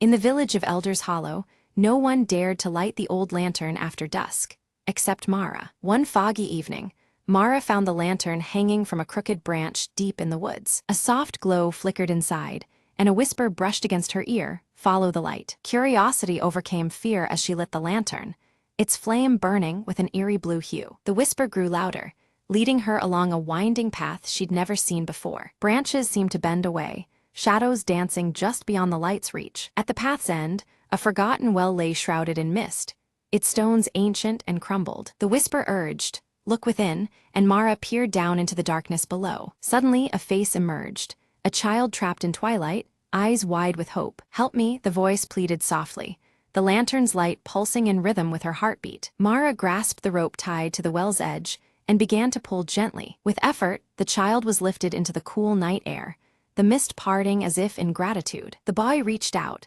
and as their hands touched, the lantern's flame turned warm and golden. "Thank you," he whispered, before fading into the glow and disappearing into the night. The village suddenly felt alive, the air lighter, as if a long-held sadness had lifted. Mara returned to the hollow, the lantern now dim but peaceful in her hands. The next morning, villagers found the old well sealed and the forest calm. The lantern brought back the lost, Mara told them quietly, her eyes shining with wonder. From that day on, the village no longer feared the woods at night, knowing light could chase even the deepest shadows. And sometimes, when the wind was just right, a soft whisper reminded them that hope lingers where the light shines.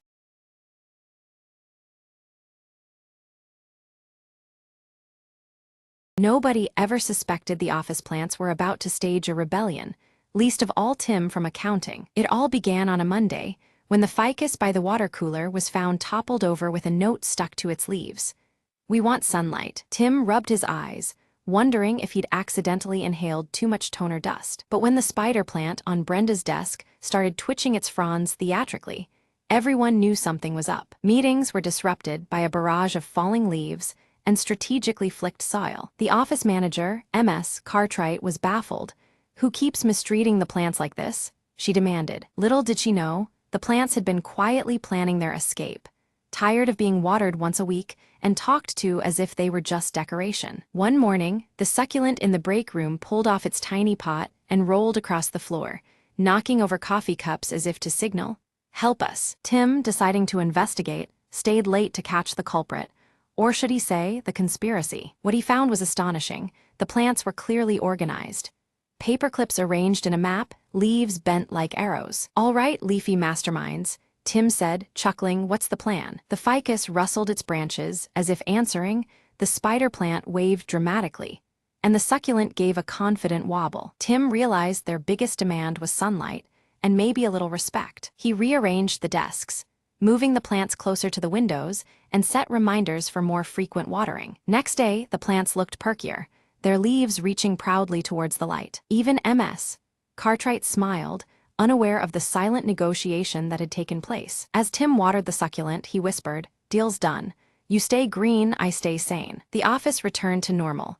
Well, as normal as it gets when your plants stage a leafy mutiny. And the ficus, it leaned just a little more towards the sunlight, seeming almost smug. "Guess even office politics have a quirky side," Tim mused, watching a leaf flutter in the breeze.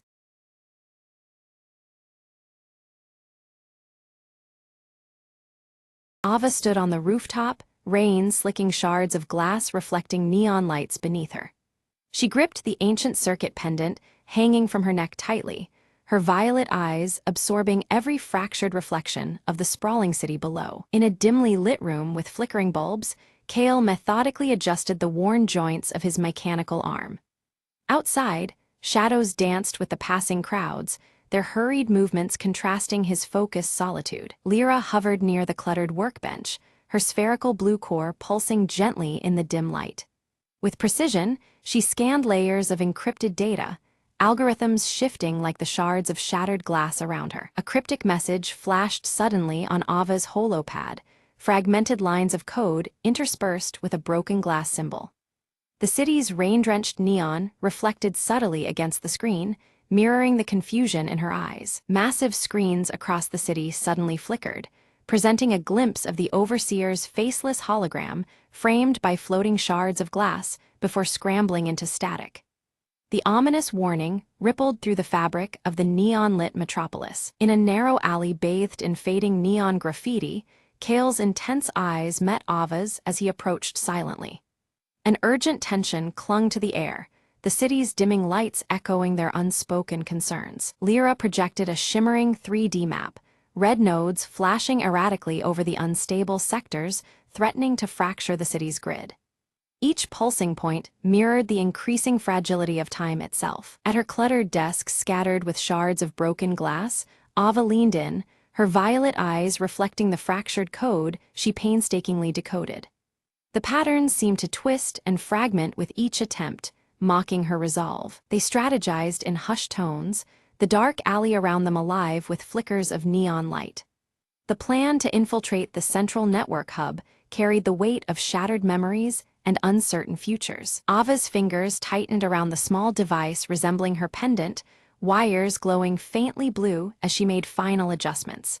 The pulsing light mirrored Lyra's core, a beacon in the encroaching darkness. Suddenly, Ava's mind fractured, as if her memories slipped through shattered glass, folding images of a lost friend into indistinct blurs. The visage dissolved into glitching shards that danced behind her closed eyelids. Kale equipped his mechanical arm, revealing a concealed interface humming with latent power. Despite its wear, the arm's resilience gleamed as he prepared for the digital storm ahead. Like a silent shadow, Lyra slipped through narrow vents toward the city's network heart. Her core brightened as she sent pulses forward, weaving through the tangled data streams like shards of glass in a maze. Abruptly, the city plunged into darkness, neon lights shattered into voids of colorless blackness. The sudden silence was unsettling, broken only by the distant drip of rain on fractured glass. Ava and Kale exchanged tense, knowing glances amid the quiet streets shadowed by failing neon. Alarms echoed faintly, a chilling reminder that the stakes were no less than their memories and lives. Within the digital network, Lyra confronted a firewall whose edges shimmered and morphed like broken fragments of glass slicing through the data. Its shifting form challenged her every attempt to advance. Navigating through dark, neon-dappled alleyways, Ava and Kale moved with extreme caution. Reflections fractured and flickered across wet pavement, distorting reality as time seemed to unravel around them. Without warning, a swarm of intercepted drones encircled Lyra, their movements sharp and coordinated. Her blue core pulsed rapidly, alarmed as she scrambled to decode the resistant, fragmented signature within. Kale's mechanical arm flared to life, plasma emitters igniting as he battled security bots in sudden bursts of light. Sparks flew, illuminating the night in stark contrast to the dimming neon skyline. Ava knelt before a cracked terminal, inserting the pendant-like device which glowed faintly blue. Her hands trembled slightly, the risky override casting fractured reflections of hope and dread across her face. Suddenly, the Overseer's hologram materialized amidst floating shards of fractured glass, its faceless form menacing and sharp. It spoke in cold echoes, warning of dire consequences should they proceed further. Lyra narrowly escaped the tightening digital trap, her core pulsing with urgent intensity as the code fought back with ever-growing resistance. Frustrated yet undeterred, she retreated to regroup and regroup. Memories surged violently within Ava's mind, visions of a city before its fracture flooded her in wavelets. Faces blurred behind glitching glass fragments, the lost friend's image obscured, elusive as a fading dream. Kale hacked a utility grid beneath the neon glow, sending cascades of flickering lights through the city. The sudden bursts masked their movements, turning shadowy streets into a fragmented dance of light and dark. Beneath the city's foundations, they uncovered a hidden chamber lined with fragmented mirrors reflecting tangled realities.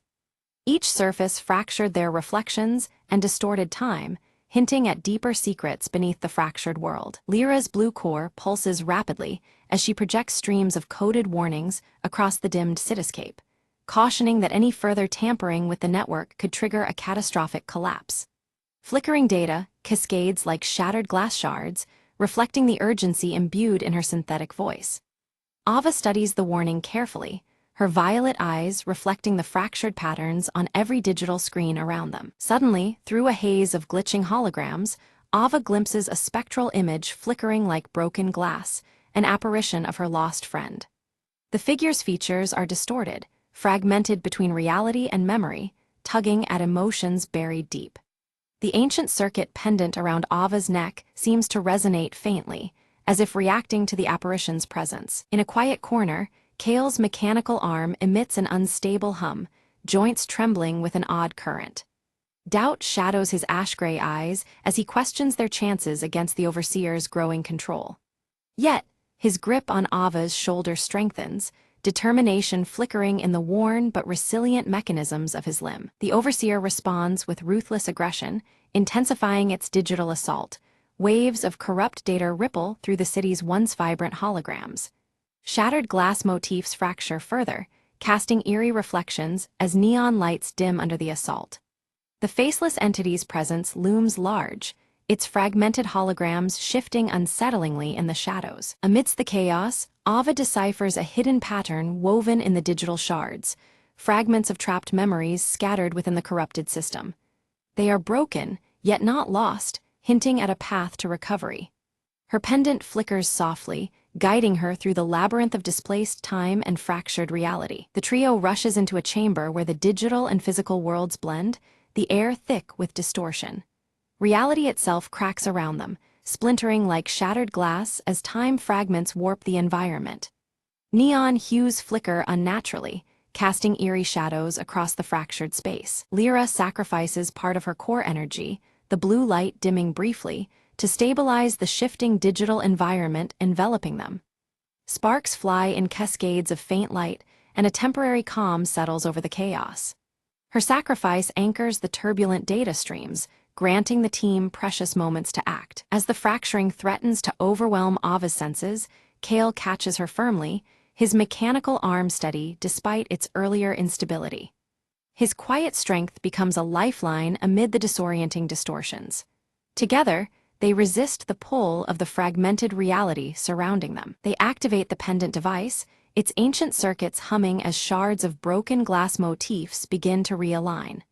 The scattered fragments coalesce into clearer, coherent patterns, revealing glimpses of the fractured network's underlying structure. The ambient light shifts subtly, reflecting renewed hope. Suddenly, the environment glitches violently, forcing them to confront warped reflections of themselves within the surrounding mirrors. These distorted doubles flicker unpredictably, embodying fears and uncertainties lurking beneath their surfaces. The shadows of fractured selves threaten to consume their resolve. Ava delves into her fragmented memories, piecing together shards to uncover the cause of the city's fracture and her hidden role in its unfolding. Each recovered moment gleams like polished glass, casting light on the distorted timeline. Her violet eyes narrow, determination sharpening with understanding. Meanwhile, Kale battles internal fears as his mechanical parts resonate with an unfamiliar frequency, blurring lines between man and machine. The wear in his arm's joints now pulses with a strange energy, symbolizing an unsettling transformation. He grapples with the essence of his humanity amid the mechanical symphony. Lyra recalibrates her core, syncing its pulsing blue light with Ava's pendant in a harmonious frequency.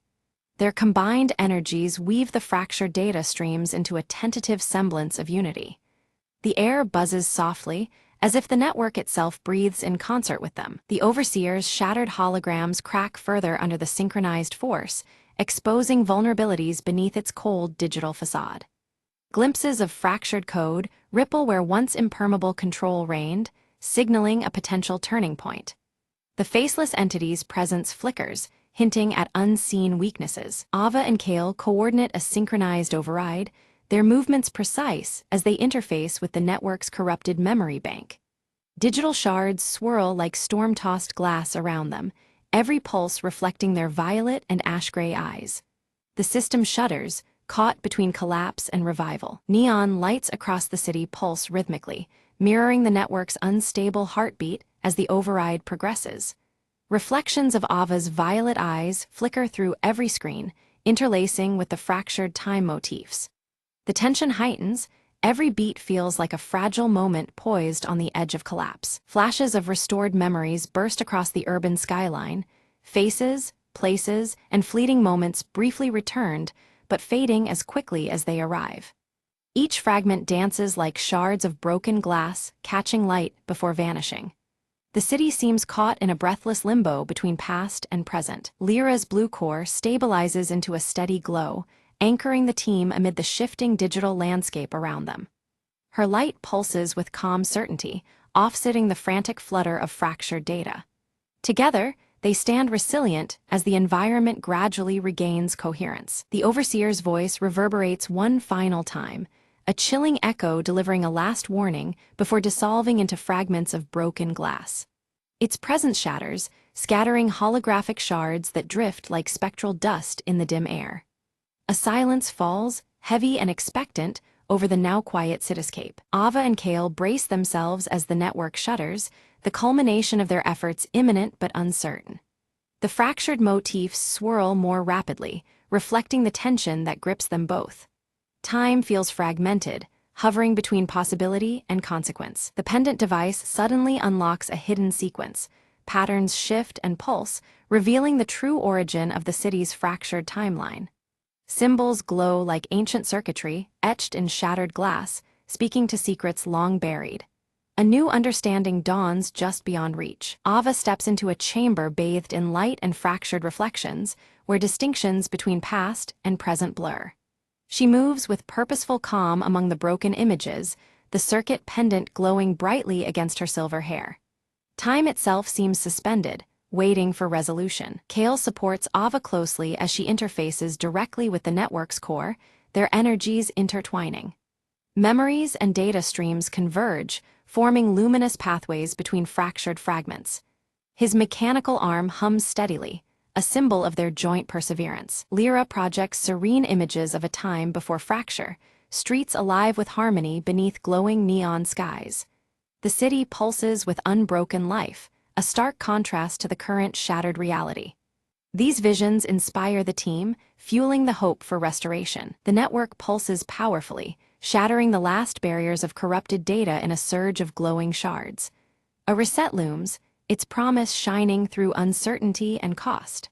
The fractured glass motifs cascade around them, symbolizing both destruction and the seed of renewal. Ava's mind races as clarity strikes.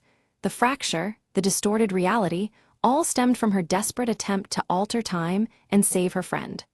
Her violet eyes reflect fragmented shards of memories once hidden, now painfully clear. The ancient circuit pendant rests heavy against her chest, echoing the weight of her actions. She wrestles with a tormenting choice: maintain this altered reality and endure its lingering pain, or restore the true flow of time and sacrifice precious memories. Each option carries fracture and loss, mirroring the shattered glass motifs surrounding her. Ava feels the heaviness of her decision deepen as the city dims around her. Kale steps close, his mechanical arm steady yet worn, offering silent strength. "Our strength," he says softly, "comes from facing reality together, no matter how broken or fragmented it may be." His ash-gray hair shifts slightly in the neon glow, anchoring Ava in the present. With newfound resolve, Ava initiates the reset sequence, watching as the fractured glass motifs begin to mend and radiate with an otherworldly glow. The digital screens flicker, reflecting her violet eyes, steady and determined. The city shifts, its neon lights intensifying amid the restoration. The Overseer's shards dissolve into streams of brilliant light, unraveling digital chains that bound the city. The oppressive holograms fracture further until only luminescent fragments drift away like ephemeral sparks. Freedom flickers within every restored pixel of the metropolis. Neon lights blaze boldly for the first time in days, casting reflections on whole, unshattered glass surfaces that line the streets. The distorted reality recedes, replaced by clarity and vibrancy as the city breathes anew. Ava's pendant catches the light, its circuits glowing softly against her skin. Amid the renewed calm, Ava glimpses her lost friend's memory, restored yet subtly altered, like a fresh reflection trembling on a still pond. The moment lingers, bittersweet yet filled with hope. Fragments of the past and present merge gently within her heart. Kale's mechanical arm hums with a steady pulse, its worn resilience symbolizing balance between what was and what lies ahead. It feels fully integrated, a vessel of strength forged through shared trials. The arm's intricate mechanisms shimmer faintly in the restored neon illumination. Lyra's core glows warmly, pulsing gently as she hovers beside Ava and Kale. The trio stands silhouetted against the revitalized cityscape, united and strong. Their combined presence feels like a beacon of enduring hope amid infinite possibilities. Ava smiles softly, her fingers brushing the ancient circuit pendant that has never left her side. Beneath a dawning sky of whole reflections, the city breathes anew, filled with unbroken light and endless potential. In this fragile piece, the future unfolds, framed by shattered pasts now mended.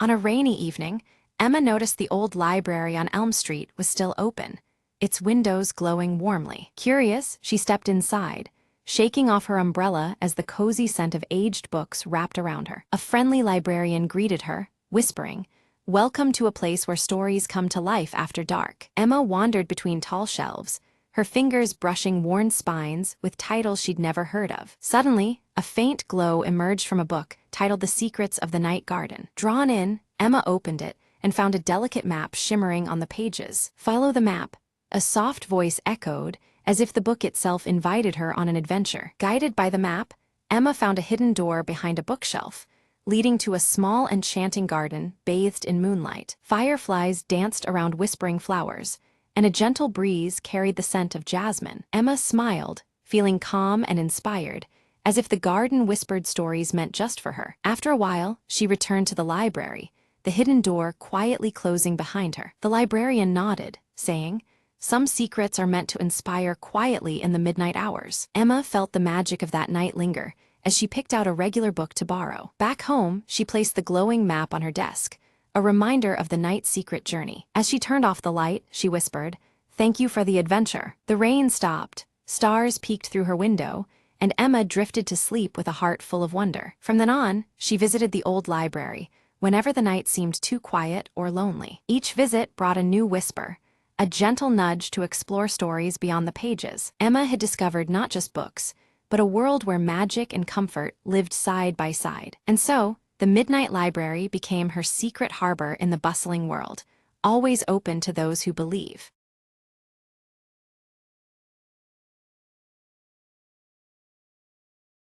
Lyra moves carefully through the desolate cityscape, ashes swirling around her silver-streaked hair as she clutches the cracked compass her mother once owned.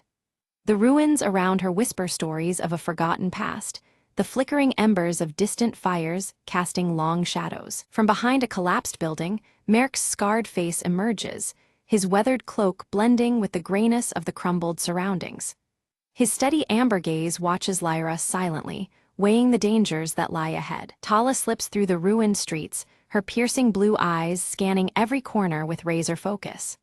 Silent as the drifting ashes, she moves like a ghost, alert for unseen threats in the broken world. At the shattered fountain, Lyra meets Merrick, their eyes meeting in a tense nod of acknowledgement. The mechanical raven on Lyra's shoulder flickers its rusty wings, its soft clicks echoing faintly amid the desolation. Lyra unfolds the faded map, trembling fingers tracing a precarious route toward a safe haven marked long ago. Merrick watches thoughtfully, the weight of their uncertain path heavy between them. A distant rumble shakes the cracked streets as dust falls from shattered windows.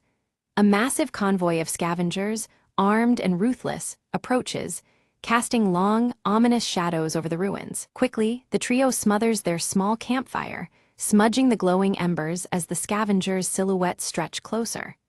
The fragile warmth and light vanish, swallowed by the encroaching menace. Tala catches sight of the scavenger leader, a towering figure wielding a crude spear.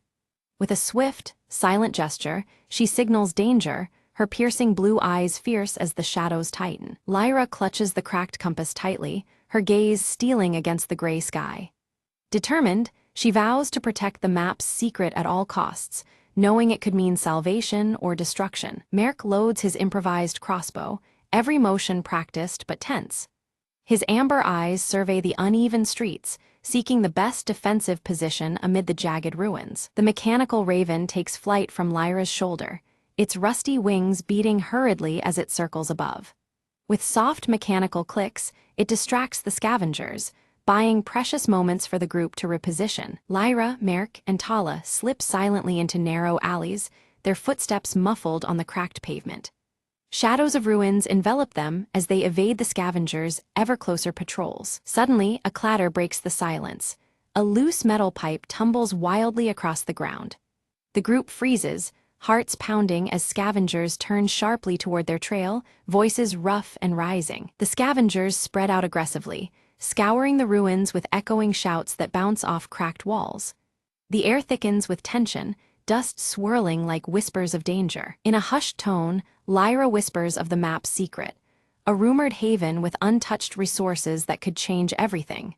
But now, with predators closing in, that secret is at grave risk. To confuse their pursuers, the group briefly splits, each taking shadowed paths through narrow passages.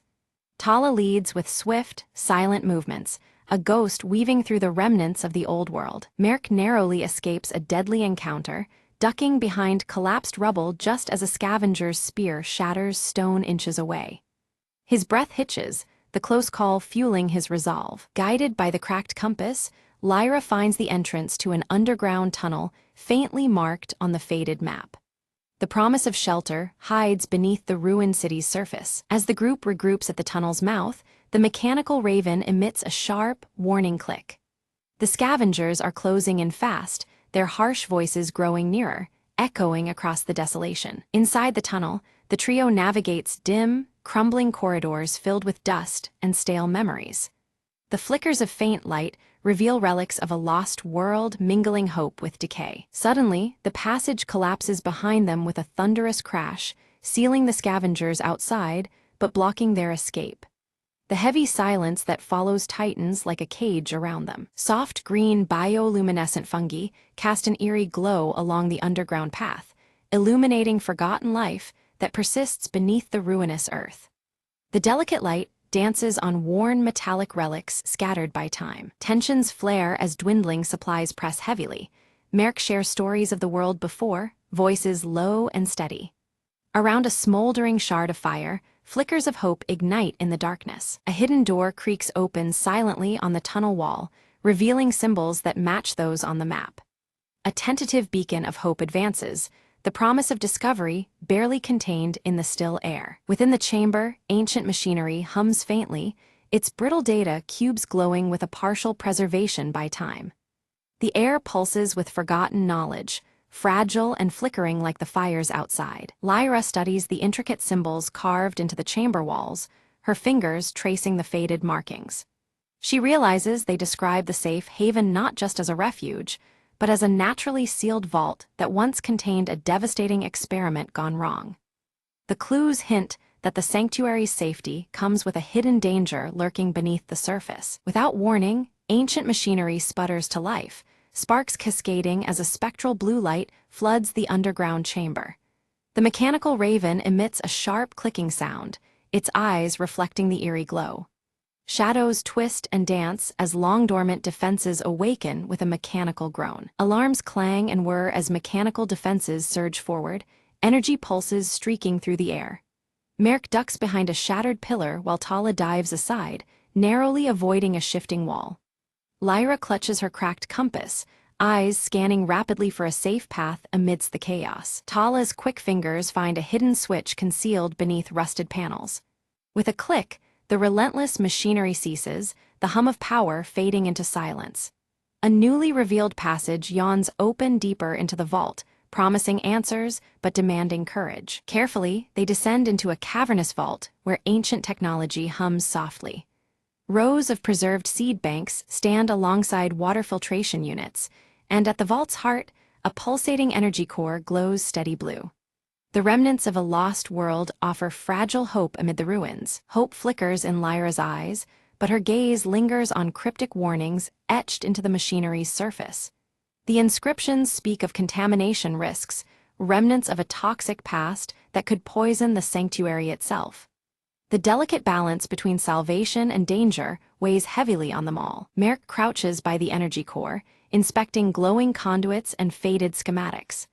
Despite his rugged experience, the complexity baffles him as he puzzles over methods to safely harness its power above ground. The weight of survival presses down as he considers the risks and rewards. Suddenly, a distant tremor shakes the vault, dust falling from overhead beams. An explosion echoes from above. Scavengers have discovered an alternate entrance. Tension spikes as the fragile silence shatters. The mechanical raven squawks loudly, taking flight in frantic loops overhead. Its metallic wings catch the blue light as it circles wildly. Lyra tenses, signaling the group to prepare for an approaching confrontation at the sanctuary's threshold. Outside the heavy vault doors, shadows clash with flashes of sparking metal. Makeshift weapons swing, and the air fills with the harsh sounds of struggle. Each side fights fiercely, a desperate battle for control over the precious safe haven. Lyra steps into the fray, her voice steady as she negotiates with the scavenger leader. She offers a tentative truce, emphasizing their shared need to survive the harsh ash-covered world. The fragile hope of cooperation hangs in the balance. The leader derides her proposal but falters, revealing a secret: an injured child dependent on the sanctuary's clean water. The revelation softens hardened faces as the weight of human need becomes undeniable. A crack opens in the cold veneer of conflict. Moved by compassion, Lyra offers an alliance to protect the sanctuary together, promising fair sharing of resources. The fragile pact reshapes their purpose from rivalry to cooperation. Trust begins to grow amidst the flickering fires around them. Merrick and Tala exchange cautious looks, nodding their agreement. They begin to organize defenses but signal readiness to work alongside former enemies. The alliance, delicate yet necessary, promises a tenuous peace in a brutal world. Together, both groups reinforce barricades with salvaged metal and ancient tech revived from the ruins. Sparks fly as tools meet rusted surfaces, strengthening their hold against external threats. The mechanical raven perches quietly, watching the cooperative effort unfold. As negotiation deepens, stories of loss and survival emerge from both sides. Shared pain and resilience create a fragile human bond that transcends the ashen wasteland. Flickering fires cast long shadows on faces aged and hopeful alike. Night descends, and Lyra gazes at the mechanical raven now perched silently on her shoulder. Its mechanical clicks slow, seeming almost reflective in the dancing firelight. The sanctuary breathes quietly, a momentary peace beneath a bleak horizon. Suddenly, an alarm shreds the calm. Unknown intruders breach a secondary entrance. The group snaps to action, tension coiling tight as danger returns. Flickering blue lights flash urgent warnings across the chamber walls. They engage fiercely, moving with coordinated precision honed in practice. Energy pulses and shadows intertwine as they repel the unexpected attack.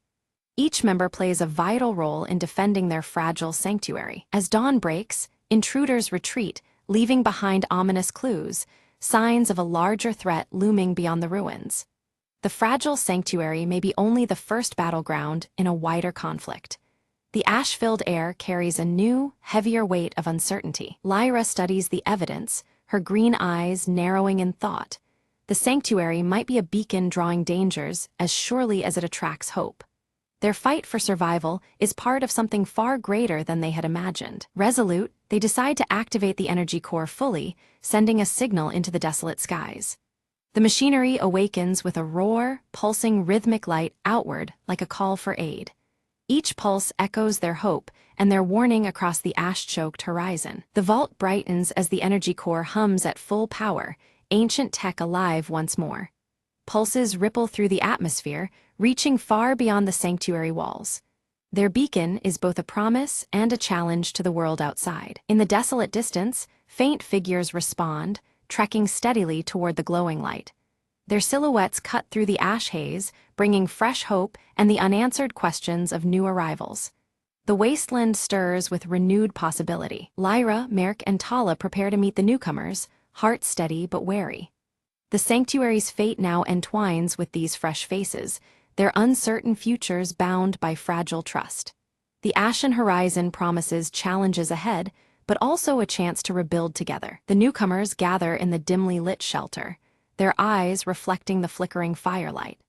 They unveil coded diagrams and symbols, explaining the mutated storm's patterns and disclosing ancient shielding techniques that can strengthen the sanctuary's fragile defenses. Pooling their knowledge and resources, the group integrates these encoded protections with relics of the old world.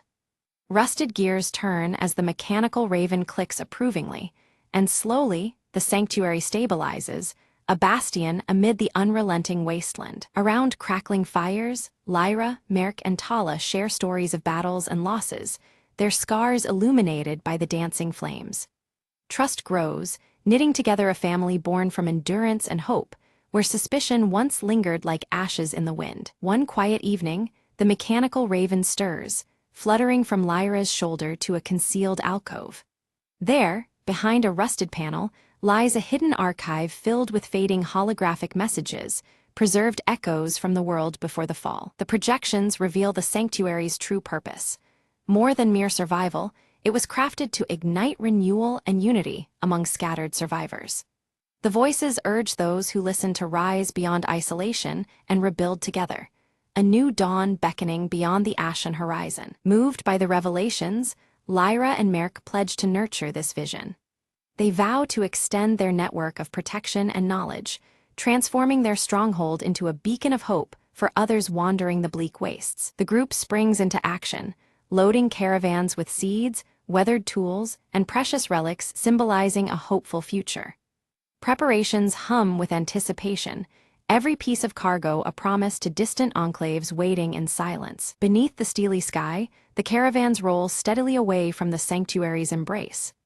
High above, the mechanical raven soars, its subtle mechanics clicking softly, sentinel of the fragile journey against the endless gray. Back at the sanctuary, resilient and unwavering, tiny green shoots emerge defiantly through cracked concrete.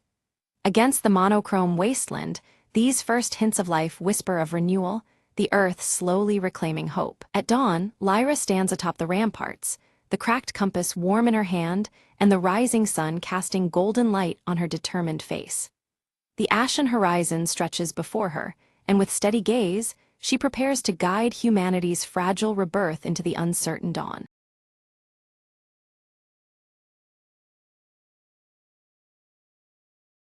In the heart of the Whispering Woods, an ancient lantern hung from a silver branch, glowing faintly. Ilara, a young wanderer with curious eyes, discovered the lantern while chasing fireflies one twilight. She reached out, her fingers brushing the cool metal, and suddenly the forest around her shifted. Trees whispered secrets, and the air shimmered with magic that hadn't stirred in centuries. A soft voice echoed, "Guardian of Light, your time has come to awaken Eldara's flame." Ilara's heart raced. She had heard the legends. The forest's light was the soul of an ancient kingdom. The lantern's glow pulsed, guiding her towards a hidden glade bathed in moonlight. There, a stone altar awaited, carved with runes that matched the ones on the lantern. Ilara placed the lantern upon the altar. Light burst forth like dawn breaking over the horizon. From the blaze, a delicate figure emerged, Leora, the last spirit of Eldara. "For centuries I waited," Leora whispered. "Thanks to you, the light returns to our realm." Ilara watched, mesmerized, as the forest transformed, darkness retreating, colors deepening. "Why me?" Ilara asked, her voice barely a breath. Leora smiled gently. "Because your heart holds the courage and kindness the forest needs." Together, they walked through the woods, spreading light that banished shadows. The fireflies returned, now radiating brighter than before, dancing in celebration. Ilara felt a warmth she'd never known, a connection to something greater than herself. "The forest is alive because of you," Leora said, fading into the glowing canopy. As dawn broke, Ilara stood alone, but illuminated by the lantern's steady light. She whispered, "I'll guard this light, so Eldara's magic never fades again."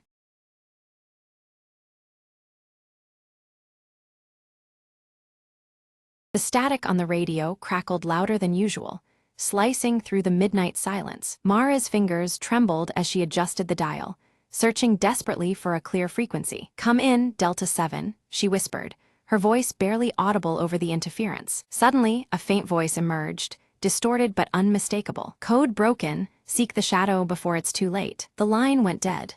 She stared at the radio, heart pounding, breath ragged. Outside, the city slept, unaware of the storm creeping closer beneath its quiet surface. Mara grabbed her coat and slipped into the night, following the whisper of the message. She moved quickly down deserted streets, eyes darting for any sign of movement. Around the corner, a shadow detached itself from the darkness and approached silently. "You shouldn't be here," the figure warned, voice low and urgent. Mara squared her shoulders. "I need to stop what's coming.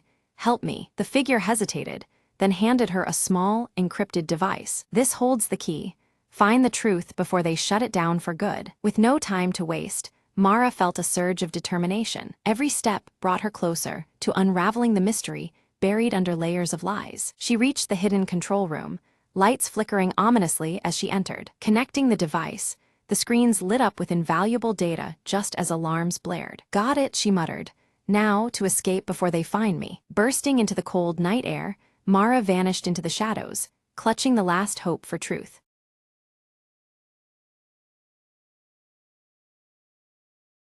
Clara's breath froze in the air as the evening fog swallowed the quiet town square. At the edge of the square, an old clock tower told eerily out of sync, its face cracked and eyes hollow. She whispered to herself, this was never supposed to be alive, as shadows twisted at the corners of her vision. The clock hands spun backward suddenly, the chimes echoing like a call from another time. An invisible pull guided Clara to the tower's ancient wooden door, which creaked open with a breathless sigh. Inside, the air hummed, thick with stories long forgotten, and the floor was littered with dust and faded pages. She stepped carefully, eyes drawn to a glowing hourglass suspended midair, sand swirling upward instead of down. A voice like wind through chimes whispered, "Turn time and see what should not be lost." The world around her blurred, colors bleeding as scenes from the town's past flickered like old film. She saw the founder of the town, a misunderstood seeker of truth, trapped within the tower's curse. The clock tower was a prison, binding him between moments, his story never told. Determined, Clara reached forward and touched the hourglass, feeling a pulse of ancient power. Time slowed and then exploded into motion, memories flooding the room like a floodlight. She watched as the founder stepped quietly through the mist, free at last from his invisible chains. The clock hands resumed their normal turn, chiming softly as peace settled over the tower. Clara smiled, the fog lifting as dawn's first light painted golden streaks across the square. "Sometimes," she said gently, "all it takes is a single moment to set things right." She turned from the tower, footsteps light, carrying with her the quiet magic of a story reclaimed. As she disappeared down the morning street, the town seemed to breathe anew, alive with whispered thanks. And somewhere, just beyond the mist, the clock's steady tick reminded the world that some mysteries sleep only until the right time.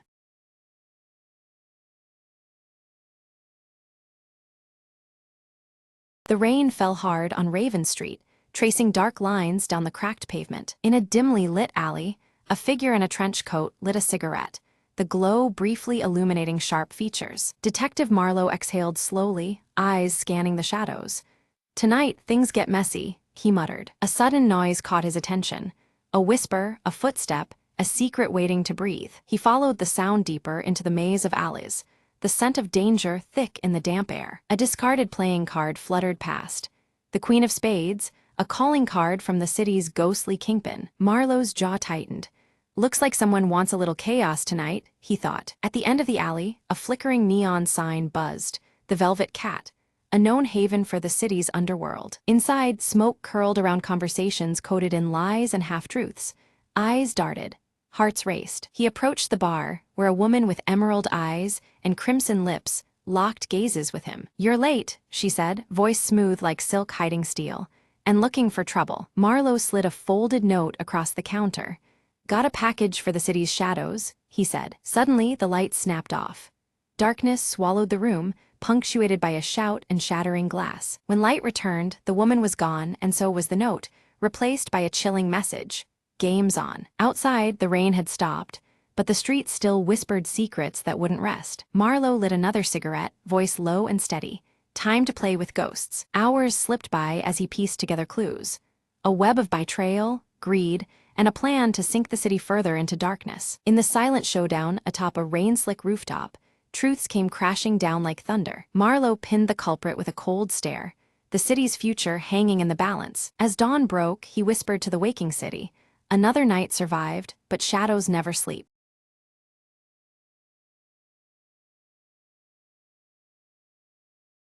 The rain tapped rhythmically against the cracked window of Jake's cluttered office, a pale glow from the street lamp slicing through the fog. Jake lit a cigarette, the smoke curling upwards as he wondered why the dame had walked in looking like trouble with a capital T. She slid a photograph across the desk, eyes darting nervously.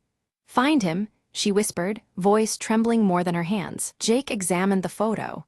A man with a crooked smile, standing in an alleyway Jake knew too well. No questions asked, no promises made, but the cash in her hand decided the rest. The trail led to neon-lit bars and shadowed backstreets.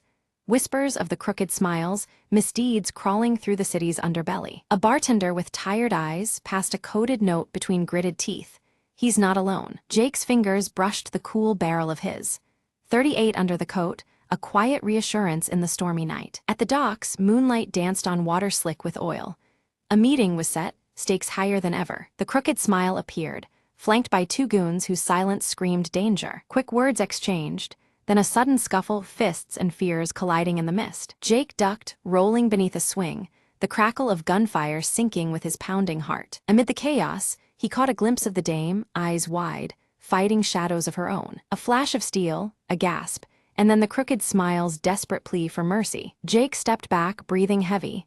"This city's got secrets," he said, "but it's time someone told the truth." With the crooked smile tied up and the dame safe, dawn began to pry open the night's secrets. Jake watched the horizon blush with morning, the rain finally stopping. "Case closed," he muttered, pocketing the last of the damning evidence, the city breathing easier for a moment. As the dame disappeared into the awakening streets, Jake lit another cigarette, ready for whatever night would throw next. In a city of shadows, he mused, sometimes the only light is knowing you did the right thing.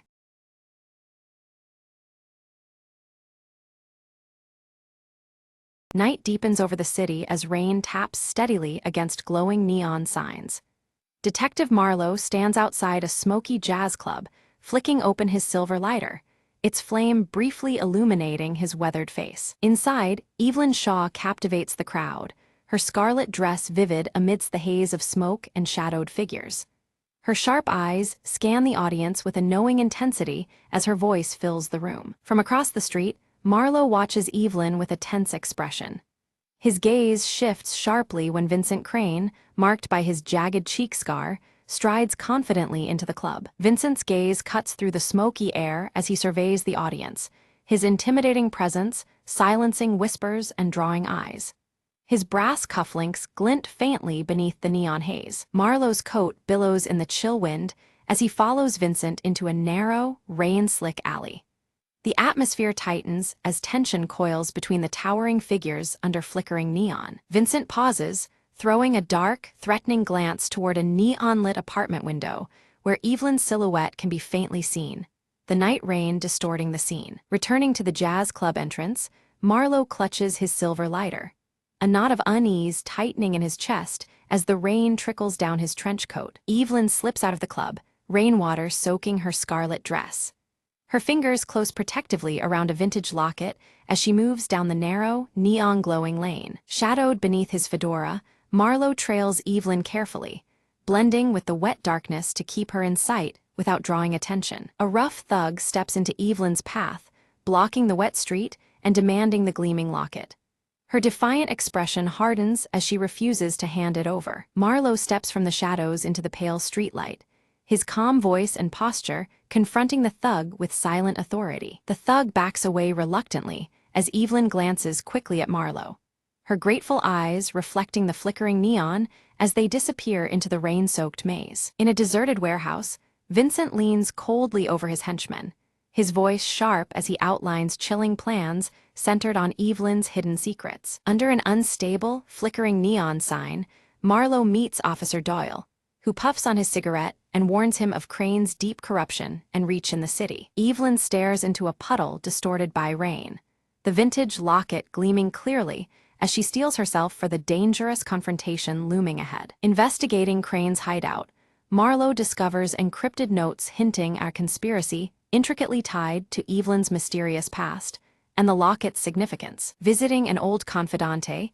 Evelyn learns a secret about the locket's origin, revealing its potential to unravel the dangerous web surrounding her. Vincent's men capture one of Marlowe's trusted contacts, deepening the threat and tightening Crane's iron grip on the city's shadows. Beneath a flickering neon sign reading Solace, Marlowe and Evelyn exchange low whispers, rain pelting around them as plans intertwine amidst growing danger. A coded message guides Marlowe to a clandestine meeting, where he narrowly escapes an expertly planned ambush lurking within the rainy night's shadows. Back at the club, Evelyn's voice sharpens, her fiery song carrying hidden warnings and cryptic signals to Marlowe waiting among the smoke and neon. Officer Doyle uncovers damning evidence linking city officials to Vincent Crane, complicating Marlowe's pursuit as loyalties fray under neon lights and rain. In a private encounter, Vincent confronts Evelyn, revealing knowledge of her darkest secret and delivering an ominous threat that jeopardizes her future. During a tense stakeout in relentless rain, Marlowe's silver lighter fails to ignite, the flickering neon casting shadows as a subtle sign of impending peril. Evelyn carefully slips the vintage locket inside an old, worn book, an unspoken symbol of trust and secrets yet to be shared, as rain continues to fall softly around her. The night erupted in gunfire, shadows scattering as Marlowe lunged to shield a trembling boy. The child gripped a crumpled letter, the address unmistakably marked for Evelyn. Marlowe's silver lighter sparked briefly in the rain, illuminating the urgency in the boy's wide eyes. Vincent's voice cut through the chaos, commanding a citywide blackout to tighten his grip. Neon signs flickered and died, plunging the streets into smothering darkness. His jagged scar seemed to catch the last glimmers of fading light, a sinister reminder of the power he wielded. Under muted neon ghosts that flickered weakly in the downpour, Marlowe and Evelyn slipped through treacherous alleys. Each step brought new dangers, but Evelyn's vintage scarlet dress and Marlowe's steady gait pushed through the gloom. Their eyes met briefly, a silent vow exchanged beneath the relentless rain. In defiance of commands, Officer Doyle appeared from the shadows, cigarette smoke swirling in the damp air. He handed Marlowe encrypted files, the paper damp but intact, a lifeline in the creeping darkness. Doyle's stoic gaze carried unspoken trust as he disappeared back into rain-soaked alleys. A piercing betrayal shook Marlowe's circle to its core, forcing him into the sanctuary of a hidden refuge. Outside, rain hammered relentlessly, blurring the city's fractured edges under neon glows. The weight of suspicion pressed heavy, but Marlowe's silver lighter remained by his side, a small beacon in his solitude. Evelyn, her scarlet dress now torn by confrontation, stood unwavering before the betrayer. Her powerful gaze cut through the cold rain, locket visible as a symbol of her resolve. The city's flickering neon signs cast erratic shadows, reflecting the storm that raged between them. Back in the sanctuary, Marlowe pored over the encrypted files, piecing together fractured clues. A startling connection emerged. Evelyn and Vincent share a past far older and more tangled than anyone suspected. The rain tapped on the window, a steady rhythm to his growing unease. At a grim crime scene, rain relentlessly washed away vital evidence, erasing traces beneath the dripping neon glow. Vincent's shadow slipped through the shadows once more, evading capture with practiced ease. The city's wet streets whispered secrets only the darkness could keep. Gathered beneath a flickering sign, Evelyn revealed the secret nestled within her vintage locket. It was more than a keepsake. It was the key to dismantling Vincent's sprawling criminal web. Her scarlet dress shimmered wet against the rain, determination shining in her eyes. Beneath the fractured neon and persistent rain, Marlowe and Evelyn crafted their final strike. Every detail was aligned, every risk calculated in the dripping silence. The city's pulse beat steady around them, as shadows awaited the unfolding plan. Officer Doyle stood firm as henchmen surged through the streets, cigarette ends burning low and forgotten. His methodical defense carved space for the coming assault, every breath steady against mounting chaos. Neon reflections danced across his stoic face as rain splattered around them. A desperate chase wound through narrow alleyways, shadows stretching and contracting under flickering neon. Marlowe cornered Vincent at last, the night tense with unspoken reckoning. Every step echoed with the weight of years lost and battles yet to be fought. Vincent's jagged scar gleamed sharp and ominous in the dim light as he leveled accusations at Marlowe. His words bit deep, recalling failures Marlowe had kept buried in the rain. The city seemed to hold its breath, caught between past shadows and present resolve. With a rasp, Marlowe's silver lighter sputtered back to life, its small flame fighting the darkness. Fueled by rekindled will, he met Vincent's challenge head-on. The dance of light and shadow blurred as the decisive struggle erupted amidst dripping neon. Evelyn's fingers trembled slightly as she used her locket to unlock secret files within Vincent's safe house. The damning evidence spilled forth, exposing the full breadth of his crimes to the public eye. Outside, rain hammered steadily, as if cleansing the city's sins. Under Doyle's commanding lead, police raids cut through the darkness, flashlights piercing shadowed corners. The storm of law enforcement surged with growing force, neon fragments reflecting on wet pavement. Each step pushed Vincent closer to exposure. Cornered and defiant, Vincent's smirk suggested layers deeper than anyone anticipated. His scar caught the residual neon glow, hinting at conspiracies yet concealed beneath city streets. The web of shadows tightened, threatening to ensnare all involved. Marlowe chose protection over selfish safety, escorting Evelyn through rain-slicked, neon-streaked streets. His trench coat billowed with the storm's fury as he moved steadily toward refuge. The silver lighter's glow was a quiet reassurance in the unrelenting downpour. Evelyn's voice crackled through the radio, a beacon of hope amid the relentless shadows. Her words carried strength and resilience, cutting through mist and static. Despite the rain, her spirit burned brightly, a signal amid the neon gloom. In the confusion and rising storm, Vincent vanished into the pounding rain, his scarred visage disappearing like a ghost. The city's heartbeat faltered as uncertainty swept through the soaked streets. The chase was far from over, shadows still whispered his name. Marlowe and Evelyn sought refuge atop a secluded rooftop, where neon rain cascaded around them. Plans and promises were exchanged beneath flickering lights and storm-soaked skies. Their alliance forged stronger, united against the dark forces still lurking below. Doyle arrived bearing critical news, a witness prepared to break silence and expose Vincent's operations.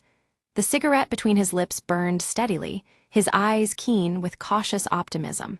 The pieces were aligning, though danger still loomed. Evelyn's locket caught the neon glow as she readied to disclose the final truth to the city's underground press. Her scarlet dress clung to her in steady defiance against the rain and shadows. The moment to shatter silence was near, and the stakes couldn't be higher. Marlowe worked feverishly to decode cryptic clues leading to Vincent's hidden vault beneath the neon-lit streets. Each revelation peeled back another layer of the tangled conspiracy. Outside, rain continued its ceaseless fall, drumming a tense rhythm to his discoveries. The city held its collective breath as the last fragment of the puzzle slid into place in the relentless rain. Neon signs flickered uncertainly, casting ethereal light over rain-soaked streets. The moment of truth approached, cloaked in shadow and anticipation. Beneath the flickering neon haze, a concealed panel slid open in the damp alley, revealing a narrow passage cloaked in darkness. Detective Marlowe adjusted his trench coat, steeling himself as he stepped inside, the persistent rain muffled behind thick stone walls. His silver lighter flickered briefly, casting fleeting light on the graffiti-scarred walls, leading him deeper into the heart of the city's shadows. From the suffocating darkness, Vincent Crane emerged, his bulky frame stepping forward as if risen from the underworld itself. The jagged scar across his cheek caught the light ominously as he declared himself the architect behind the betrayals that fractured the city's unsuspecting underbelly. His brass cufflinks gleamed with sinister pride, a chilling testament to his ruthless reign. Suddenly, the door burst open, and Evelyn Shaw emerged, her scarlet dress a vivid flame against the bleak chamber. Clutching her vintage locket tightly, she confronted Vincent with undeniable proof of his betrayals, her sharp eyes never wavering. The underworld figures assembled behind them exchanged stunned glances as the truth surfaced under the harsh glow of flickering neon. A heavy silence broke as the rain hammered the broken windows, each drop echoing the shattering of old alliances. Tension thickened the stale air, crackling like static before a storm, the neon signs outside casting eerie shadows through fractured glass. Trust dissolved like mist, the underworld fracturing beneath the weight of unveiled lies and whispered threats. In the claustrophobic chamber, Marlowe lunged at Vincent, their figures merging and breaking apart in the shadows cast by the wet walls. The clash was a desperate dance, his silver lighter temporarily lost in the scuffle as fists collided and coats flared. Each movement etched against the neon-lit gloom, their battle a raw testament to years of deceit and defiance. Evelyn's steady voice cut through the chaos, lifting a small device from within her coat. The recorded confession of Vincent's closest accomplice spilled into the chamber, shattering silence with damning evidence. The weight of his own words unspooled around Vincent, unraveling the last threads of his dark empire beneath the relentless downpour. Vincent's grip faltered, the jagged scar knitting into a grimace of defeat as Officer Doyle appeared, cigarette still clenched between steady lips. The bulky crime boss was restrained, his brass cufflinks catching faint neon glimmers as officers moved decisively. The city's shadows began to recede with every measured step Doyle took, heralding an end to the reign of fear. Outside, rain swept the streets clean, washing away stains both physical and moral. Neon signs flickered softly, their chaotic glow now calm and reflective across puddled asphalt. Vincent's silhouette faded into the night, detained and broken, as the city exhaled beneath the storm's lingering rhythm. On a rooftop above the soaked streets, Marlowe and Evelyn stood close, the breaking dawn framing their silhouetted figures. The vintage locket hung between them, glimmering briefly as the first light touched the city below. Rain still whispered against neon, a gentle promise lingering between the two in the quiet aftermath. The city breathed anew beneath soft neon glows, its pulse steadying after the tempest. Marlowe lifted his silver lighter, sparks flickering one last time before igniting into a small, steady flame. The glow marked a delicate balance of hope and uncertainty, signaling a future still unwritten beneath the shimmering shadows.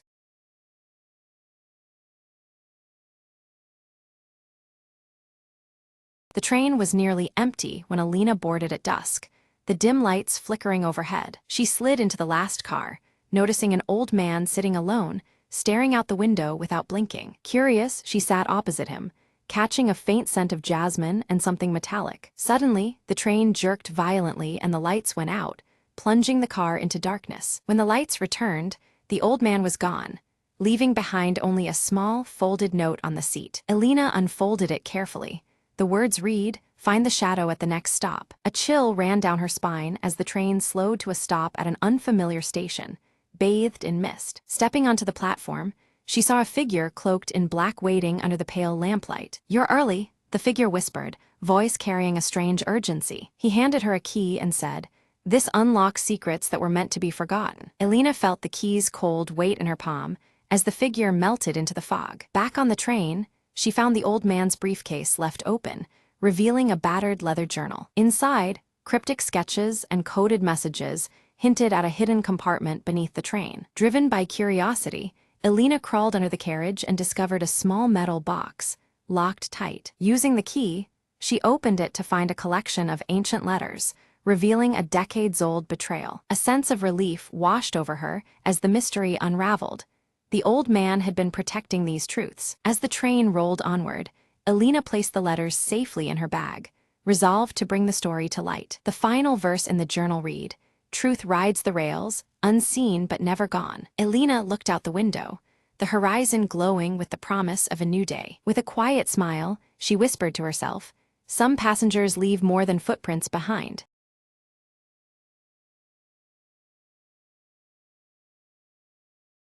Marla's phone buzzed with an unknown number, just as the clock struck midnight. Curiosity got the better of her. She answered hesitantly, hearing nothing but a faint, eerie silence. Shrugging it off, she returned to her reading, but the silence persisted, growing heavier in the still night. Suddenly, a whisper floated through the speaker.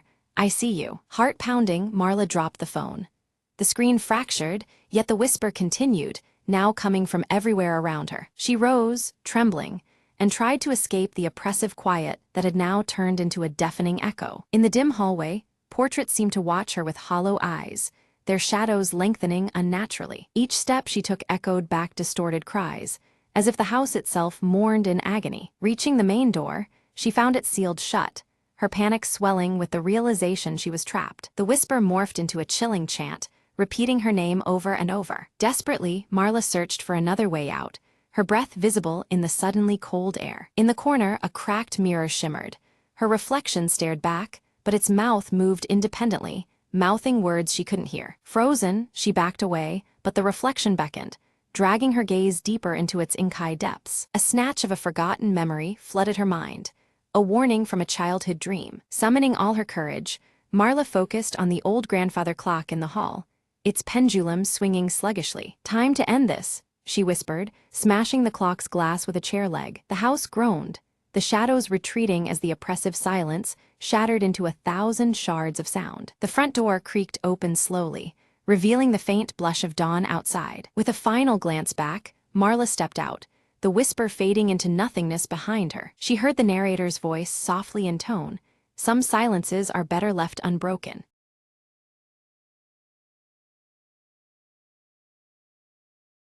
At midnight, beneath a heavy, shrouded fog, Emma crept into the old mansion at the edge of town. With only her flashlight piercing the darkness, she moved cautiously through the creaking halls. Soft murmurs seemed to drift from the cracked walls, barely audible yet unmistakably human. Emma froze, heart pounding as a voice whispered, "Help me," from the shadows. Determined not to flee, she followed the voice, each step echoing ominously. The hallway twisted unnaturally, doors appearing where none were before, leading deeper inside. She reached a room bathed in an eerie, pulsating glow, the source unseen. Inside, the voice grew clearer, pleading, "Find the locket, set me free." Emma's eyes caught a glint beneath the shattered floorboards, a delicate silver locket. As she lifted it, the temperature dropped.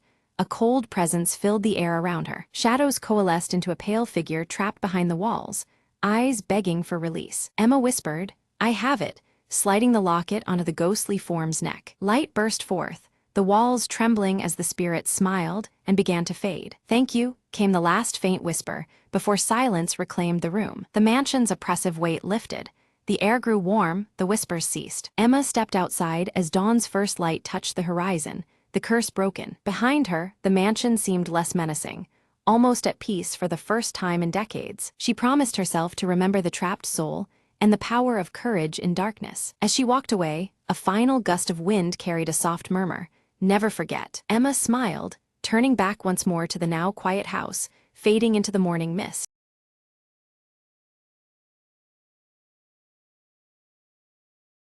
Jack slipped into the dimly lit room, the hum of old electronics filling the air. On the battered radio, a faint, irregular static crackled with an eerie pattern. He adjusted the dial, eyes narrowing as the static gave way to a whispered message. "Help me," a chilling voice beckoned, barely audible beneath the noise. Jack's heart skipped. This was no ordinary interference. He traced the voice's origin to an abandoned bunker on the outskirts of town. Against better judgment, he grabbed his coat and headed out into the biting wind. The bunker's door groaned open, revealing decades of dust and darkness inside. A faint light flickered deep within, pulsing in sync with the haunting message. Step by cautious step, Jack descended into the depths, every shadow a threat. Suddenly, the whisper came again, clearer.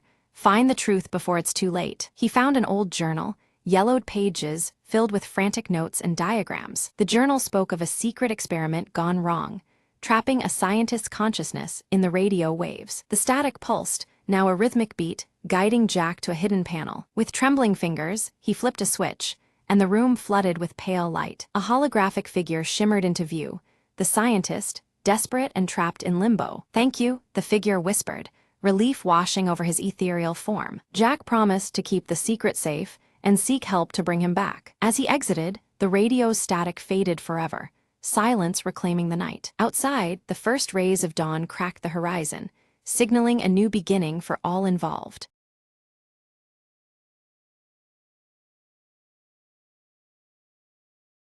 The rain slammed against the city, like a warning, neon signs flickering through the haze. Jake Morgan lit a cigarette, the smoke curling like a question mark in the dim light. He didn't expect company at midnight, least of all a dame with secrets in her eyes. "I need your help," she said, voice trembling, clutching a faded photograph. Morgan studied the photo. A man, vanished without a trace 5 years ago. "Why come to me now?" he asked, flicking ash into a cracked tin can. She hesitated, then whispered, "Because the shadows are closing in." Days blurred into nights, as Jake hunted clues across rain-slick streets and smoky bars. Each lead tangled deeper into a web of lies, betrayal, and long-buried sins. The city's underbelly pulsed with danger, but Morgan was no stranger to the darkness. One alley, one fistfight, one whispered tip later, he found himself staring down a crooked cop. "You're out of your depth," the cop sneered, holster empty but menace full. Morgan cracked a grin. "Maybe, but someone's gotta dive deep." In the bleak basement of a forgotten warehouse, the truth waited in cold silence. The missing man was alive, chained by debts and addicted to silence. Reunion was bittersweet, shadowed by the price paid for freedom. Back in the rain-soaked streets, Morgan handed the dame the man she'd lost. She smiled faintly. "Thanks for bringing light to the shadows." Jake lit another cigarette, the glow a small defiance against the dark city. "All in a night's work," he murmured, disappearing into the rain and neon blur.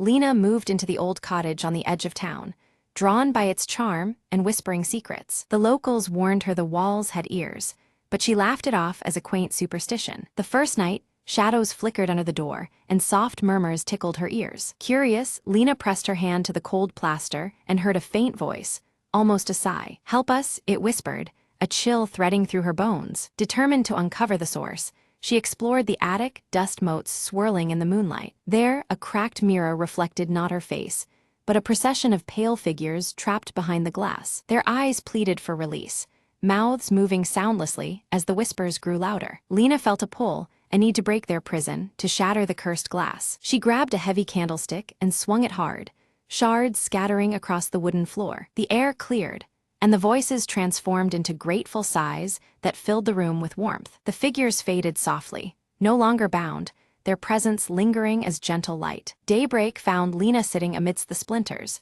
a serene calm replacing the night's torment. She smiled, realizing the cottage was a sanctuary, a place between worlds where kindness freed lost souls. From then on, the whispers only sang lullabies, and the walls held a peaceful hush. Lena grew to cherish her home, where the unseen and the living shared quiet companionship. She often spoke into the air, "You're safe now," and the breeze seemed to answer back. The cottage, once feared, became a beacon of hope and gentle mystery in the town. Neighbors noticed a new light in Lena's eyes, a calm strength born from the night's encounter. And so, the whispers became a story of liberation, told softly beneath the stars.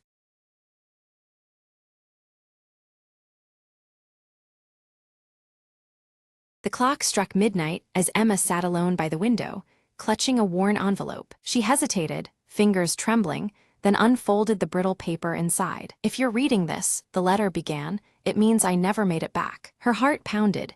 It was her brother, Alex, lost at sea months ago. He wrote of regrets, dreams, and a secret he had kept about their childhood. Emma's eyes filled with tears, but she kept reading, drawn into his words. "I've hidden something in the old oak tree by the river.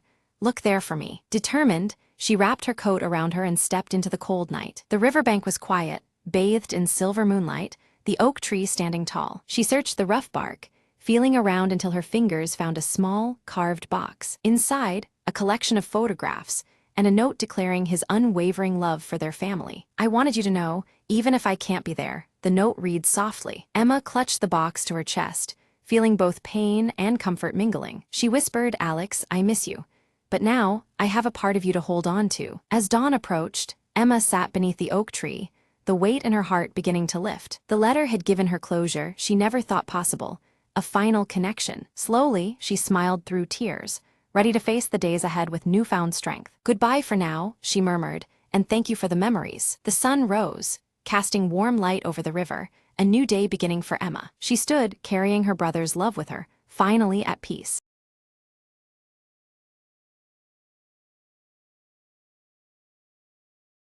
The clock in the hotel lobby struck midnight, its chimes swallowed by the creeping fog outside. Detective Margot slipped inside room 7, her flashlight cutting through the darkness. The door creaked open to reveal nothing but an empty bed, untouched since noon, the room unnervingly silent. She inspected the window. No sign of forced entry, just a cool breeze whispering secrets. Suddenly, a faint tapping echoed from the closet. "Who's there?" Margot called, her voice steady despite the chill rising in her spine. No answer, just the rhythmic tap-tap-tap, like a code in Morse. Drawing her gun, she cracked open the closet door to reveal a small, antique music box. Margot opened it cautiously.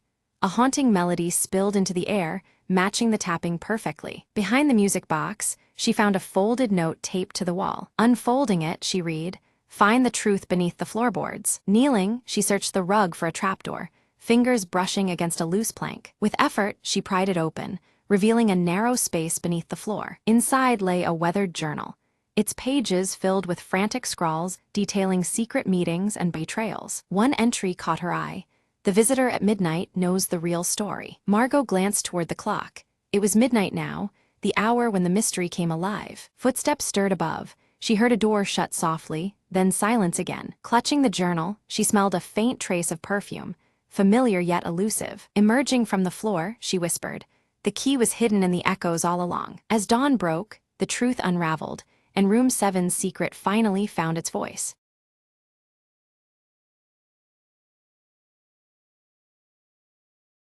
Beneath the crescent moon's dim glow, Aaron traced intricate symbols with focused determination, their silver tattoo faintly luminous against pale skin. Each mark seemed alive, pulsing subtly as if resonating with a hidden power. Outside the ancient temple, Soren stood firm under the sable sky, his grip tightening around the worn obsidian blade. The darkness pressed in, but his stoic expression betrayed no fear, only readiness for what was to come. An unsettling shadow flickered briefly on the temple's weathered walls, unnoticed by both guardian and seer. The sable light shimmered momentarily, casting a strange shift in the atmosphere that set nerves on edge. From the swirling mist emerged Leora, cloaked in shifting shadows, her sharp emerald eyes locked onto Aaron's glowing tattoo with an unreadable intensity. She moved silently, an enigma appearing at the edge of their fate. Aaron felt an abrupt chill crawl down their spine and looked up, only to see Leora vanish as mysteriously as she had appeared, swallowed by the deepening darkness. The fading glow of the tattoo flickered in response, as if warning of unseen threats. Soren's voice cut through the silence, grave and unwavering, cautioning Aaron about a new darkness rising alongside the sable light, an all-consuming shadow that could engulf everything they knew. His eyes never left the horizon's blackening edge. The crescent moon overhead intensified its ethereal glow, casting longer, deeper shadows that seemed to dance and writhe around the ancient stone temple. The sable light deepened, as if drawing power from the growing tension. In a sudden vision, Aaron saw fractured realms torn asunder, jagged voids creeping closer with insidious hunger. Reality itself quaked on the brink of unraveling, threatening to dissolve into endless night. Leora's silhouette blurred and merged with the sable light's ever-shifting form, and unexpectedly, the edge of Soren's obsidian blade began to shimmer with a strange, otherworldly glow. The weapon's reflection revealed truths yet to be spoken. Beneath the sable light's eerie sheen, ancient runes etched on Soren's obsidian blade glimmered to life, revealing a cryptic message written in a forgotten tongue.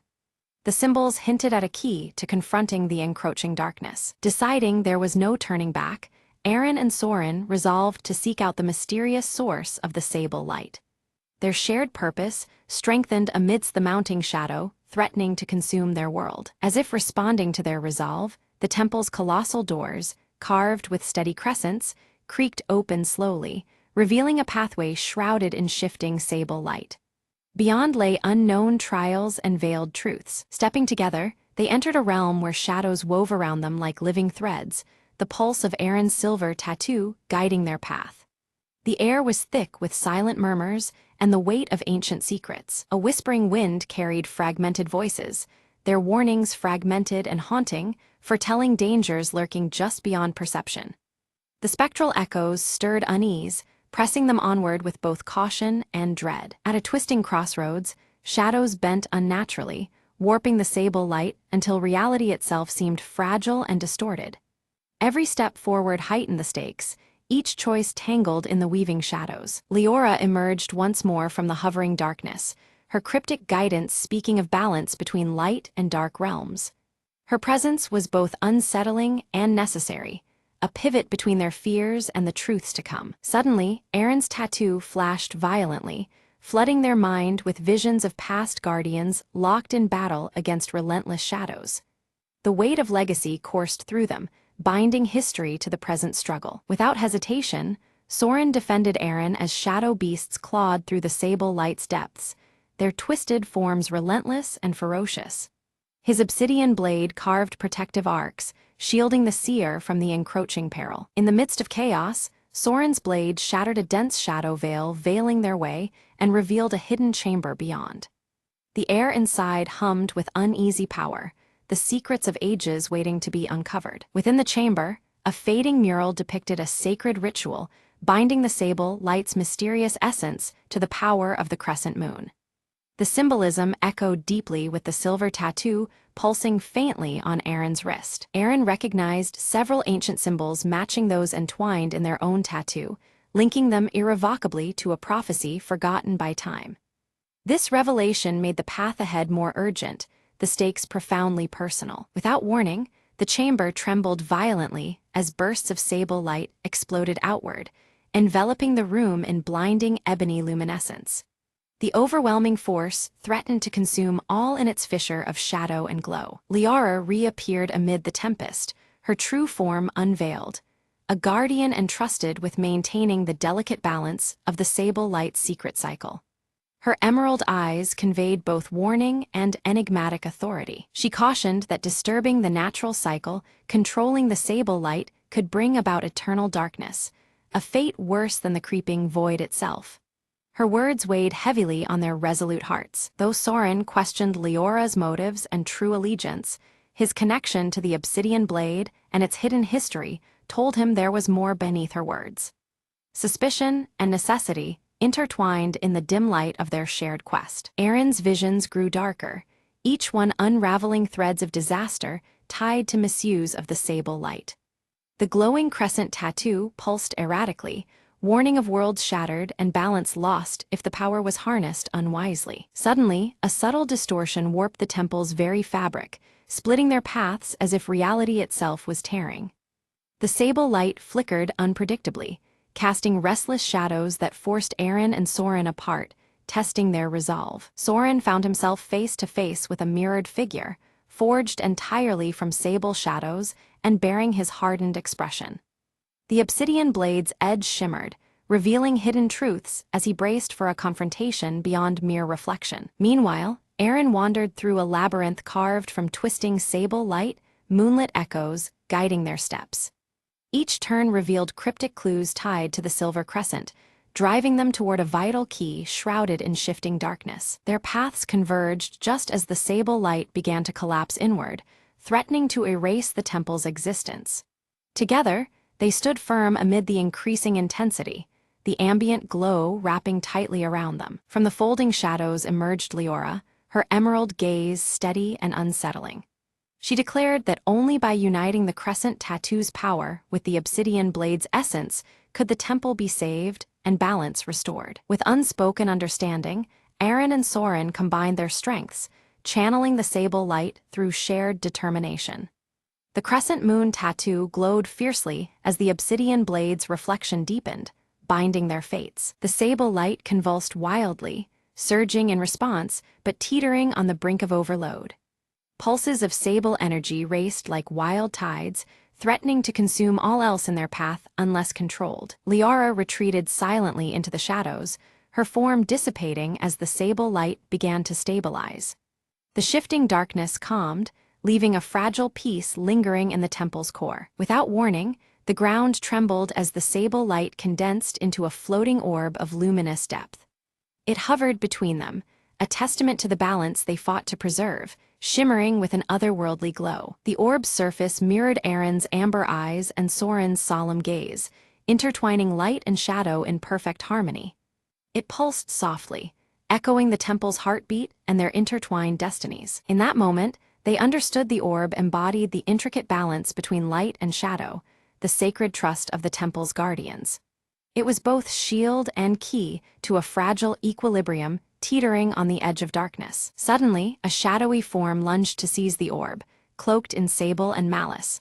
But the radiant crescent glow flared, repelling the figure with an ethereal force that rippled through the temple air. Raising the obsidian blade high, Soren channeled the orb's radiant power, releasing a pulse that banished the shadow figure back into the void.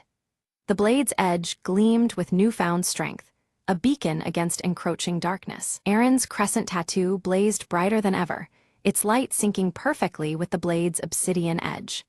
Together, their symbols intertwined, forging a potent shield of light and shadow woven from shared resolve. Gradually, the sable light softened and dispersed peacefully, restoring calm to the temple's ancient stones and surrounding shadows. The tension melted into quiet harmony beneath the watchful crescent moon. Leora appeared once more, her smile faint and enigmatic as she dissolved into moonlit mist. Her presence lingered like a whispered promise, a guardian watching from the shifting veils of shadow. Standing side by side under the tranquil crescent moon, Aaron and Soren bore the marks of their trials but held unwavering determination. Their bond had been tested and forged anew, united in guardianship of a powerful legacy. They vowed to protect the delicate balance represented by the sable light, prepared to face any threat that sought to tip its scale. Guardians not only of the temple, but of the truths hidden within shadow and crescent glow alike. Slowly, the temple doors closed with quiet grace, the sable light reduced to a faint and steady gleam that illuminated their oath. The sacred space breathed with calm assurance, shadows and light held in equilibrium. Time moved on as Aaron sat in meditation atop the temple's peak, the silver crescent on their wrist now steady and serene. Their eyes held a calm awareness, reflecting wisdom gained through trials with the sable light. At the temple below, Soren trained fresh guardians in the art of wielding the obsidian blade and understanding the lore of sable light. His teachings passed on the legacy of shadow and crescent symbols, echoing through coming generations. Unexpectedly, a gentle flicker of sable light danced across a quiet corner of the temple, a soft reminder of bonds forged and journeys endured.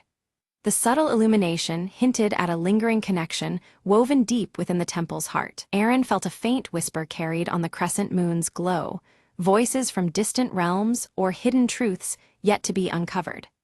The call stirred their spirit, a reminder that mysteries still awaited beyond the veil of light and shadow. Soren silently sharpened his obsidian blade by firelight, preparing for challenges yet unseen. The blade's edge caught the dim sable glow, reflecting readiness and a steadfast commitment to what was to come. Deep within the temple's shadowed depths, an ancient scroll unfurled itself as if alive, its parchment glowing faintly beneath the sable light.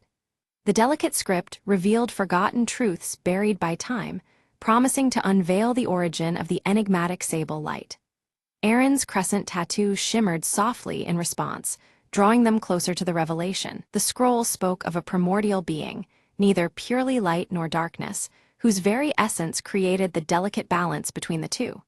This entity existed beyond mortal realms, harmonizing opposing forces and ensuring the continual cycle of day and night.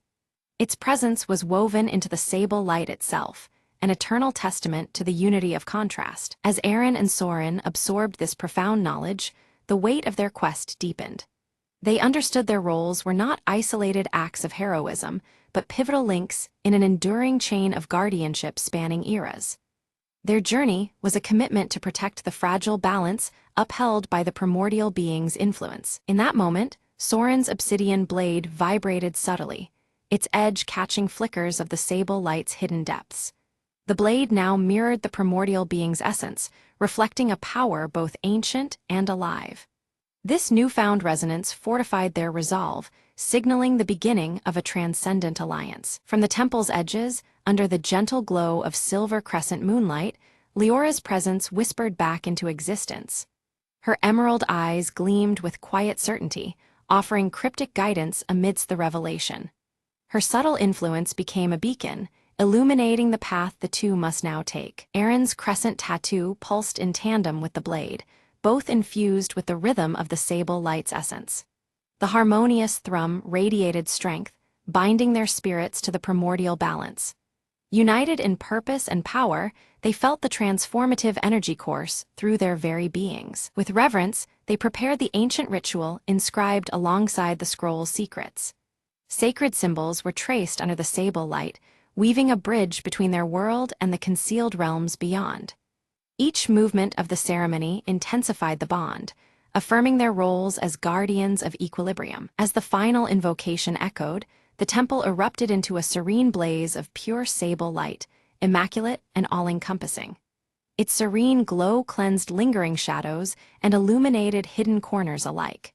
The ritual's success resounded through the air, signaling the restoration of profound cosmic balance. Now guardians of a tranquil world, Aaron and Soren stood vigilant beneath the shimmering sable light's gentle embrace. Their watchful eyes reflected readiness for the cycles to come, ever aware the balance must be maintained. In unity, they embraced the timeless guardianship bestowed upon them. Under the tranquil sweep of the crescent moon, the tale drew to a close, yet the echo of sable light lingered on. Silent and unwavering, it stood sentinel over the night, weaving protection through the darkness. Thus, the legacy of balance and light persisted, eternal and unbroken.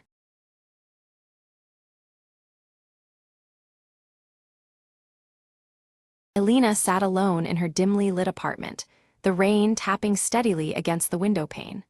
Her fingers gently traced the contours of the vintage locket around her neck, the cool metal a small comfort amidst the growing unease in her chest. Navigating through the crowded streets, Marcus clutched his leather-bound notebook tightly, his eyes darting nervously between passers-by. The towering buildings felt oppressive, shadows stretching like silent watchers as he moved with purpose yet caution. In the sunlit park, Ava played quietly with her small handcrafted doll, her curls catching the golden light. She observed the pigeons fluttering nearby, a faint tension in her gaze that belied her innocent demeanor. A soft thud alerted Elena to a letter slipped under her door, the old seal instantly recognizable.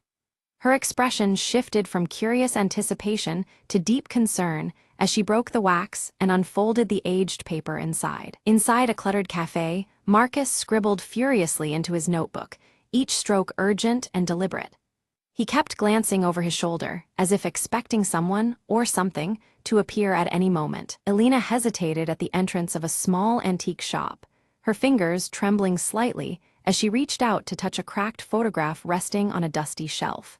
The image within stirred a mix of nostalgia and unease, the fractured glass symbolizing memories she struggled to piece together. In the park, Ava approached Elena cautiously, clutching her doll tightly as if seeking safety. Her eyes held a silent plea, a fragile bridge between their worlds amid the dappled sunlight. In a shadowy hallway, Marcus met briefly with the elderly Mr. Reynolds, exchanging a folded piece of paper with urgency. The dim light highlighted the weariness in Mr. Reynolds's silver hair and the weight behind their secretive interaction. Elena stood before a wall plastered with fragmented photographs and newspaper clippings, her gaze intense as she pieced together a complex puzzle. Each torn edge and overlapping image echoed the fractured past she was desperate to understand. Rain intensified as Elena walked along deserted streets, droplets streaking her face as fleeting memories flashed behind her eyes. The storm outside mirrored the turmoil rising within, each step heavy with unspoken questions. Marcus's hands trembled slightly as he unlocked a drawer filled with old letters and faded maps. The worn papers seemed to whisper secrets, invitations to delve deeper into a tangled history. In a quiet room, Ava carefully painted a small symbol onto her doll, glancing nervously toward a distant figure watching from the shadows. The faint line between safety and danger grew more fragile by the moment. Elena's vintage locket clicked open, revealing a hidden photograph of a mysterious figure obscured by faded light. The image sent a ripple of recognition mixed with uncertainty through her heart. With hurried movements, Marcus scribbled a note before slipping it discreetly under Elena's apartment door. The rain masked his footsteps as he vanished into the night, leaving a trail of unanswered questions. Elena unfolded the note, realization dawning on her as the words echoed in the silent room. Across the street, a shadowy silhouette lingered, watching her every move under the relentless drizzle. In the quiet corners of a crowded library, Alina confronted Marcus, voices low but charged with tension. Secrets long buried began to surface, casting long shadows over their strained interaction. A flashback unfolded. Years earlier, Marcus and Alina shared a quiet moment bathed in soft light, their expressions tender yet tinged with an unspoken sorrow. The memory revealed the fragile threads of a broken bond that still haunted them. Panic gripped those who cared for Ava as she disappeared from the park without a trace. The sun seemed to dim, the vibrant life draining away with her sudden absence. Alina and Marcus searched frantically through rain-drenched alleyways, calling Ava's name into the cold, empty air. Each echo replied only with silence, deepening the growing dread between them. Mr. Reynolds appeared suddenly, his worn cane tapping softly as he warned Alina of dangers lurking unseen. He pressed a cryptic key into her hand, his eyes grave with unspoken truths. With shaking hands, Alina unlocked a hidden compartment inside her locket, discovering a worn photograph of Ava's family carefully folded within. The discovery linked their fates in ways she was only beginning to comprehend. By flickering candlelight, Marcus pored over his leather notebook, drawing meticulous connections between the lost girl and Alina's fragmented past. Each revelation pulled them deeper into a mystery few dared to confront. Hidden in an abandoned building, Ava clutched her doll tightly as footsteps drew closer, her breath shallow with fear. The shadows seemed to close in, the silence fractured only by the slow creak of the floor beneath approaching feet. Tempers flared as Alina and Marcus argued fiercely over trust, their shared history casting long, painful shadows. Muted earth tones surrounded them, the weight of unspoken betrayals thick in the air. A mysterious figure left a subtle clue at the park, a silent offer of alliance amidst the chaos. Alina and Marcus discovered it, their search steering toward unexpected allies as the rain began to soften once again. Rain cascades steadily over the city streets as Alina and Marcus weave through twisting alleys, their footsteps echoing softly. Streetlights flicker through the downpour, casting muted earth-toned glows on wet cobblestones as they follow a tenuous trail. Their coats pressed tight against the chill, the urgency in their expressions is only hinted at through fleeting close-ups of clasped hands and focused eyes. Near a locked, weather-worn door, Ava's small handcrafted doll lies abandoned, dampened by rain. The lock is adorned with an unfamiliar symbol, carved deep into the wood, its jagged lines catching droplets that slide down slowly. Alina crouches nearby, hesitant to reach out but compelled by the haunting stillness of the scene. Marcus frowns as a sudden memory surfaces, a phrase half forgotten that pulses with new meaning. He murmurs it aloud, words that once felt meaningless now revealing their connection to Ava's disappearance. The leather notebook at his side seems to hum with dormant significance as he clutches it tighter. Back in her silently lit apartment, Alina carefully moves a painting aside, revealing a faded map hidden behind it. The map is jagged at the edges, marked with cryptic symbols that tug at her memory's edge. Her fingers trace the marks with a mix of confusion and dawning comprehension, the vintage locket at her neck resting heavily against her chest. Mr. Reynolds, seated in a dim corner of a quiet room, leans on his cane as he begins to speak.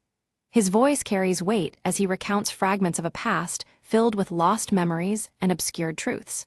His thick-rimmed glasses catch the low light, shadows deepening the lines of a face etched by time. Alina stands before a derelict building, the fading light making its cracked facade seem both menacing and familiar.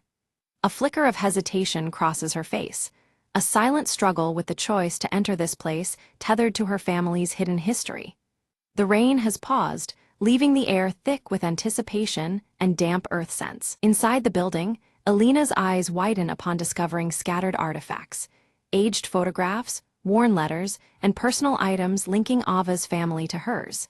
Each piece deepens the mystery, weaving their histories into an intricate tapestry of secrets.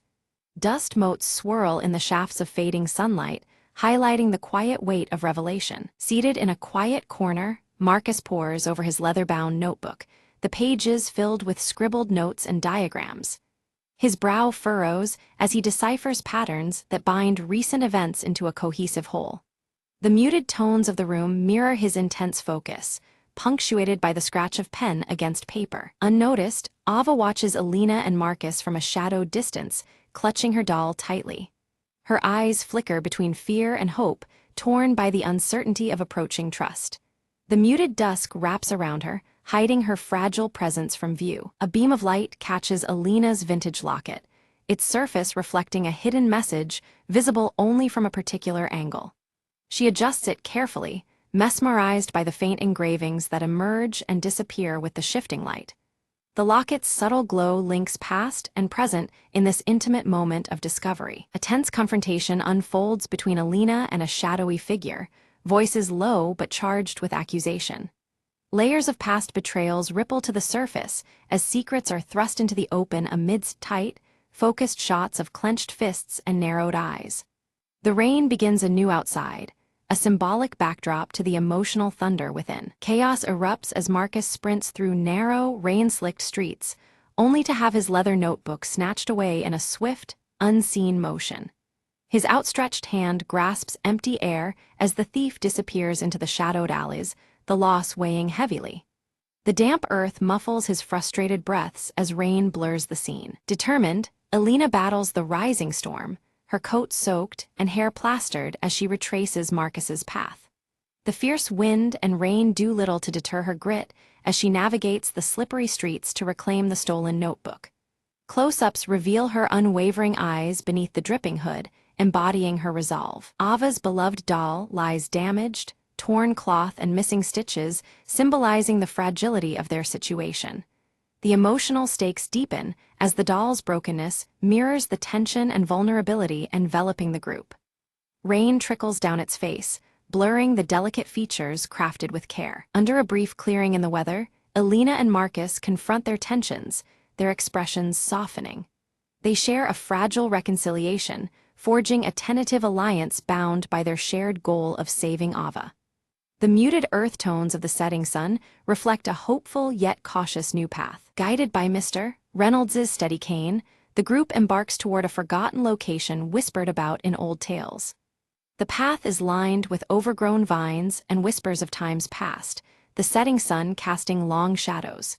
His voice carries the weight of many years, imprinting urgency on their every step. Behind a locked door, Ava waits, relief washing over her face as Alina's locket fits perfectly into the aged lock. The gentle click echoes softly, a moment of release captured in close-up shots of hands and wide, hopeful eyes. The muted colors around them seem to brighten subtly, signaling a fragile victory. As the building begins to collapse around them, the group escapes amid falling debris, embodying the breaking of long-hidden secrets. Dust clouds swirl in the dim light, enveloping them as they sprint toward safety. The crumbling walls mirror the destruction of old pain and closing chapters. Alone in quiet reflection, Alina confronts her fragmented memories, embracing painful truths shaping her identity. Tears glint in her eyes as she holds the vintage locket close, understanding now the depths of her past. The subdued palette of earth tones reflects the somber yet necessary acceptance. Marcus places a steady hand on Alina's shoulder, promising protection for both her and Ava moving forward. Their destinies now intertwined, a quiet determination settles between them. The first hints of clear skies appear beyond the window, symbolizing fragile hope. Alina examines the recovered notebook carefully, uncovering a letter addressed to her, penned years ago. The words hint at concealed histories and warnings wrapped in metaphor, deepening the intrigue. The flickering candlelight throws dancing shadows over the faded handwriting, enhancing the mysterious aura. Marcus visits an old mentor in a cozy, book-lined study, seeking insight into the cryptic events. The mentor's calm explanations unveil perspectives that shift Marcus's understanding, shedding light on the tangled web they navigate. Muted earth-tone decor surrounds them, grounding the weighty conversation. Ava tentatively begins to open up, sharing fragmented memories that reveal surprising connections to Alina's past. Her voice is soft yet determined, weaving a delicate bridge between their histories. Close-ups focus on Ava's expressive eyes and the worn doll she still cradles. Together, Alina and Marcus uncover evidence suggesting a trusted figure's manipulation of their lives over many years.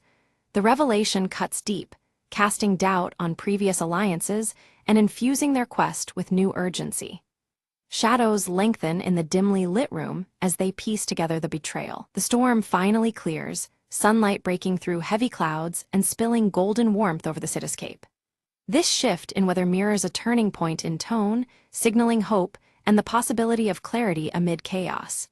Elena, Marcus, and Ava stand together, their silhouettes etched against the brightening horizon. Elena's trembling hands unfold the fragile letter, her eyes scanning words long concealed.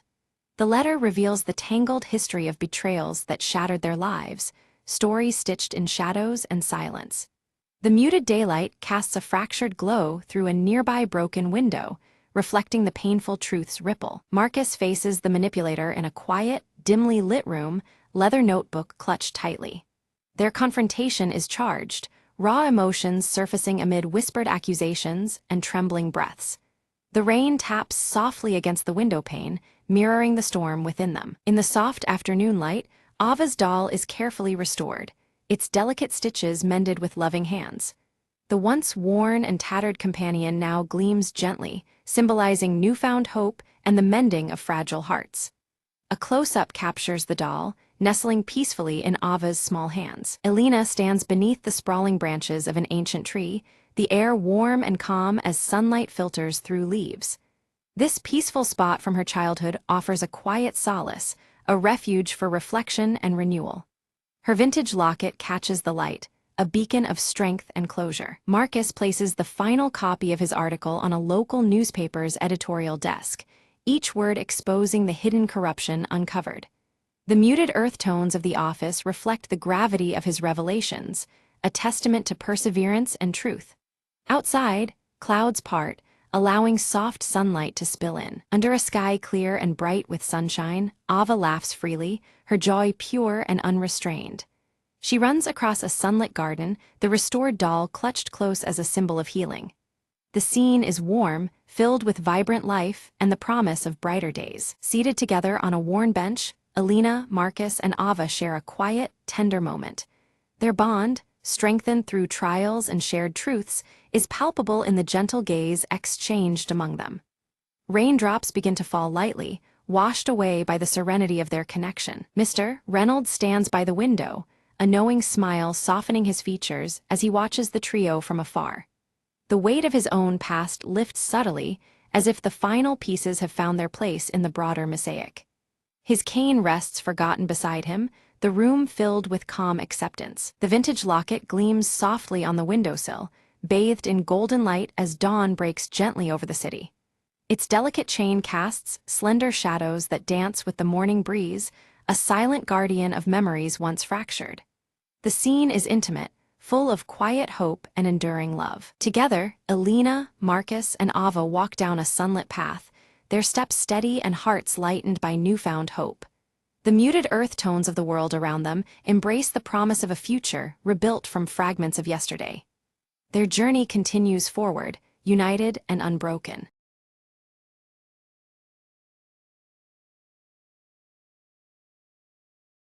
Rain slicked Alice's blurred areas quick steps as she clutched the small red data chip tightly, anxiety flickering in her sharp eyes. Behind her, city lights cast fractured shadows, broken clocks ticking faintly in the distance. She slipped through the cracked doorway of a dim apartment, where Dex awaited, his tattooed sleeve visible beneath the rolled-up fabric. His impatient gaze met hers, the tension thick in the cramped room. Under the flickering overhead light, Dex inspected the red data chip, suspicion brewing between them. Words were exchanged sharply, betraying their fragile trust in the dangerous game they played. Outside, beyond the rain-streaked window, shadowy figures lingered unseen. Their fleeting reflections shimmered within a cracked mirror hanging awkwardly by the entrance, silently observing. Mara's gloved fingers danced expertly over the security terminal, cracking through dense encryption with ease. Her eyes fixed, determined, as the locked secrets began to yield. A broken clock on the wall ticked uneven rhythms, its hands stuttering in defiance of time. Suddenly, the quiet was pierced by a beep, signaling an incoming encrypted message. Aria's fingers traced the message's cryptic lines, revealing chilling warnings tied to the red data chip's unknown dangers. The weight of the revelation pressed hard against her resolve. From the shadows, the broker's distorted voice crackled ominously through an old radio device. Threats echoed clearly, surrender the chip or face dire consequences beyond their reckoning. Dex slammed his fist against the table, anger flashing over his tattooed arm as blueprints and wires scattered. Frustration twisted in the cramped air, tensions mounting between them all. Mara offered a daring plan, an infiltration of the data vault where the chip had originated. It was risky, but the only chance to unravel the web of deceit surrounding them. Arya hesitated, a haunting memory stirring. A broken clock stopped at midnight, symbolizing lost chances. Doubt flickered momentarily across her sharp features. With determination set, the team readied themselves, the red data chip nestled securely in Arya's jacket pocket. The fractured ticking of clocks outside seemed to count down their fate. Dex methodically checked his gear, the glow of a neon sign casting light across his tattooed arm. His focus was unyielding, the city's restless pulse echoing through the room. At her console, Mara manipulated traffic cameras, her gloved hands orchestrating a diversion to cover their anticipated escape. The city's network became their battlefield. Suddenly, the apartment door shattered inward. Shadowy pursuers stormed in. The urgency of their situation erupted as danger closed rapidly around them. A tense and frantic chase spilled onto rain-slick streets, with Arya deftly navigating the narrow passages. The red data chip's burden weighed on her as every second counted. Dex engaged assailants with striking prowess, his tattooed arm a blur in the melee, while Mara remotely sabotaged their pursuers' escape routes. Their coordinated efforts kept hope alive. They dove into an abandoned warehouse, greeted only by a haunting trail of broken clocks stopped at various fragmented times. The eerie stillness deepened the mystery they faced. Among the debris, Arya spotted a silver locket, its clasp cracked and worn, stirring unsettling familiarity. Suspicion gnawed at her. Was this a link to a ghost from their past? Mara's gloved hands delicately decoded the intricate engravings etched into the locket. Hidden messages emerged, revealing a betrayal by an informant they had once trusted. Dex confronted the informant through a faceless hologram, the broker's looming presence cast as a dark shadow over the exchange. The unseen enemy tightened its grip. Forced to divide, the team pursued scattered clues tied to the broken clocks dotting the city.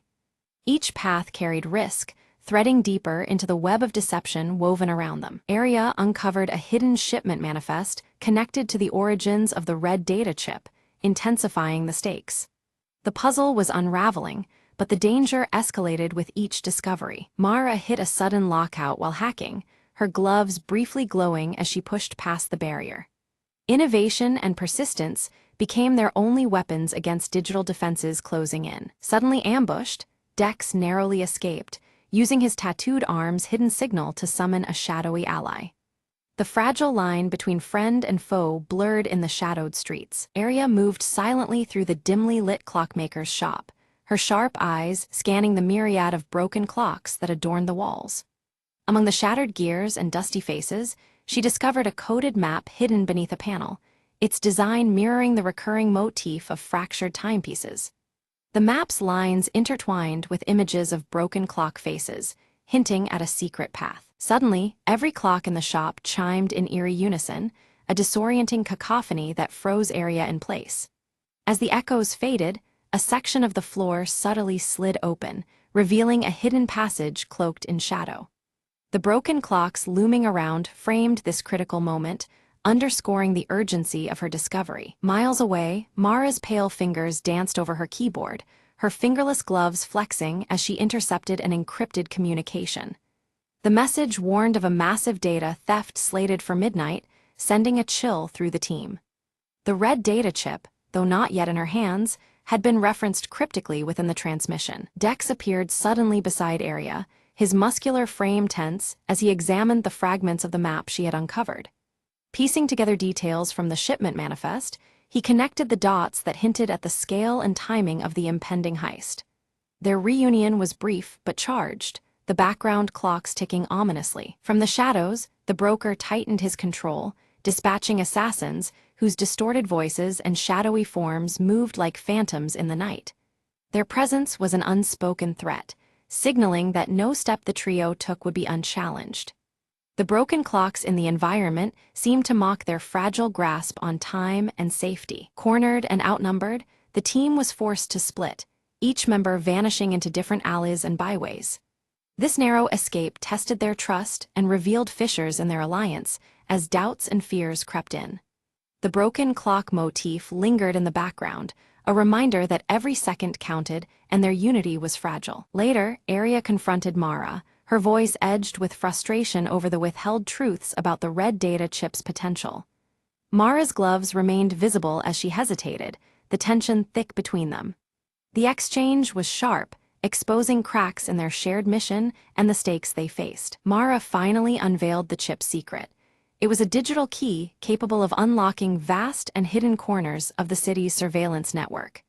This revelation deepened the stakes, showing the scope of the broker's ambitions and the power the chip held. Their breath hung heavy in the air, punctuated by the distant ticking of broken clocks. Meanwhile, Dex grappled with his own conflicts, memories of the intricate tattoo sleeve on his left arm flashing in his mind. These flashbacks linked his past loyalty with his current resolve, grounding him in purpose amidst uncertainty. The tattoo, inked with symbolic gears, seemed to pulse in rhythm with the broken clocks around him. The broker struck back anonymously, sabotaging their communications with waves of interference. Each team's connection faltered, isolating them in their individual spheres of danger. The broken clocks in the background fell silent, underscoring the growing chaos and their vulnerability. Arya arrived at a desolate tower, the final clock looming above Frozen at midnight, the very hour planned for the heist. Time seemed to stand still as she prepared to confront the endgame. The broken clock hands pointed relentlessly toward urgency and inevitability. Within the tower, Mara's gloves moved deftly over her equipment, bypassing intricate security systems with rapid taps. Her pale features set in concentration, she fought against digital barriers to clear the path for her team. Around her, faint clock faces flickered on monitors, their fractures echoing the theme of fractured time. Dex intercepted a courier clutching a red envelope, the color matching the data chip that had come to symbolize their mission. This envelope held a critical piece of the broker's plan, shifting their understanding and strategy. Even as neon lights flickered, broken clocks hung ominously nearby, framing the hidden threat. Together, the team narrowly avoided a trap set beneath the tower's foundation, illuminated just enough by failing neon signs to reveal danger. They moved swiftly, the atmosphere thick with tension and uncertainty. Broken clocks in the area seemed to almost count down their fleeting chance for survival. Mara disabled a swarm of surveillance drones overhead, her gloves glowing faintly as she fought digital battles. This gave Arya and Dex a narrow window of opportunity to advance, their movements urgent and calculated. The broken clock motif lingered, a silent witness to their desperate push forward. Inside the tower's heart, Arya's eyes caught a cracked mirror reflecting her tense, focused expression. The fragmented glass paralleled the fractured timeline they struggled against, reminding her that time was slipping away. The palpable pressure of the impending heist bore down as the clock struck closer to midnight. Dex confronted a shadowy figure cloaked beneath a hood, a mask shaped like a broken clock hiding the intruder's identity. Their brief encounter was charged with danger and uncertainty, the clock motifs on the mask echoing the pervasive theme of lost time. The silhouette's movements were swift, leaving Dex questioning who stood before him. A fierce struggle revealed the broker's true agenda, dominion over the city's invisible digital web, manipulating every unseen strand. This battle was not just physical but ideological, the broken clocks serving as a backdrop to a power struggle over time and control. The stakes had escalated beyond what the trio imagined. Mara launched a counter-hack, her gloves glowing fiercely as she engaged in a digital duel with the broker's sophisticated code. The flashy lights and flurries of data in the tower's control room painted a vivid picture of their hidden war. Every keystroke was a battle for the city's surveillance future. Victory seemed within reach until the broker unleashed a devastating final trap, fracturing the entire data network across the city. Alarms blared as systems faltered and chaos erupted. The broken clocks seemed to shatter metaphorically, symbolizing disrupted time and control. The screen of their devices faded to black amid the blaring alarms, the broken clocks ceasing there, ticking in an eerie silence. The blackout left them helpless and isolated, dangling in the dark void of uncertainty. Time itself felt suspended, the motif now hauntingly literal. In isolation, Arya's thoughts drifted to the silver locket with its broken clasp, a tangible symbol of unfinished business and fractured bonds. Memories of its meaning stirred resolve within her, fueling a flicker of hope. Even in the absence of time, connections lingered. Suddenly, Mara's voice crackled through a hidden communication channel, calm and urging focus amidst the chaos. Her message was a lifeline, reminding the team of their shared mission and the strength in unity. The sound rekindled a fragile thread of trust. Dex carefully repaired a small, intricate device embedded within his tattoo, the motions steady and skilled. The device sparked to life, restoring the delicate communication lines that had been severed. The broken clocks in the background began to faintly tick once more, signaling renewed hope. The team reconvened at the tower's apex, the red data chip pulsing subtly in Arya's grip like a heartbeat. Around them, remnants of broken clocks framed the bleak city skyline, time still fractured but not defeated. Their unity, fragile yet resolute, poised them for the final confrontation ahead. The red data chip, once thought to be a weapon, reveals itself as a key to restoring the stolen digital memories held hostage by the broker. Arya studies it carefully, realizing its potential to unlock what was lost rather than destroy. Mara, gloves firmly on, connects the chip to her portable device, triggering a wave of data that slowly reverses the blackout. Around them, broken clocks begin their synchronized ticking once more, filling the air with a hopeful rhythm. In a rare moment, the broker's shadowy mask falters, revealing a familiar face etched with pain and regret, someone deeply tied to their shared past struggles. This glimpse casts new light on the contours of their conflict. Dex steps forward, his tattooed arm glowing softly as he faces the broker. His voice is steady, embodying both forgiveness and strength, breaking through years of silence between them. Arya slides the red chip into the central console. Streams of data flood the system, revealing hidden conspiracies buried deep beneath layers of deception. The room hums with newfound energy, secrets unfolding before their eyes. Citywide systems awaken, lights flicker back to life, while long-held shadows retreat into forgotten corners. The faint ticking of clocks syncs with the resurgence of order and control. Mara finally removes her fingerless gloves, a silent symbol of trust restored as the complex digital web begins to heal. Technology feels less like a barrier and more like a bridge between them. The broken clocks scattered across the city start moving forward in unison, marking the dawn of a new chapter. Time, once lost, now regains its steady, purposeful flow. From the high tower, Arya, Dex, and Mara watch the sunrise breaking through rain-streaked glass, their silhouettes dark against the light.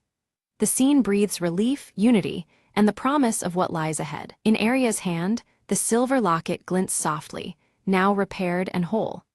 It symbolizes the closure of their ordeal and stands as a quiet promise of vigilance and hope for the future.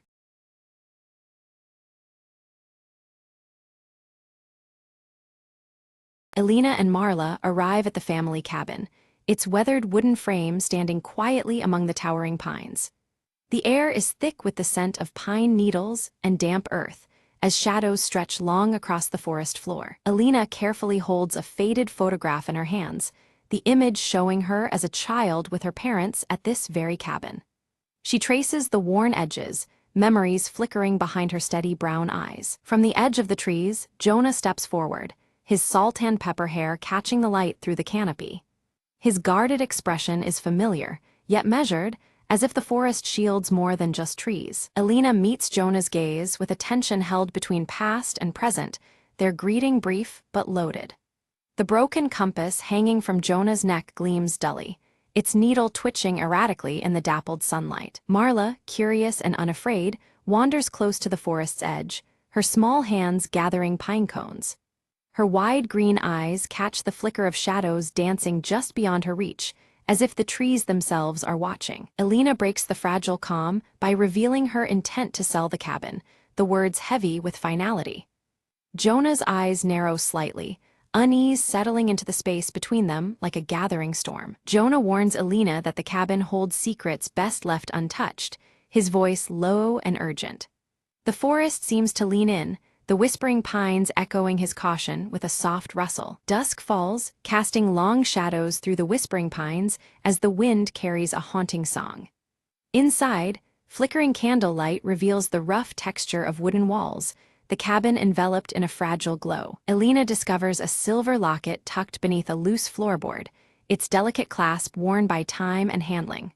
Holding it, she feels the weight of unseen stories wrapped within its small, oval shape. Jonah recounts the forest's strange history, weaving tales connected to the locket and their shared ancestors.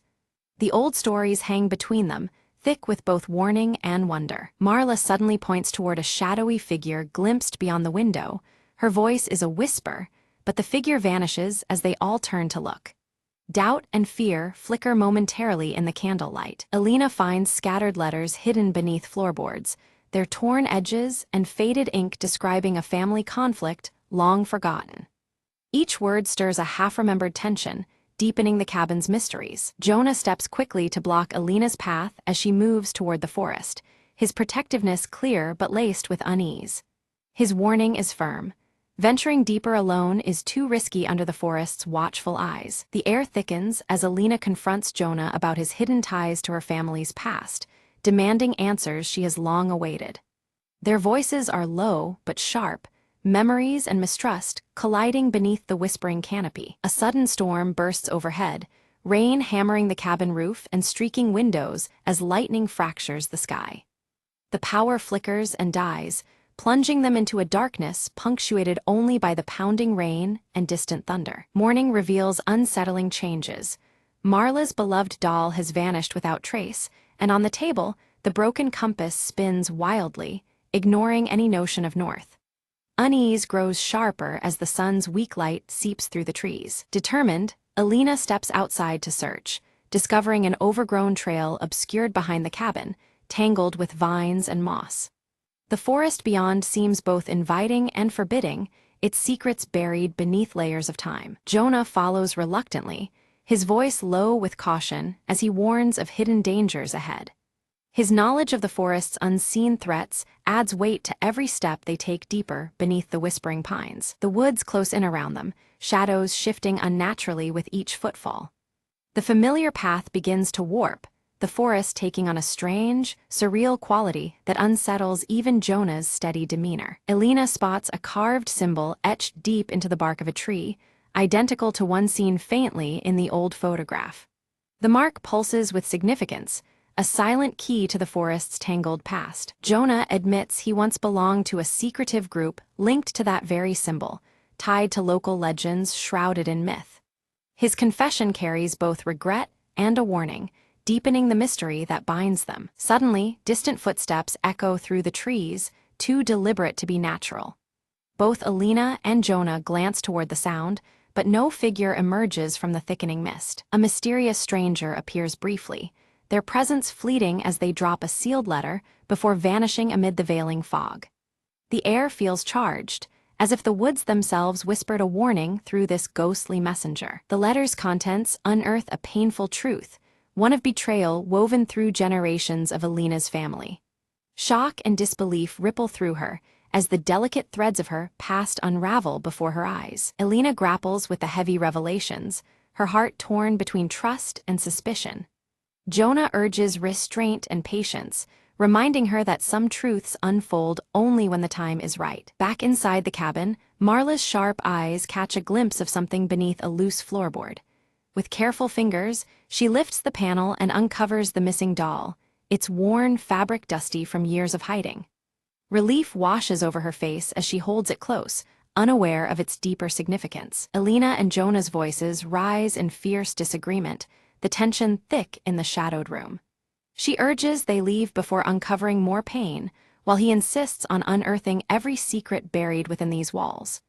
Their opposing wills clash, embodying years of unspoken struggles tied to this place. Jonah rolls up his sleeve, revealing faded scars crisscrossing his arm like silent testimony. Each mark a link to the family's troubled past, struggles and sacrifices made long ago.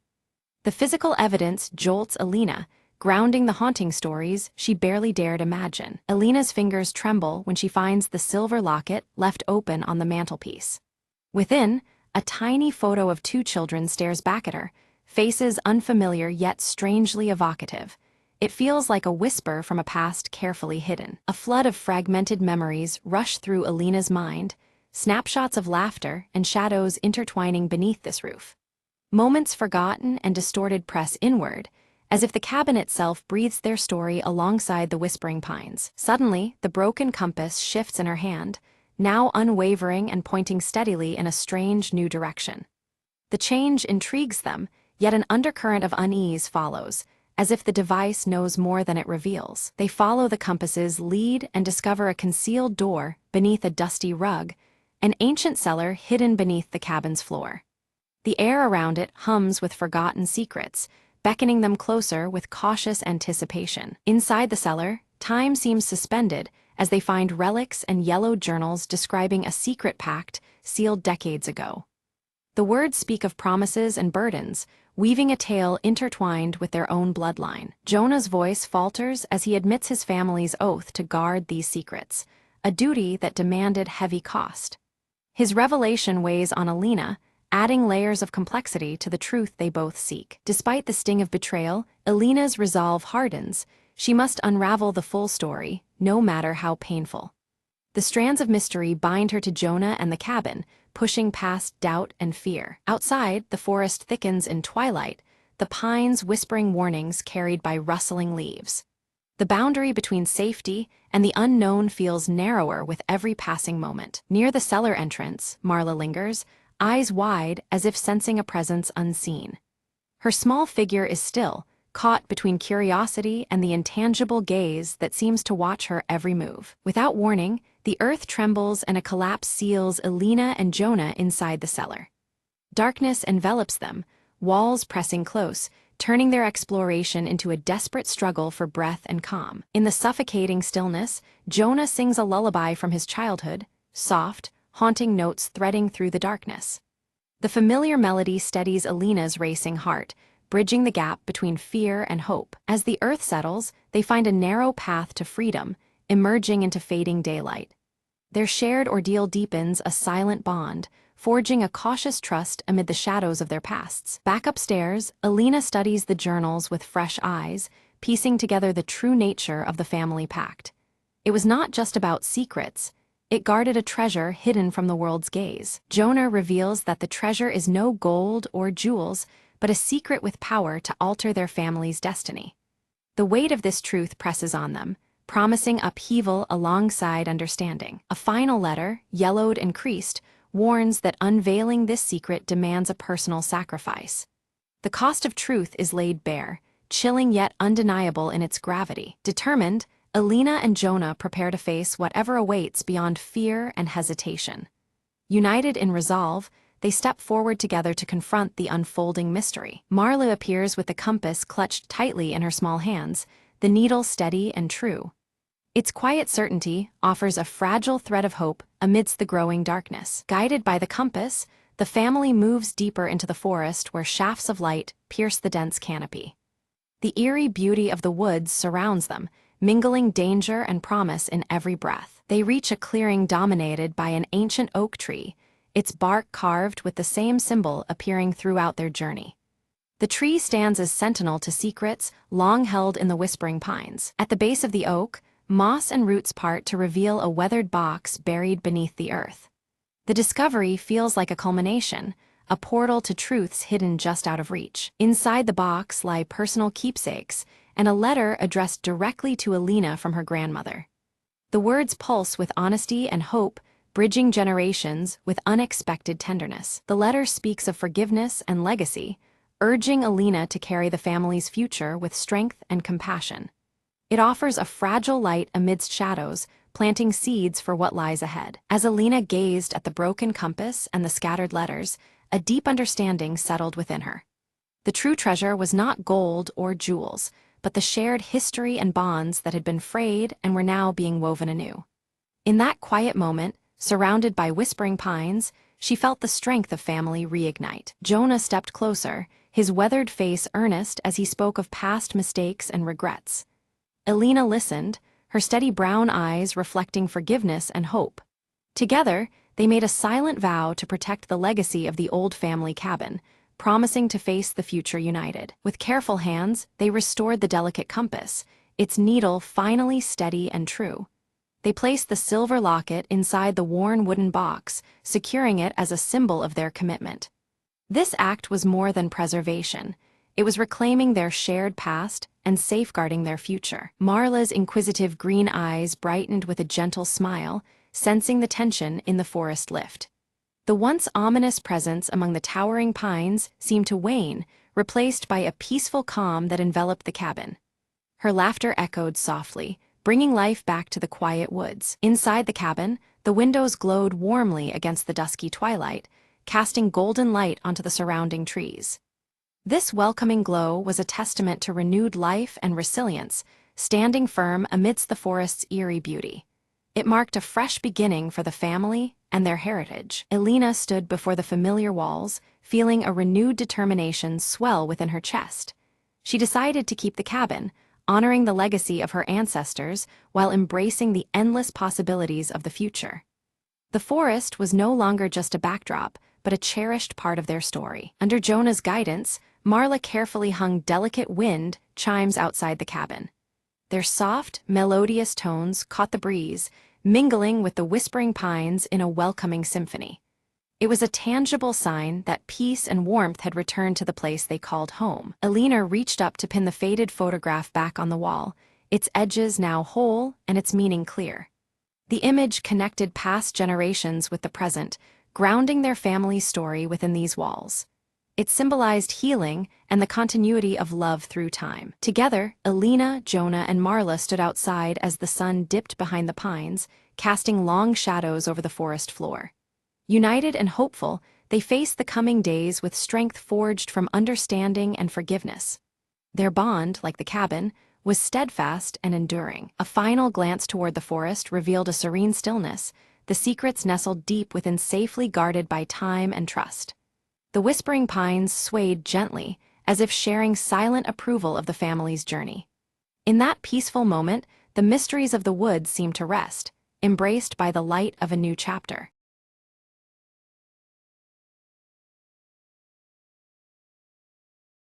In the lively mountain village, Lyra pores over ancient maps by candlelight, the faint glow of her star tattoo casting a gentle light on the parchment.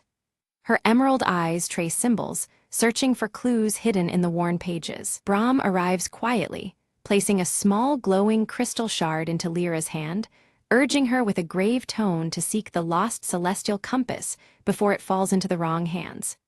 The shard's blue glow pulses softly, mirroring the ancient star on her wrist. Tico, the silver-furred fox-like creature, playfully paws at the shard, the blue light reflecting vividly in his bright eyes. The wooden dagger at his side gleams faintly as he circles around excitedly. Lyra methodically packs essentials into a leather satchel embossed with the celestial compass symbol, fastening it securely. Her tattoo pulses subtly, as though anticipating the journey ahead. Whispers ripple through the village.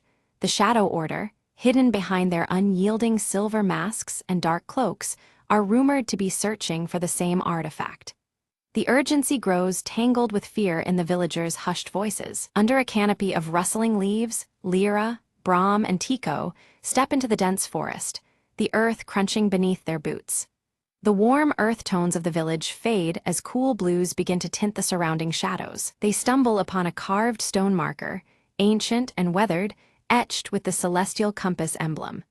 The symbol seems to pulse faintly in resonance with the shard's glow. Night descends, and an eerie silence envelops the forest. Lyra's tattoo pulses brighter, sending a subtle guiding light that steadies the group's wavering steps. Suddenly, cloaked figures, the Shadow Order, emerge silently between the trees, their silver masks reflecting the shard's blue light. Their presence chills the air and tightens the group's resolve. Lyra narrowly avoids a sudden ambush. Her satchel is torn in the scuffle, but the crystal shard remains clutched tightly in her grasp. Heart pounding, she retreats into the shadows. Brahm quickly tends to a minor wound on Lyra's arm, his voice low and grave as he warns that the Order's desperation is growing dangerously close. The tension weighs heavily on them all. Tico's sharp nose twitches, detecting faint magical traces lingering in the thick forest air. He follows the scent confidently, sensing a trail that leads deeper into the unknown. They cross a rickety bridge spanning a misty ravine, shadows lurking just beneath the damp planks. Each step echoes ominously, the cold blue hues deepening the foreboding atmosphere. The group discovers ancient ruins covered in star motifs, with the compass symbol boldly carved into a stone altar at the center. The shard's glow intensifies, resonating with the ancient stone. Lyra carefully places the crystal shard on the altar. The ground trembles beneath them, and a hidden passageway yawns open, revealing a downward path shrouded in darkness. Descending cautiously, they find themselves inside a cavern alive with glowing crystals pulsating rhythmically like a heartbeat.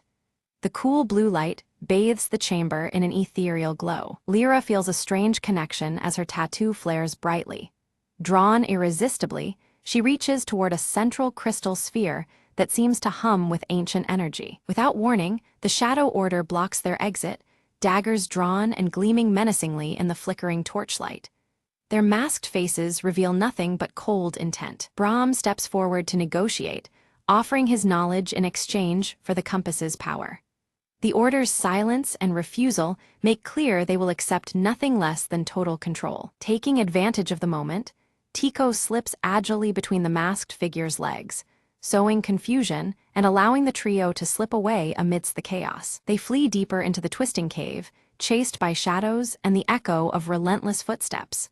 The air grows colder, and their breath hangs in the silvery light. The path forks, and Lyra hesitates, her tattoo's subtle glow pulling her toward the left tunnel.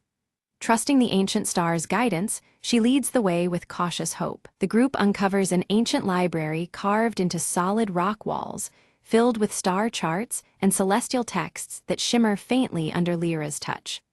The compass symbol recurs on many scrolls and carvings. Lyra deciphers a prophecy foretelling the compass's power to align entire worlds, heightening the stakes of their quest.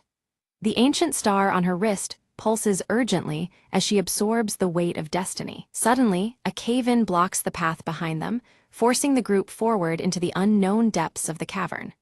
The cool blue shadows deepen, and the adventure grows more perilous with every step. Brahm traces his fingers over ancient inscriptions carved into the cavern walls, reading warnings about a guardian bound to protect the resting place of the celestial compass. The glyphs shimmer faintly under the torchlight, hinting at formidable trials ahead. Lyra's confident strides falter as she glances down at the ancient star tattoo on her wrist, which dims softly. The fleeting uncertainty unsettles her, a rare crack in her otherwise fierce determination. Before them looms a massive stone door, its surface alive with moving celestial patterns that shift and reconfigure like constellations. The colors transition from warm earth tones to cool blues, reflecting the deepening mystery. Tico scampers around the door's base, sniffing and pawing at scattered gravel. His keen eyes catch a nearly invisible pressure plate concealed beneath the stones, a subtle but crucial mechanism. With a deliberate press of the plate, the colossal door rumbles open, revealing a chamber bathed in ethereal blue light that pulses like a heartbeat. At the chamber's center floats the celestial compass, a radiant star-shaped artifact encased within a translucent crystal shell that pulses softly with an inner glow. As Lyra reaches out, a surge of energy courses through her veins, and visions of converging worlds flash before her eyes, leaving her breathless and awed. Suddenly, the silence shatters as the Shadow Order bursts into the chamber, their silver masks catching the light, and shimmering blades raised in tense standoff. Brahm raises his voice, calling for parley, proposing they share the compass's power to avert the looming disaster threatened by their conflict. An Order leader steps forward, briefly removing their mask to reveal a youthful face marked by fervent zeal, eyes burning with dangerous conviction. Lyra pleads with them, invoking their shared sense of duty and warning that greed will only lead to ruin for all involved. Without warning, the chamber trembles violently. From the stardust above, a colossal celestial lion materializes, its body shimmering with cosmic energy as the Guardian awakens. The lion's mighty roar reverberates through the astrological ceiling, forcing the Shadow Order to scatter defensively amidst falling star fragments. Quickly, Lyra leads Brahm and Tycho in dodging the Guardians' astral claws and swirling beams of starlight, their movements synchronized and desperate. Recognizing the compass's power harmonizes with the Guardian's essence, Lyra extends her hand, the ancient star on her wrist now glowing fiercely in response. The celestial lion pauses, then slowly lowers its majestic head, accepting Lyra's genuine intent and calming the chamber's chaos. The Shadow Order retreats, their respect for the Guardian's judgment clear though their vow to continue their pursuit remains unshaken. With reverence, Lyra claims the compass. Its crystal core pulses rhythmically, now perfectly in sync with the steady glow of her tattoo. Suddenly, the chamber groans and the walls begin to collapse, forcing the trio to make a swift escape through a corridor illuminated by cascading stars. Outside, dawn breaks over the forest canopy, the celestial compass's radiant light blending seamlessly with the soft glow of the rising sun. Back in the village, Lyra studies the compass carefully, Brahm by her side, guiding her through its enigmatic secrets and ancient inscriptions. Meanwhile, Tycho scouts the surrounding woods, his sharp eyes spotting fresh tracks and signs of the Shadow Order's renewed pursuit. Lyra feels a powerful throb beneath her skin as the ancient star tattoo pulses with newfound strength, hinting at deeper, untapped abilities awaiting discovery. A mysterious scholar visits the village, sharing hushed tales of past wielders of the compass and the hidden dangers intertwined with its immense power. Resolved and determined, Lyra vows to protect the celestial compass, knowing full well that her journey and the challenges it holds have only just begun. Suddenly, the celestial compass pulses with radiant energy, casting a bright blue light that unveils a hidden map floating midair. The glowing symbols and lines shimmer as the map details points scattered across the heavens, previously invisible to Lyra's eyes. The mysterious map reveals locations of powerful celestial convergence points, each demanding urgent attention and intervention. Lyra senses that these sites are critical to balancing the cosmic forces and preventing looming chaos. Determined, Lyra seeks out allies who bear marks resembling her ancient star tattoo, discovering others chosen by fate. Their shared insignias hint at a larger destiny intertwined with the celestial compass and the mysteries they are about to face. With camaraderie forged, the group readies themselves for a voyage beyond their known world, guided steadfastly by the compass's radiant glow. Their preparations balance anticipation and solemn resolve as they brace for the unknown. Brahm offers his final counsel, urging Lyra to place trust not only in the celestial compass, but also in her own instincts and heart.